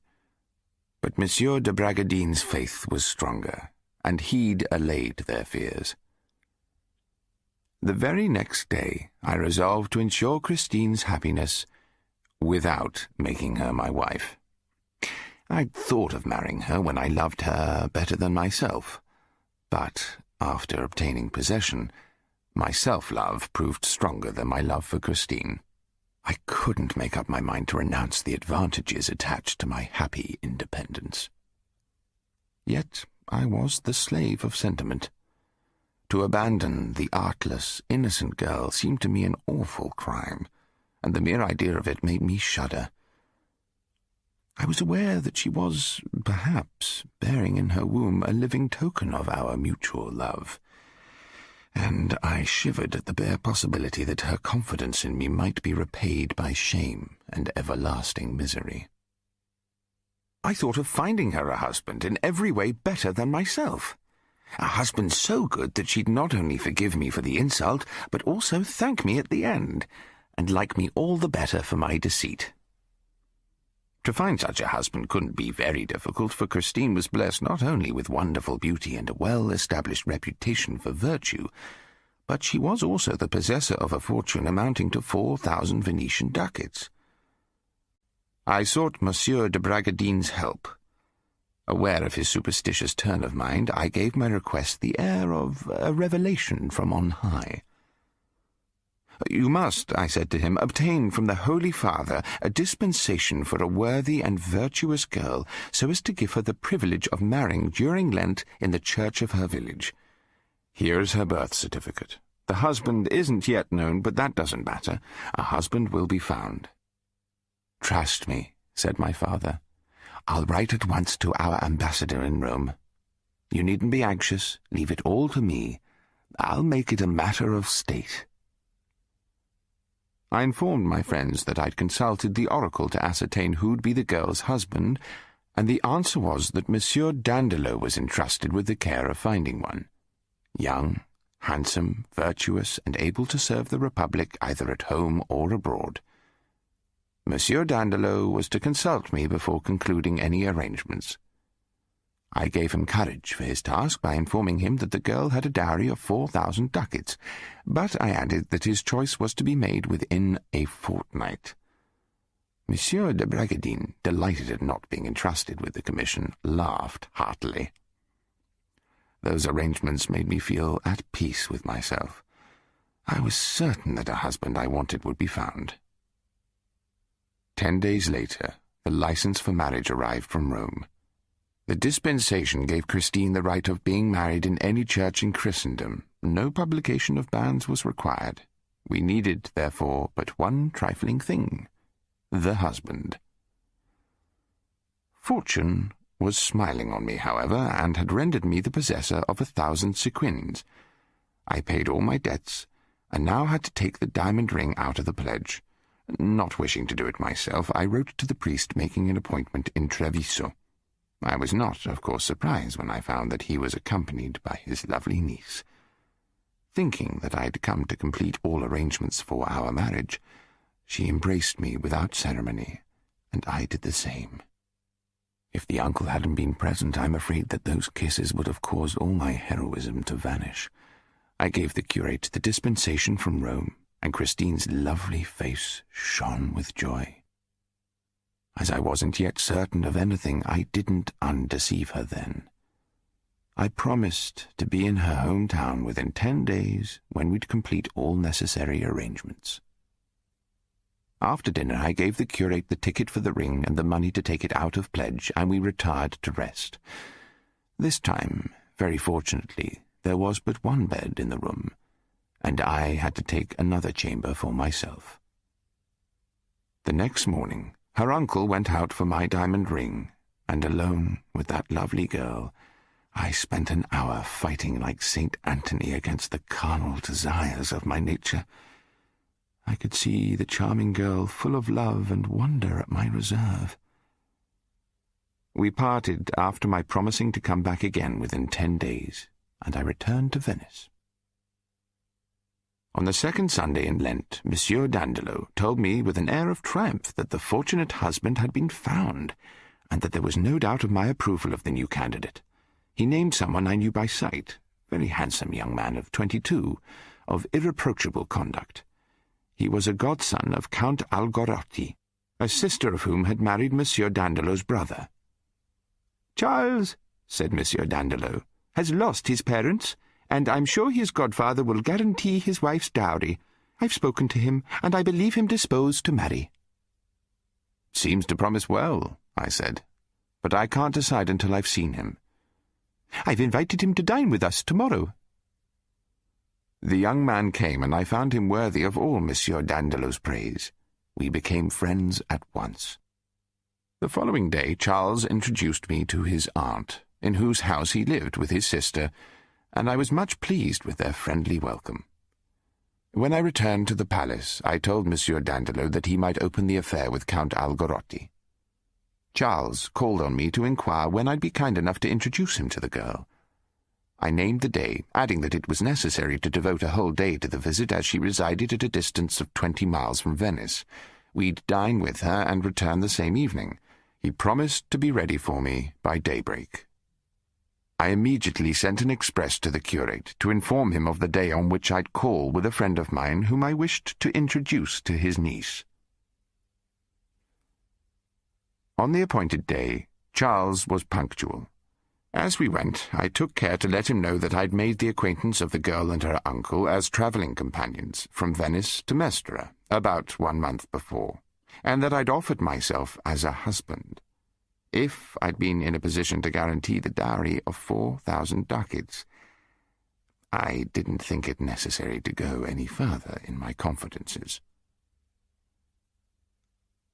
We arrived at the good priest's house 2 hours before midday. Soon after our arrival, Christine came in, expressing all her pleasure at seeing me. She bowed to Charles and said that she'd take us to her mother. She was dressed like a simple country girl, yet very neatly, and she wore handsome gold chains round her neck and on her arms. I told her to take my arm and that of Charles, which she did. We went to her mother's house. The good woman was compelled to keep to her bed owing to sciatica. As we entered the room, a doctor rose at the sight of Charles and embraced him affectionately. After we had paid our compliments to the good woman, the doctor inquired after Charles's aunt and sister. Alluding to the sister who was suffering from a secret disease, Charles desired to say a few words to him in private. They left the room together. Being alone with the mother and Christine, I praised Charles, his excellent conduct, his high character, his business abilities, and extolled the happiness of the woman destined to be his wife. They confirmed my praise, saying that everything I said of him could be read on his features. I had no time to lose, so I told Christine to be on her guard during dinner, as Charles might possibly be the husband whom God had intended for her. For me? Yes, for you. Charles is one of 1,000. You would be much happier with him than you could be with me. The doctor knows him, and you could find out from him everything that I can't find time to tell you now about my friend. I leave you to imagine all I suffered in saying this, and my surprise when I saw that the girl remained calm and perfectly composed. After a short silence, she asked me whether I was certain that such a handsome young man would have her. That question gave me an insight into Christine's heart and feelings, and quieted all my sorrow, for I saw that I hadn't known her well. I answered that, beautiful as she was, there was no doubt of her being loved by everybody. It'll be at dinner, my dear Christine, that my friend will study you. Just show all the charms and qualities with which God has endowed you, but don't let him suspect our intimacy. If your friend should feel pleased with me, when would he marry me? Within 10 days. I'll take care of everything, and you'll see me again in the course of the week. Charles came back with the doctor, and Christine, leaving her mother's bedside, took a chair opposite to us. She answered very sensibly all the questions addressed to her by Charles, often exciting his mirth by her artlessness, but not showing any silliness. During dinner, I was delighted to see with what ease and interest she kept up the conversation. Afterwards, as we were taking our leave, I heard Charles say, "Lovely Christine, you're made to minister to the happiness of a prince." And Christine? This was her answer. "I think myself fortunate, sir, if you should judge me worthy of ministering to yours." These words excited Charles so much that he embraced me. During our journey back to Venice, Charles spoke of nothing but his happiness. He had decidedly fallen in love. "I'll call tomorrow morning upon Count Algarotti," he said to me, "and you may write to the priest to come with all the necessary documents to make the contract of marriage." His delight and surprise were intense when I told him that my wedding present to Christine was a dispensation from the Pope for her to be married in Lent. "Then," he exclaimed, "we must go full speed ahead." My 3 friends and I attended the wedding, as well as much of the nobility of Venice, curious about the circumstances and anxious to examine the bride. By her beauty and pleasing manners, Christine had won the affection of Charles's aunt, his sister, and his godfather, and Count Algarotti, who, acting as Charles's father, had taken upon himself all the expense of the wedding. We repaired to the church towards 11 o'clock, and were very much astonished at the difficulty we experienced in getting in. As they returned from the church, Charles and Christine knelt down before the young wife's mother, who gave them her blessing with tears of joy. Dinner was served, and of course Christine and her happy spouse took the seats of honor. Mine was the last, and I was very glad of it. But although everything was delicious, I ate very little. I was seated not very far from Count Algarotti, and I heard him say several times to Christine's godmother that he'd never felt so delighted in his life. When 4 o'clock struck, Charles whispered a few words to his lovely wife. She bowed to her godmother, and everybody rose from the table. After the usual compliments, the bride distributed packets of sugar plums among all the girls of the village, and she took leave of them, kissing them all without any pride. Then Christine left her village to follow her husband, and for the remainder of their lives they lived together in mutual happiness.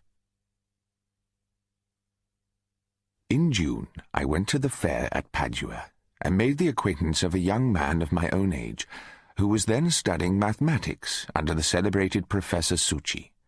His name was Tognolo, but, thinking it didn't sound well, he changed it to Fabrice. This man, who owed his later high fortune to his talents, would perhaps have lived and died unknown if he'd kept his name of Tognolo, a truly vulgar one. The privileged class doesn't admit the responsibility of a peasant having talent or genius.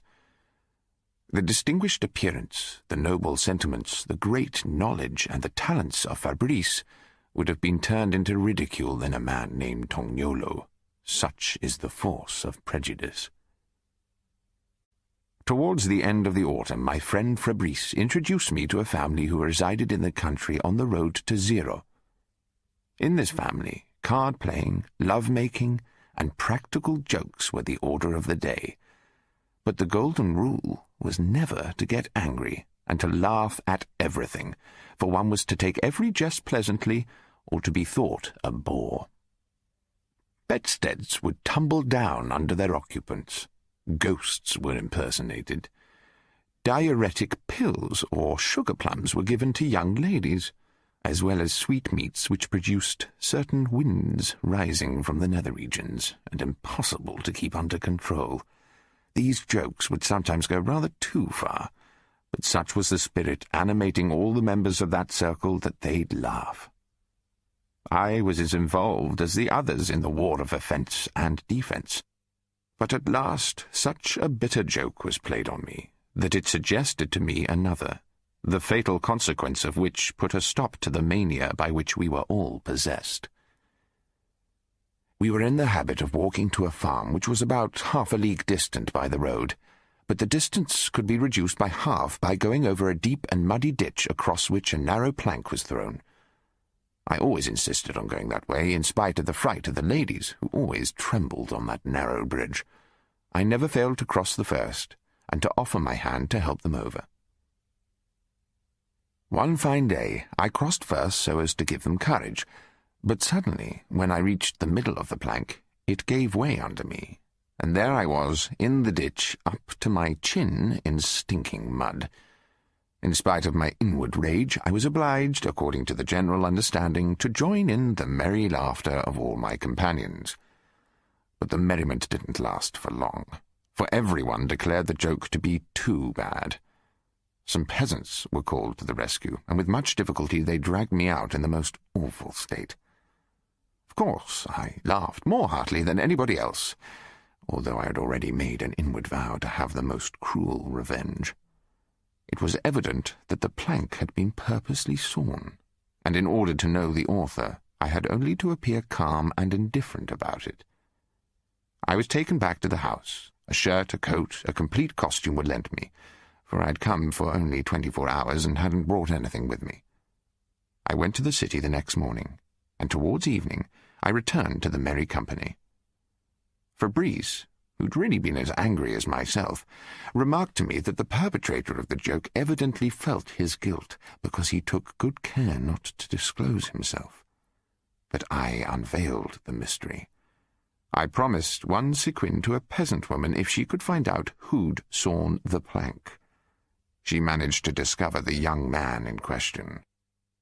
I called on him, and the offer of a sequin, together with my threats, compelled him to confess that he'd been paid for his work by Signor Demetrio, a Greek dealer in spices.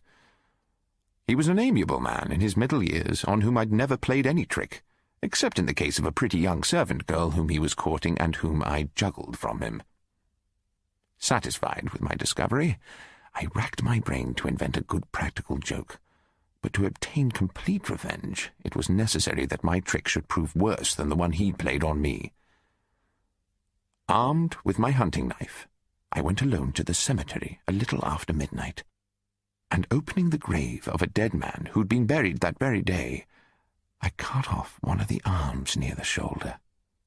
After I'd reburied the corpse, I returned to my room with the arm. The next day, when supper was over, I left the table and retired to my chamber as if I intended to go to bed, but taking the arm with me, I hid myself under Demetrio's bed. A short time after, the Greek comes in, undresses himself, puts his light out, and lies down. I give him time to fall nearly asleep. Then, placing myself at the foot of the bed, I pull away the clothes, little by little, until he's half naked. He laughs and calls out, "Whoever you may be, go away and let me sleep quietly, for I don't believe any ghosts." Then he covers himself again and composes himself to sleep. I wait 5 or 6 minutes, and pull again at the bedclothes. He sits up so as to catch the hand which is pulling at the bedclothes, and I take care that he should get hold of the dead hand. Confident that he has caught the man or woman who is playing the trick, he pulls it towards him, laughing all the time. I keep tight hold of the arm for a few instants, and then I let it go suddenly. The Greek falls back on his pillow without uttering a single word. The trick was played. I leave the room without any noise, and reaching my chamber, go to bed. I was fast asleep when, towards morning, I was awakened by people moving about. Not understanding why they should be up so early, I got up. The first person I met, the mistress of the house, told me that I had played an abominable joke. I? What have I done? Monsieur Demetrio is dying. I dressed myself, rather frightened, I confess, but determined to plead complete ignorance of everything, and I proceeded to Demetrio's room. There I was confronted with horror-stricken countenances and bitter reproaches. I found all the guests around him. I protested my innocence, but everyone smiled. The archpriest and the beadle who'd just arrived wouldn't bury the arm which was lying there, and they told me that I'd been guilty of a great crime. "I am astonished, reverend sir," I said, "at the hasty judgment passed on me when there's no proof." "You alone are capable of such an abomination," said all the guests. "It's just like you. No one but you would have dared to do such a thing." "I am compelled," said the archpriest, "to draw up an official report." "As you please," I said. "I haven't the slightest objection. I have nothing to fear." And I left the room. I continued to take it coolly, and at the dinner table I was informed that Monsieur Demetrio had recovered the use of his eyes. The next day he could speak, but I heard, after I'd taken leave of the family, that he was stupid and spasmodic. The poor man remained in that painful state for the rest of his life. I felt deeply grieved, but I hadn't intended to injure him so badly. I thought that the trick he had played on me might have cost me my life, and I couldn't help deriving consolation from that idea. On the same day, the archpriest made up his mind to have the arm buried, and to send a formal denunciation against me to the episcopal chancellorship of Treviso. Annoyed at the reproaches which I received on all sides, I returned to Venice, realizing I must once more move on. 2 days later, I reached Mantua. I was alone, with plenty of clothes and jewelry, without letters of introduction, but with a well-filled purse. Unfortunately, I lived like an anchorite during the first 2 months of my stay in Mantua, owing to the folly that I committed on the night of my arrival.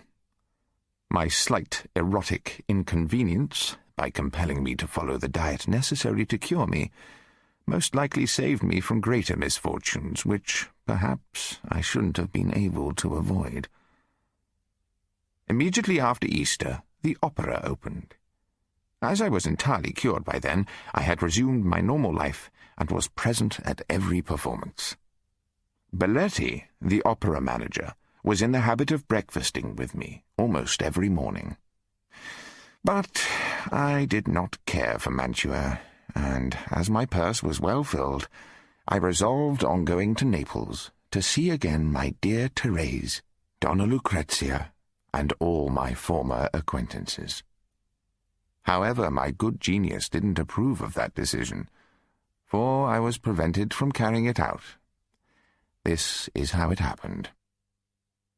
Returning to my inn, mine host handed me a playbill announcing 4 performances of the Didoni of Metastasio at the Spada. Seeing no acquaintances of mine among the actors or actresses, I made up my mind to go to the play in the evening and to start early the next day with post-horses.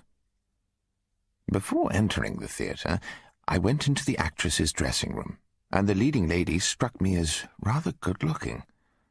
Her name was Narisi, and she was from Bologna. I bowed to her, and after the commonplace conversation usual in such cases, I said, "Do you have any lover?" "No," she replied. "Then I offer myself for the post, if you have no objection." She jeered at me. "Will you take 4 tickets for the 4 performances?" I took 2 sequins out of my purse, taking care to let her see that it was well filled, and when she gave me the 4 tickets, I left the room without uttering a single word. She called me back. I pretended not to hear, and took a ticket for the pit. I found the whole performance very poor. I was thinking of going away when, happening to look towards the royal box, I saw, to my astonishment, that it was tenanted by the Venetian Manzoni and the celebrated Juliet, who I'd met in 1741. Recalling that our acquaintance had been somewhat sharp, I inquired from the person seated next to me who that beautiful woman wearing so many diamonds was. He told me that she was Madame Querini from Venice. General Count Spada, the owner of the theatre, who was sitting near her, had brought her with him from Faenza. I was glad to hear that Monsieur Querini had married her, but I didn't think of renewing the acquaintance, and was on the point of going away when she happened to see me and called me. I went up to her, and, not wishing to be known by anyone, I whispered to her that my name was Farusi. Manzoni, who had yet to acknowledge me, informed me that I was speaking to Her Excellency, Madame Querini.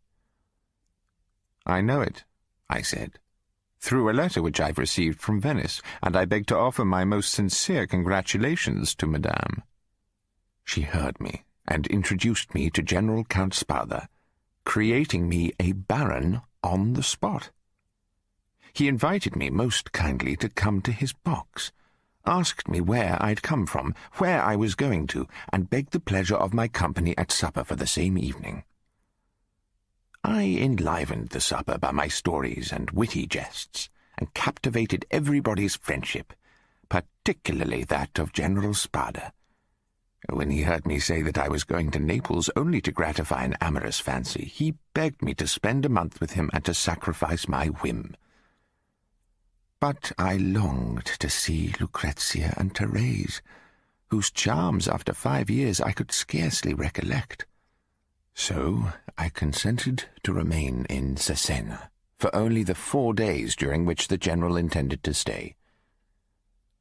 The next morning, as I was dressing, there was a knock at my door. My visitor proved to be the first castrato of the theatre, who brought an invitation to dinner from Narisi. I accepted it with a smile.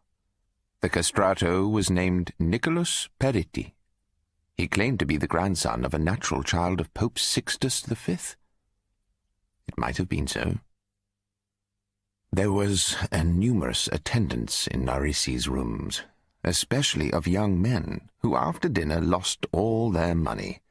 I didn't play, and it was a disappointment for my pretty hostess, who had invited me only because she judged me as simple as the others. The next day, before supper, I broke the bank, and after supper, feeling tired and well pleased with what I'd won, I returned to the inn. The following day, the last but one of my stay in Cesena, I said at dinner to the guests, "Tonight, I'll take the bank." In the evening, after the performance, I took the bank according to my promise. I lost a few sequins, but was comforted by everybody, and that's much more pleasant than winning, provided we're not under the hard necessity of making money. The next morning I was awakened by a terrible noise in the passage, almost at the door of my room. Getting out of bed, I opened my door to ascertain the cause of the uproar. I see a troop of sbirri at the door of a room, and in that room, sitting up in bed, a fine-looking man who was screaming in Latin. He was cursing the rabble, the plague of Italy, and the innkeeper who'd been rascally enough to open the door. I inquire of the innkeeper what it all means. "Oh, this gentleman," answered the scoundrel, "who it appears can only speak Latin, is in bed with a girl, and the sbirri of the bishop have been sent to find out whether she's truly his wife. All perfectly regular. If she is his wife, he has only to convince them by showing a certificate of marriage. But if she isn't, of course he must go to prison with her. Yet it needn't happen, for I undertake to arrange everything in a friendly manner for a few sequins. I have only to exchange a few words with the chief of the sbirri, and they all go away. If you can speak Latin, you better go in. Make him listen to reason." I enter the room and inform the gentleman of the cause of the disturbance.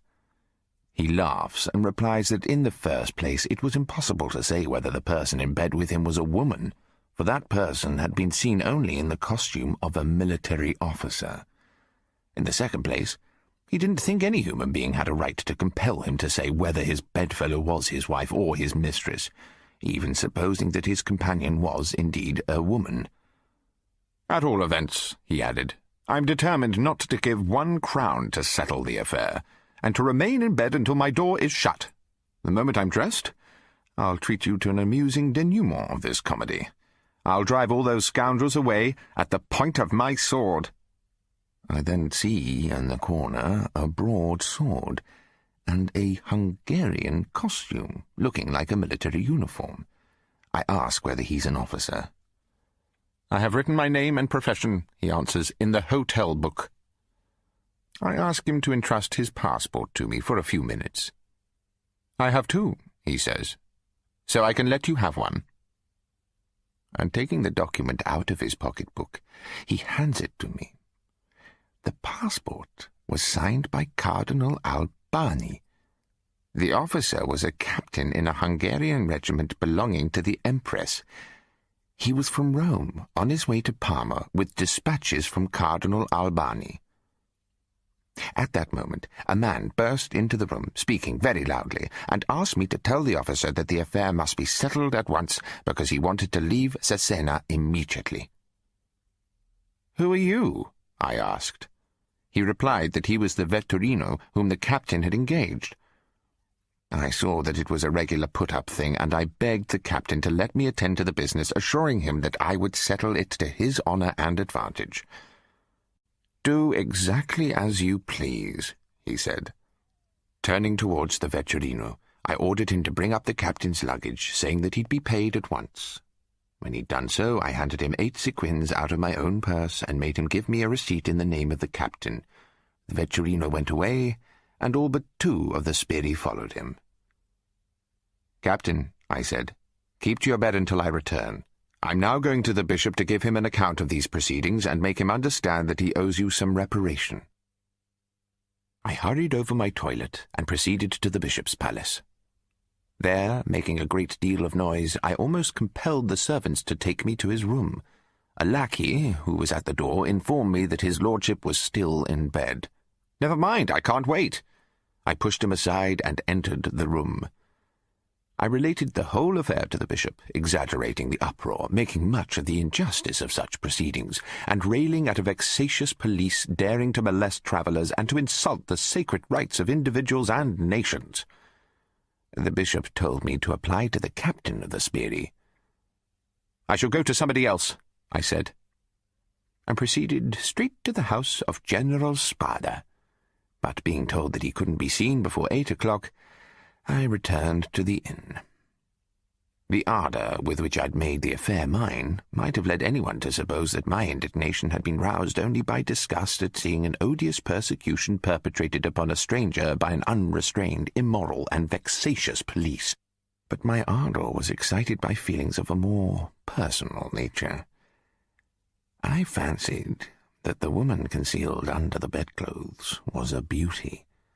I longed to see her, and the good opinion that I had of myself didn't leave the shadow of a doubt in my mind that she'd prefer me to her captain. The door of the room was still open, so I went in and related to the captain all I'd done, assuring him that in the course of the day he'd be at liberty to continue his journey at the bishop's expense, for the general wouldn't fail to obtain complete satisfaction for him. He thanked me warmly, gave back the 8 ducats I had paid for him, and said he wouldn't leave the city till the next day. "From what country," I asked him, "is your travelling companion?" "From France, and he speaks only his native language." "Then you speak French?" "Not one word." "That's odd. Then you converse in mime?" "Exactly." I pity you, for it's a difficult language." "Yes, to express the various shades of thought. But in that part of our intercourse that matters, we understand each other quite well. May I invite myself to breakfast with you?" "Ask my friend whether he has any objection." "Amiable companion of the captain," I said in French, "will you kindly accept me as a third guest at the breakfast table?" At these words I saw coming out of the bedclothes a lovely head with dishevelled hair and an open, laughing face. Although it was crowned with a man's cap, there was no doubt that the captain's friend belonged to that sex without which man would be the most miserable animal on earth. Delighted with the graceful creature, I told her that now I had the pleasure of seeing her, I was eternally at her service. She answered me with the grace and the animation which are the exclusive privilege of her native country. I was already a slave to her charms when I went out to order breakfast. When I returned with the waiter, I found my lovely Frenchwoman wearing a blue frock-coat, her hair badly arranged like a man's, but very charming even in that strange costume. Immediately after breakfast, I called on the general and related the affair to him, enlarging upon it in such a manner as to pique his martial pride. I told him that unless he settled the matter himself, the Hungarian captain was determined to send an express to the cardinal immediately. But my eloquence was unnecessary, for the general liked to see priests attend to the business of heaven, but he could not bear them to meddle in temporal affairs. "Well, I shall immediately put a stop to this ridiculous comedy," he said. He turned to his aide-de-camp. "Go at once to the inn and invite that officer and his companion to dine with me today. Then go to the bishop's palace and give him notice that the officer who has been so grossly insulted by his Sbirri shall not leave the city before he has received a complete apology and whatever sum of money he may claim as damages." When the time came for dinner, I found my friends ready in their military costumes. The Frenchwoman's uniform was, of course, a fancy one, but very elegant. The moment I saw her, captivated by her beauty, I gave up all ideas of Naples, and decided to accompany my new friends to Parma. The captain was certainly nearly 60. I imagined that the affair which I was already concocting in my brain could be arranged amicably. The adjutant came back with the priest sent by the bishop. Damages were paid. Thus the matter ended. A little before dinner-time we repaired to General Spada's mansion, and the general presented the 2 officers to all the ladies. Not one of them was deceived in the young officer, but, being already acquainted with the adventure, they were all delighted to dine with the hero of the comedy and treat the handsome officer exactly as if he were truly a man. It was Madame Querini alone who didn't seem pleased, because the lovely stranger monopolized the general attention, and it was a blow to her vanity to see herself neglected. She never spoke to her, except to show off her French, which she could speak well. The poor captain scarcely opened his lips, for no one cared to speak Latin, and the general hadn't much to say in German. But after a while the conversation became animated, and the young female officer was entertaining everybody, even Madame Querini Juliet, though she remained spiteful. "Seems strange," she remarked, "that you and the captain should live together without ever speaking to each other." "Why, madame? We understand one another perfectly. Speech is of very little consequence in the kind of business we do together." Everybody laughed, except Madame Querini Juliet. The conversation continued in the same amusing style, and all the guests were delighted with the graceful wit of the charming officer. Late in the evening I took leave of the general and wished him a pleasant journey. "Adieu," he said. "I wish you a pleasant journey to Naples, and hope you'll enjoy yourself there." "Well, General, I'm not going to Naples immediately. I've changed my mind and intend to proceed to Parma. I also wish to constitute myself the interpreter of these two officers who know nothing of Italian." "Ah, young man, opportunity creates a thief, does it not? Well, if I were in your place, I'd do the same." I also bade farewell to Madame Querini, who asked me to write to her from Bologna. I gave her a promise to do so, but without meaning to fulfill it. Now I turned my attention to winning the love of the beautiful Frenchwoman. After all, I argued, who could prefer a 60-year-old Hungarian against my 23 years? Moreover, I reasoned, my company would certainly be agreeable to them, as they couldn't exchange a single word by themselves. With this idea, I asked the captain as we reached our inn how he intended to proceed to Parma. "As I have no carriage of my own," he answered, "we shall have to take the coach." "Well, I have a very comfortable carriage," I said, "and I offer you two the back seats if you have no objection to my society." "That's a piece of good fortune. Be kind enough to propose it to Henriette." I turned to her. "Will you, madame, grant me the favour of accompanying you to Parma?" "I should be delighted. But take care, sir. Your task won't be an easy one. You'll often find yourself obliged to translate for both of us." I left them in order to find a carriage that I could purchase, for the one I had boasted of existed only in my imagination. As good luck would have it, I found just what I wanted. At supper the conversation was almost entirely a dialogue between Henriette and myself. At first I couldn't suppose her to be anything but an adventuress, but I was astonished at discovering in her those noble and delicate feelings which denote a good education. However, as such an idea would not have suited the views I had about her, I rejected it whenever it presented itself to my mind. Whenever I tried to make her talk about the captain, she changed the subject. Yet she didn't elude this question. "At least tell me, madam, whether the captain is your husband or your father." She smiled. "Neither one nor the other." That was enough for me, and in reality what more did I want to know? The worthy captain had fallen asleep.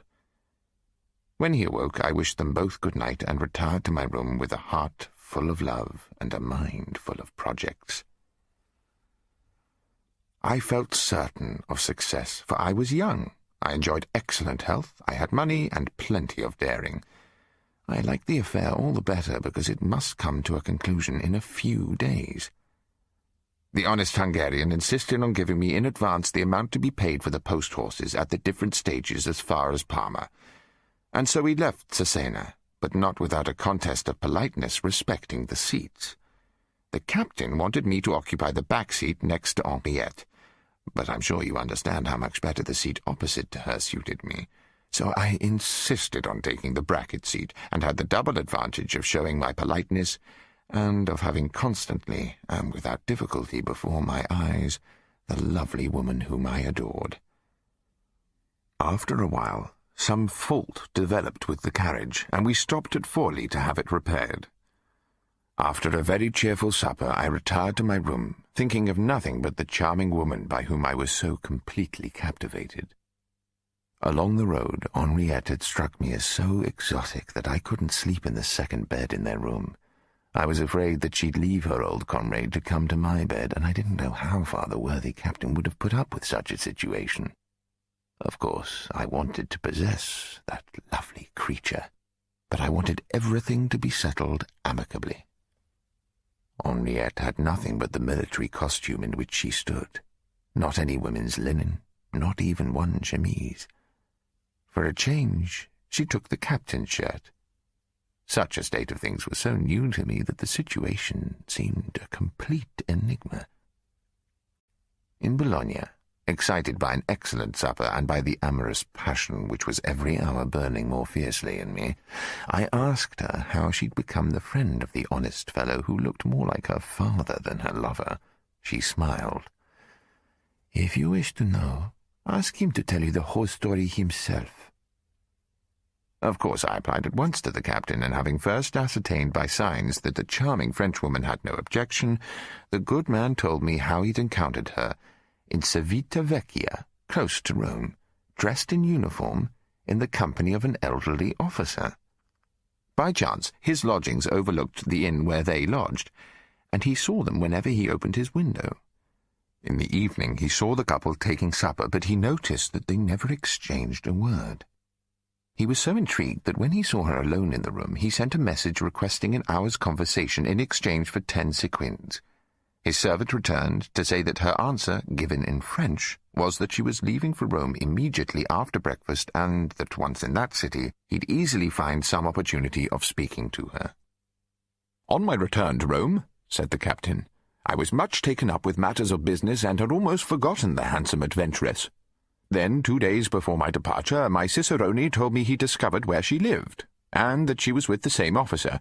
I told him to try to see her, and to let her know that my departure was fixed for the following day. We arranged to meet, and we have remained together ever since. We dined together, and you can imagine what difficulty we had in understanding one another, but we managed by mime, and after the dessert we comprehended each other very well. I fancied that I'd seen the end of it, and you may imagine how surprised I was when, upon my offering her the 10 sequins, she refused, most positively, to take any money, making me understand that she would rather go with me to Parma, because she had some business in that city. The proposal was rather agreeable to me, so I agreed. I was only sorry that, with our mutual ignorance of the language spoken by each of us, we had no opportunity of conversation, for I should have been greatly pleased to hear her adventures, which I think must be interesting. You can, of course, guess that I have no idea who she is. I only know that she calls herself Henriette, that she must be a Frenchwoman, and that she's as gentle as a turtle-dove. Well, she has evidently received a good education. She enjoys good health. She's witty and courageous, as we've both seen. I hope she'll relate her adventures to you so that I may know her story. I'm sincerely her friend, and I can assure you that it'll grieve me to part from her in Parma. Please tell her that when we reach Parma, I'll give her the money paid to me by the bishop. If I were rich, I'd give her more substantial proofs of my tender affection. Now, sir, please explain all this to her."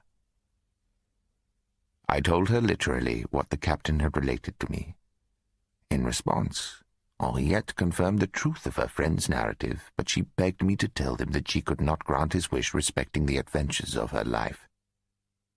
"Be good enough to inform him," she added, "that the same principle which forbids me to utter a falsehood does not allow me to tell the truth. As for the money which he intends to give me, I won't accept it, and he'd deeply grieve me by pressing it upon me. The moment we reach Parma, I wish him to allow me to lodge wherever I may please and to make no inquiries whatever about me. If by chance he should happen to meet me, I beg him to appear not ever to have known me." As she spoke these words, She kissed her elderly friend in the manner which indicated esteem and gratitude rather than love. The captain, who didn't know why she was kissing him, was deeply grieved when I translated what Henriette had said. He begged me to tell her that if he was to obey her with any easy conscience, he must know whether she'd have everything she required in Parma. You can assure him that he have no need for anxiety about me. This conversation made us all very sad. For a long time we remained thoughtful and silent. Finally, feeling the situation to be painful, I rose and wished them good night. As soon as I found myself alone in my room, deeply moved by conflicting feelings of love, surprise, and uncertainty, I began to give vent to my feelings in a kind of soliloquy, as I always do when I am strongly excited by anything. "Who can she be?" I said, speaking to the walls. "This girl who seems to have the most elevated feelings, but cloaks them under the veil of the most cynical debauchery. She says that in Parma she wishes to remain perfectly unknown, her own mistress, and I'm sure she'll place me under the same restrictions as the captain. Goodbye to my expectations. But who is she? What is she? She must either have a lover or a husband in Parma, or she must belong to a respectable family. Or perhaps, thanks to a boundless love for debauchery and confidence in her own charms, she intends to try and enslave some wealthy nobleman. But that would be the plan of someone reduced to utter despair, and this doesn't seem to be the case with Henriette. Yet she possesses nothing. True, but she refused the captain's help as if she had everything she needed. She might possibly feel herself justified in her conduct towards the captain, but it isn't the same with me. With her intelligence, she must be aware that I wouldn't have travelled with them if I hadn't been captivated by her. She must know she can't prevent me from wishing the reward which every man expects at the hands of the woman he loves. If she wants to make a dupe of me, I'm in honour bound to show her how mistaken she is. I'll ask her, I said to myself, to grant me the same favours which she has so easily granted her old captain. I felt sure that she couldn't refuse me some mark of real or pretended affection, so with my mind fully made up, I fell asleep. My thoughts were too completely absorbed by Henriette for her not to haunt my dreams, but the dream which I had throughout the night was so much like reality that on waking I looked for her in my bed. I found that the happy dream of the night had turned my love for the beautiful creature into a perfect amorous frenzy. My appetite, much more lively than on the previous day, didn't give me a minute's rest. I felt I had to satisfy it, or die of sheer hunger. I dressed, resolved on possessing the woman who'd inflamed all my senses even before resuming our journey. If I don't succeed, I said to myself, I won't go one step further. But in order not to offend against propriety, and not to deserve the reproaches of an honest man, I felt that it was my duty to have an explanation with the captain in the first place. I went to the room occupied by my two travelling companions. Finding the captain alone, I asked him whether he'd object to my trying to obtain Henriette as my mistress. Let me have half an hour's conversation with her. If she refuses me, I remain here. You may go with her to Parma. As soon as breakfast is over, said the excellent man, I'll go out and leave you alone with Henriette. I hope you succeed, for I'd be delighted to see her under your protection when I part with her. The captain went out immediately after breakfast. The moment he'd gone, I told Henriette that her friend had left us alone purposely, so as to give me the opportunity of a private interview with her. I told her that it was impossible for me to abandon her in a large city without any money or a roof over her head. That's not only impossible for me, but even if I go to Parma, you couldn't possibly be left on your own because I love you so passionately that you must promise to be mine. Otherwise, I'll stay here. In that case, you must go to Parma alone with the captain, for I feel that if I accompanied you any further, I should soon be the most wretched of men. I couldn't bear to see you with another lover, with a husband, not even in the midst of your family. In fact, I'd wish to see you and live with you forever. Let me tell you, lovely Henriette, that if it's possible for a Frenchman to forget, an Italian cannot, at least to judge from my own feelings. I've made up my mind. You must be good enough to decide now, and to tell me whether I'm to accompany you or remain here. Answer yes or no. Now be kind enough to decide before the captain returns. He knows all about this, for I've told him what I feel. And what did he answer? That he'd be happy to see you under my protection. But what is the meaning of that smile playing on your lips? Pray, allow me to laugh, for I've never in my life seen such a furious declaration of love. Madam, make your choice, either one way or the other, and decide instantly. And she burst out laughing. Yes, I said, it's neither gentle nor gallant, but it is passionate. Remember that this is a serious matter, and that I've never before found myself so much pressed by time. Can you, on your side, realize the painful position of a man who, being deeply in love, finds himself compelled to take a decision which could mean the difference between life and death? My beloved Henriette, despite the passion raging in me, I'm not failing in the respect I owe you. For if you persist in your strange request to be abandoned alone and friendless in Parma, the course of action that I have decided to take isn't a threat. It would require the most heroic effort on my part not to come with you, an effort which ought to call for your esteem. I told you that time is of the essence. Please consider how very little time there is for both of us to make our decisions. The word choose mustn't sound harshly in your ears, since it leaves my fate as well as yours entirely in your hands. To feel certain of my love, do you want to see me kneeling before you like an idiot, crying and entreating you to take pity on me? No, madam. That would certainly displease you, and it wouldn't help me. I am conscious of being worthy of your love. I therefore ask for that feeling and not for pity. Leave me if I displease you, I said, but then let me go away. If I were to follow you to Parma, I couldn't answer for myself, for I might give way to my despair. Now consider everything well. I beg you. You would indeed be guilty of great cruelty if you were to answer now.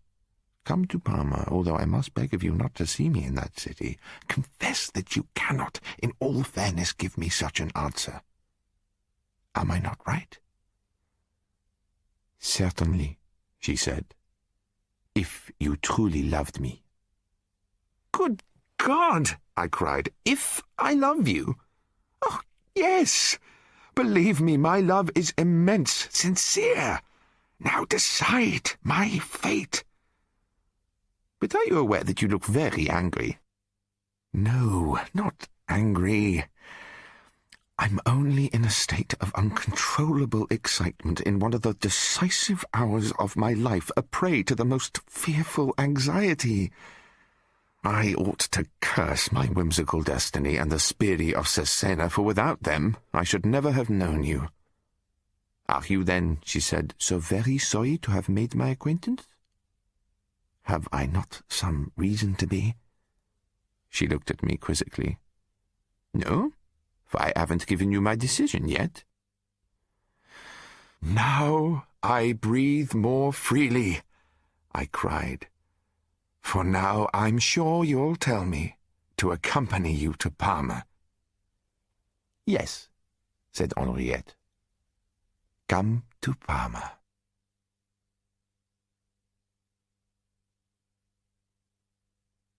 End of CD 4.